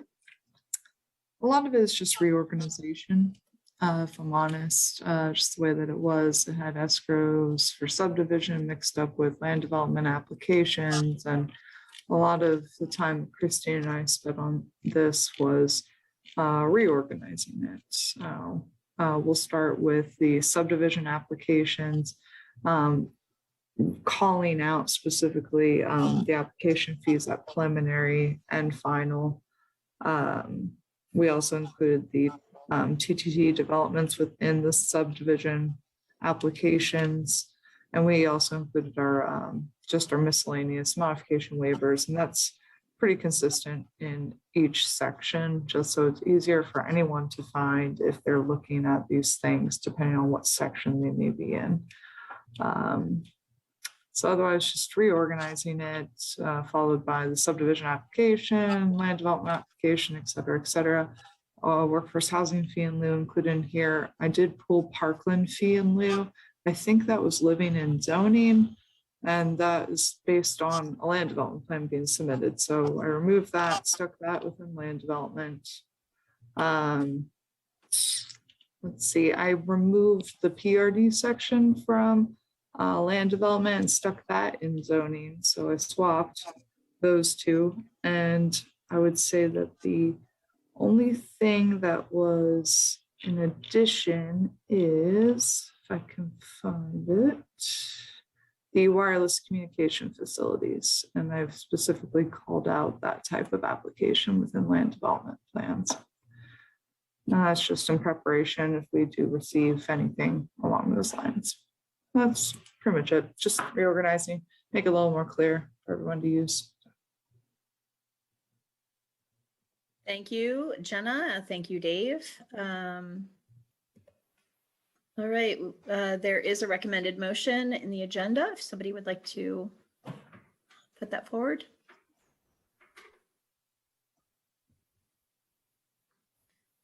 Maybe I'm going to. I would move that the Board of Supervisors authorize advertisement of a resolution adopting the 2022 Ferguson Township Schedule of Fees for Monday, December 13th, 2021. This This is is Patty, Lisa. I'll I'll second. second. Thank you. All right, I do have a few things on this item. Does anyone else have anything that they wanted to share? Okay, I am not seeing anything, so I'll go ahead and jump in. Okay, I'm back on the food trucks. So food trucks pay, I think, multiple permits. So asking for some confirmation if I understand this correctly. Do they pay a peddler's permit? No. They don't. Okay, I had heard that they do. They pay a zoning permit. Yes. Okay. And then they obviously pay for their health inspection. Yes. Are there any other fees that they pay? That are on the Well, schedule? they would need the Serve Safe exam for, a certification for, Yeah, I mean, on our you schedule. mean of our fees. fee? No. Yeah, yeah. Okay, okay. And no other regional fees from code or anything? I don't believe so. Okay, thank you. Thank you very much. And Jenna? they don't need a new zoning permit for every location. We said before, they just add their locations on. Okay, then And a yearly update. a yearly update and they, right. Okay, so that's my next thing. So if we could, now if you could screen share the page that the food trucks are on. There's a double asterisk or a single. Yes, this is the page. You can see there's a single asterisk beside food truck permit, a double one beside home occupation, and a double one beside short-term rental. And then what they mean is one means you pay every year and two means you pay one time and not again. Why do we have the food truck permit people having to pay every year, but the short-term rental people don't? I'm sorry, is there a logic behind that or it just kind of evolved that way? Not that I'm aware of. That was carryover from what we currently have. That's what I thought. Yeah, I'm trying to think back to the reasoning if there was any behind it. I mean, there is, of course, staff time associated with reviewing these that may not apply to short-term rentals and home occupations. Meaning with short-term rentals and home occupations, just say, is it still the same? Yep, okay, that's all we got to do. But a food truck, if they're changing location and it's something more involved, then that might take 30 minutes of the zoning officer's time. And this would just likely be an attempt to recover that cost. But it's really not a significant number if where you're going with this, not to be presumptive, is to remove that that cost to recertify each year. We'd be happy to do that. It's not anything I'd have an objection to. Well, I see. Okay, so I have one more question before I'll come to a conclusion then. So I don't see no impact home-based business on this list, but I know that there's a permit requirement for that. Is it somewhere else on this list? It would fall under the home occupation permit, all one permit fee. Boy, that is, I will tell you, when I went through that process, I don't know, 12 years ago, it was so confusing to try to figure out what the difference was between home occupation and no impact home-based business. And the fact that it's not even listed on here, I think that is very difficult for people to, I wonder if we could put home occupation permit / no impact home-based business. If they both have the same requirement of the $25 one time and then never again. Could we add that in there? Absolutely. Okay, thank you. Now where was I going with that?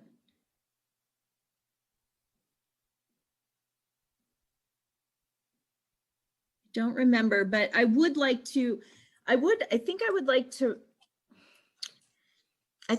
to remove the recurring fee for food truck folks, because I think any of those four things, home occupation, no impact home-based business, short-term rental, and food truck, could either be super simple or do a little checking. I don't see a big difference between each of those. Jeff maybe could tell us differently, but I think maybe it's more of a factor of just how it happened to evolve over time as opposed to that. So I would like to just synchronize the food truck permit with the short-term rental permit, home occupation, and no impact home-based business, and just have the single fee and then the requirement for the renewal. How do folks feel about that? Just synchronize it. Pam, I can see your hand. Yeah. The short-term rental, is that somebody who rents their house out for games and stuff like that, football games? Correct. So they only ever pay that fee once. They only pay a zoning permit fee once. They do have to get a recurring rental housing permit from the Center Region Code Administration, which they could do annually or once every 3 years. There's a 3-year permit or a 1-year permit. Okay. That's kind of why I'm saying it's similar to the food truck, is because like with the food trucks, they've got to have their health inspection. And so when our zoning administrator is doing this permit, they're checking that they have that inspection and issuing the permit. And so you can see why there would be an annual requirement to get that done. But like, if we're not going to charge the short-term rental person every year, we shouldn't charge the food truck. If we are going to charge the food truck, then we should charge the short-term rental person. Well, maybe we should charge a short-term rental person. Either way we go, I don't really care. But again, for me, kind of these inconsistencies sort of stand out, and it seems like a similar amount of workload and similar amount of administrative task. So again, I don't want to spend a huge amount of time. It is midnight. I don't care that much, but I do care enough that I want to get it out on the table. I don't see, please keep the screen share up, but I'm going to have to rotate my view a little bit here to see everybody. Do other board members have anything they want to say about that particular? Steve, yes. I would say we're talking about a $25 fee that maybe applies to 6 businesses a year. And if we can save a 15 minutes of staff time by just going ahead and cutting it and moving on, we ought to do it because we save money. So you're saying supporting adding another I'm aspect. saying, yes, I'm saying it's not worth haggling over. Let's just do it. Okay, I'm ready. Others, Patty is yes, Lisa is yes. Okay, Dave, let's throw another asterisk up there with the food truck permit. Yeah, actually, right. So we'd add this second asterisk and then we would remove this one, right? Yeah, that's true. That's true. Mhm. Okay, then I only have one other thing to work. No, I'm sorry, 2. Temporary sign fee. Are personal expression signs exempt from this? And if yes, could you give an example of what a temporary sign would be that would be a $15 fee? Correct. The personal expression signs are exempt from this temporary sign permit. The only thing I can think of off the top of my head for temporary sign, maybe for a banner for a special event, like a business opening, stuff like Tent that. sale, right? Yeah. But if Yeah. they're Well, then within the the special window, they events- don't have to pay that, do they? So then underneath that, it says special events tent sale. And then it's $15 application. Oh, so the application fee is $15 to have a special event. And then there's a $15 per sign fee. Mhm. Yeah. Okay. Yes, banner across a highway, wall, window. And Those then would fall. that fee is per, so like the temporary sign, that's the banner within the sign ordinance, there's certain times that it can be displayed. So that fee is per period of display, whatever that ends up being, correct? Or- Correct. Okay. Okay, cool. Then the I have- last, I yeah, have one question on that. sure, Pam. Suppose it's a store and the signs are inside their window. Like not an outside sign, but a sign inside the window saying, just arrived, blah, blah, blah. Every time a store does that, they don't have to pay a $15 fee, do they? Jenna? I'd say it depends on how that temporary sign is facing. If it is Well, of pasted course up it's gonna on, face, it's gonna Well, face but we have out the seen, window. we've What? seen lobby areas, like walk-in areas, so you have windows that are facing the actual interior walkway to the building as opposed to the street. So it really does depend on the location of the sign. If it is affixed to the window facing out, then that is a window sign and we would be getting a permit for it, yes. Oh We have my regulations. God.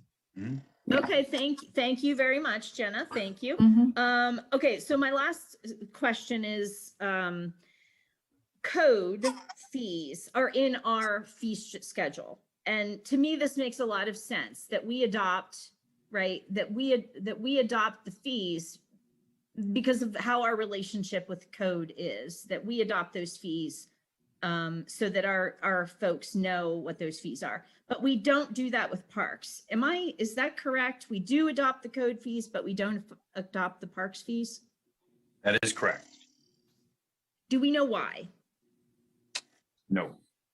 Okay. I mean, I don't. Perhaps No, somebody I don't. does. If you know why, raise your hand. Okay, all right. Okay, so let's check into that. I guess just for knowledge sake, maybe we don't have to adopt the code things. Maybe we do have to adopt the parks. Maybe it's our choice. Maybe we should put the parks things in there just so people, it's a one-stop shop. But my question is indeed about a park fee.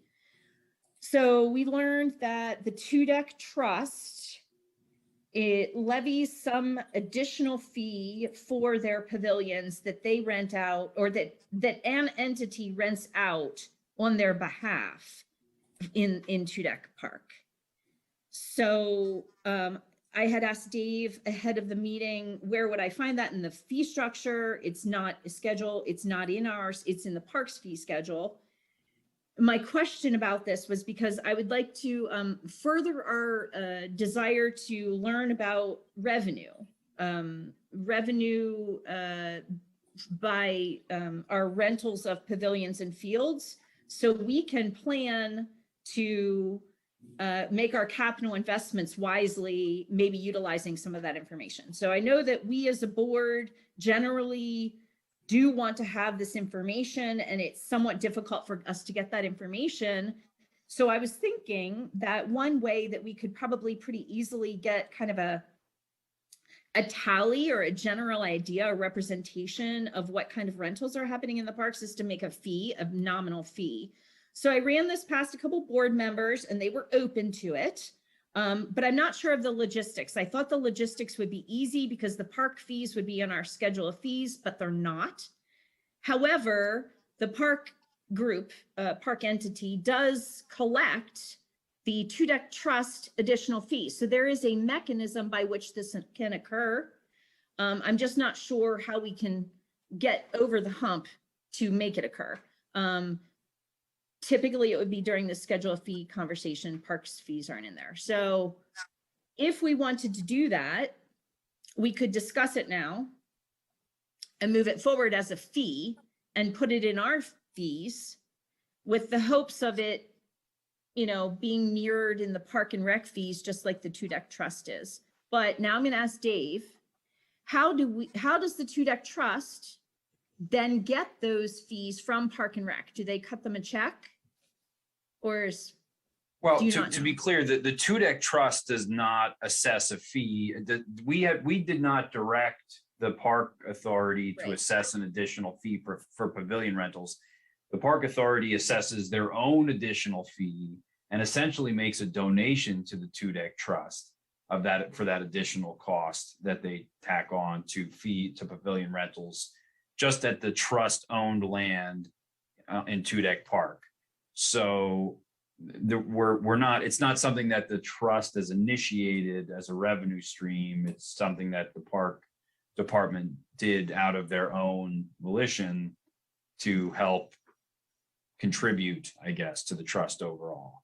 And we typically get a check, although Eric, you would have to look up when the last time was we got it. I mean, but I usually don't see it. It would just come in as revenue. We maintain it as a fiduciary of the trust in Fund 93. It just becomes part of fund balance. But I believe that gets transferred to the township in the name of the trust on an annual basis.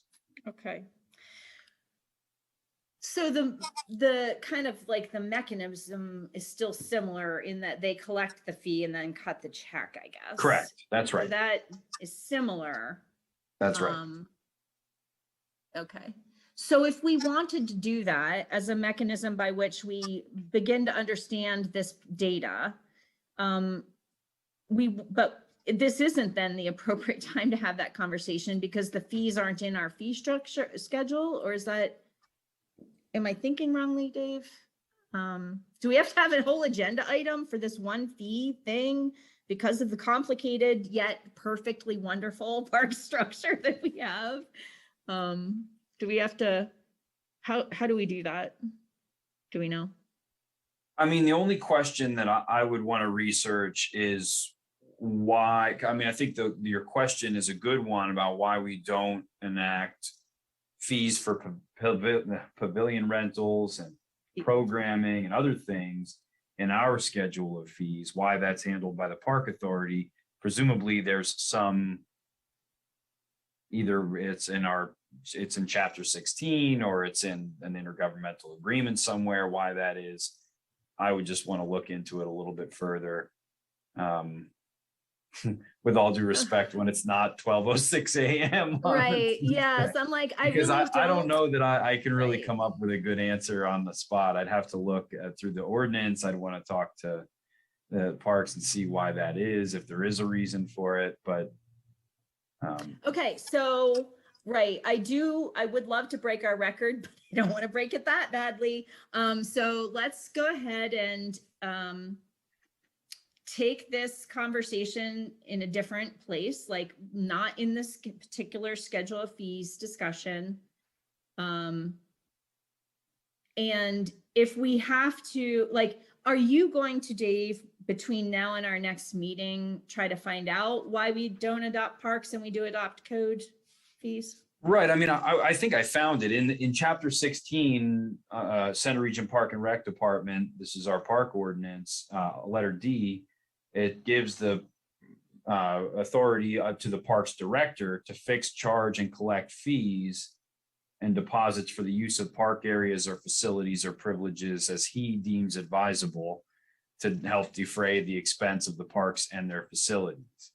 So, I mean, that I think is probably the answer. I'm gonna look into it a little bit, but I think it's by ordinance that we say, in this case, to the Parks Department, which we don't do for code administration, you have the authority as Parks Director to set and collect, to fix, set, and collect fees for park pavilions. This is probably why we don't see it in our fee schedule. So we can set our own code fees, but we can't set our own park fees, is what you're, I think, saying to me. So like code, Believe so, we could yeah. actually tell Walt, we could say, I'm sorry, Walt Schneider, but in fact, the fee for a rental housing permit in Ferguson Township is not going to be what you're charging. It's going to be something else. But in parks, is that, anyway, we're definitely can put a pin in this and find out more, because I don't know if it's a quite so clear like that. Right? Yeah, I mean, all I'm saying is I think that in our parks ordinance, we delegate the authority to collect. I mean, maybe I shouldn't go as far as saying why it doesn't pertain to codes, But in our parks ordinance, we're delegating the authority to the parks director to set and collect those fees. Right. Although we've had some discussions about how Ferguson Township owns those parks, and we actually, I mean, we could have fees for our parks as well. We could have additional fees. Well, you would have to change the ordinance to do that, I think. I don't think That's how so. I'm reading. I'm sorry. Do you think so, Dave? I think we would have to either clarify or somehow, stipulate that we were going to be the ones, the township, who set, fixed, and charged and collected those fees for use of park areas or facilities. Okay. I'm going to ask one more thing and then we'll bag this up. So are you saying to me that if we did want to levy a fee for our own pavilions in our own parks, that we'd have to change our own code to be able to do that? Is that? Perhaps. Okay. Okay. It's definitely not a good after midnight conversation. So I am all done with my list of things from the schedule of fees, and we have a motion on the table. Is there any other conversation or discussion? Yeah, any other conversation or discussion? All right. All in favor, please say aye. Aye. Aye. Any opposed, same sign? Okay, great. We'll continue the rest of that fee conversation soon. And we'll move on to the National Opioid Settlement Opt-in, introduced by Dave Prabalka. There's a national opioid settlement, letters in your agenda. I'd like your permission to opt in. We would like to give that to you. Could we have the recommended motion, please, put on the table? I move that the Board of Supervisors authorize the township manager to authorize into the national opioid settlement. Great. Do we have a second? I second, Pam. Wonderful. Any conversation? No. Okay, all in favor, please say aye. Aye. Aye. Any opposed, same sign. Thank you, Dave. Please do opt in to the National Opioid Settlement. Next up, staffing committee reports, COG committee reports. Let's breeze through these. Climate action and sustainability. Any major super important take homes that we wouldn't find in the agenda? Pam, you're muted. You're still muted. Do you not have anything? Is that? I can't play this game right now. I'm going to move us on to the Joint Public Safety PSE TLU committees. Lisa, you've got November and December meetings. We have a lot to go over, 2 meetings. But I think I will just leave it to what was in the agenda. So nothing, I'm looking through my notes. If there's questions on the agenda, please ask. Executive committee. I'm back. Oh, thanks, Pam. Did you have anything important you want to highlight about climate The action? and sustainability? CAAP. Yeah. It's done and it's wonderful. Okay. That's it. Great. Excellent. All right. We're on to executive. Same story as before. You've even been to general forum or you're going to general forum. Executive committee, we've already had one. Another one is coming up rapidly because it's compacted December. You all know that the main thing on the agenda is going to be additional funding for Whitehall Road Regional Park. Steve, Finance Committee. This is all covered at the general forum. Excellent. Other committee reports, Spring Creek Watershed Commission. Pam. You have nothing to report is what I'm hearing through your mute button. I don't think there was a meeting. If there was, I missed it. Okay. I tried to find out when it was, but it wasn't. Okay. All right. Okay. No problem. CCMPO Coordinating Committee. I did attend that for Lisa.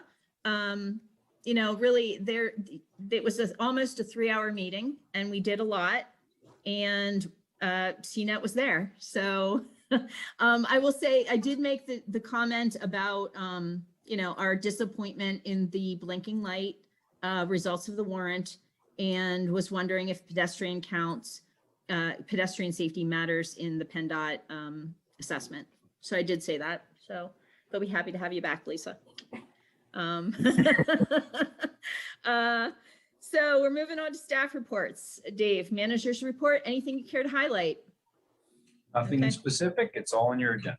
All right, we have the rest of our staff reports. Any follow-up can be done via email with the manager, and you can CC the board. And we'll move on to communications to the board. Anything anyone would like to share?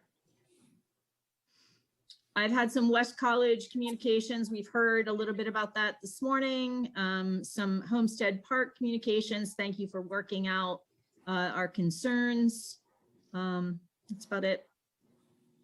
Okay, calendar items. It's December. We've got upcoming Planning Commission. That's tomorrow. We also have our ARPA work session tomorrow. Pine Grove Mills Small Area Plan will meet on December 16th. And we'll be back with our regular meeting on December 13th. That's it. We're ready for that moment. Patty. Motion to adjourn. Fantastic. Thank you, everybody. Good night. Night. Thanks. Night.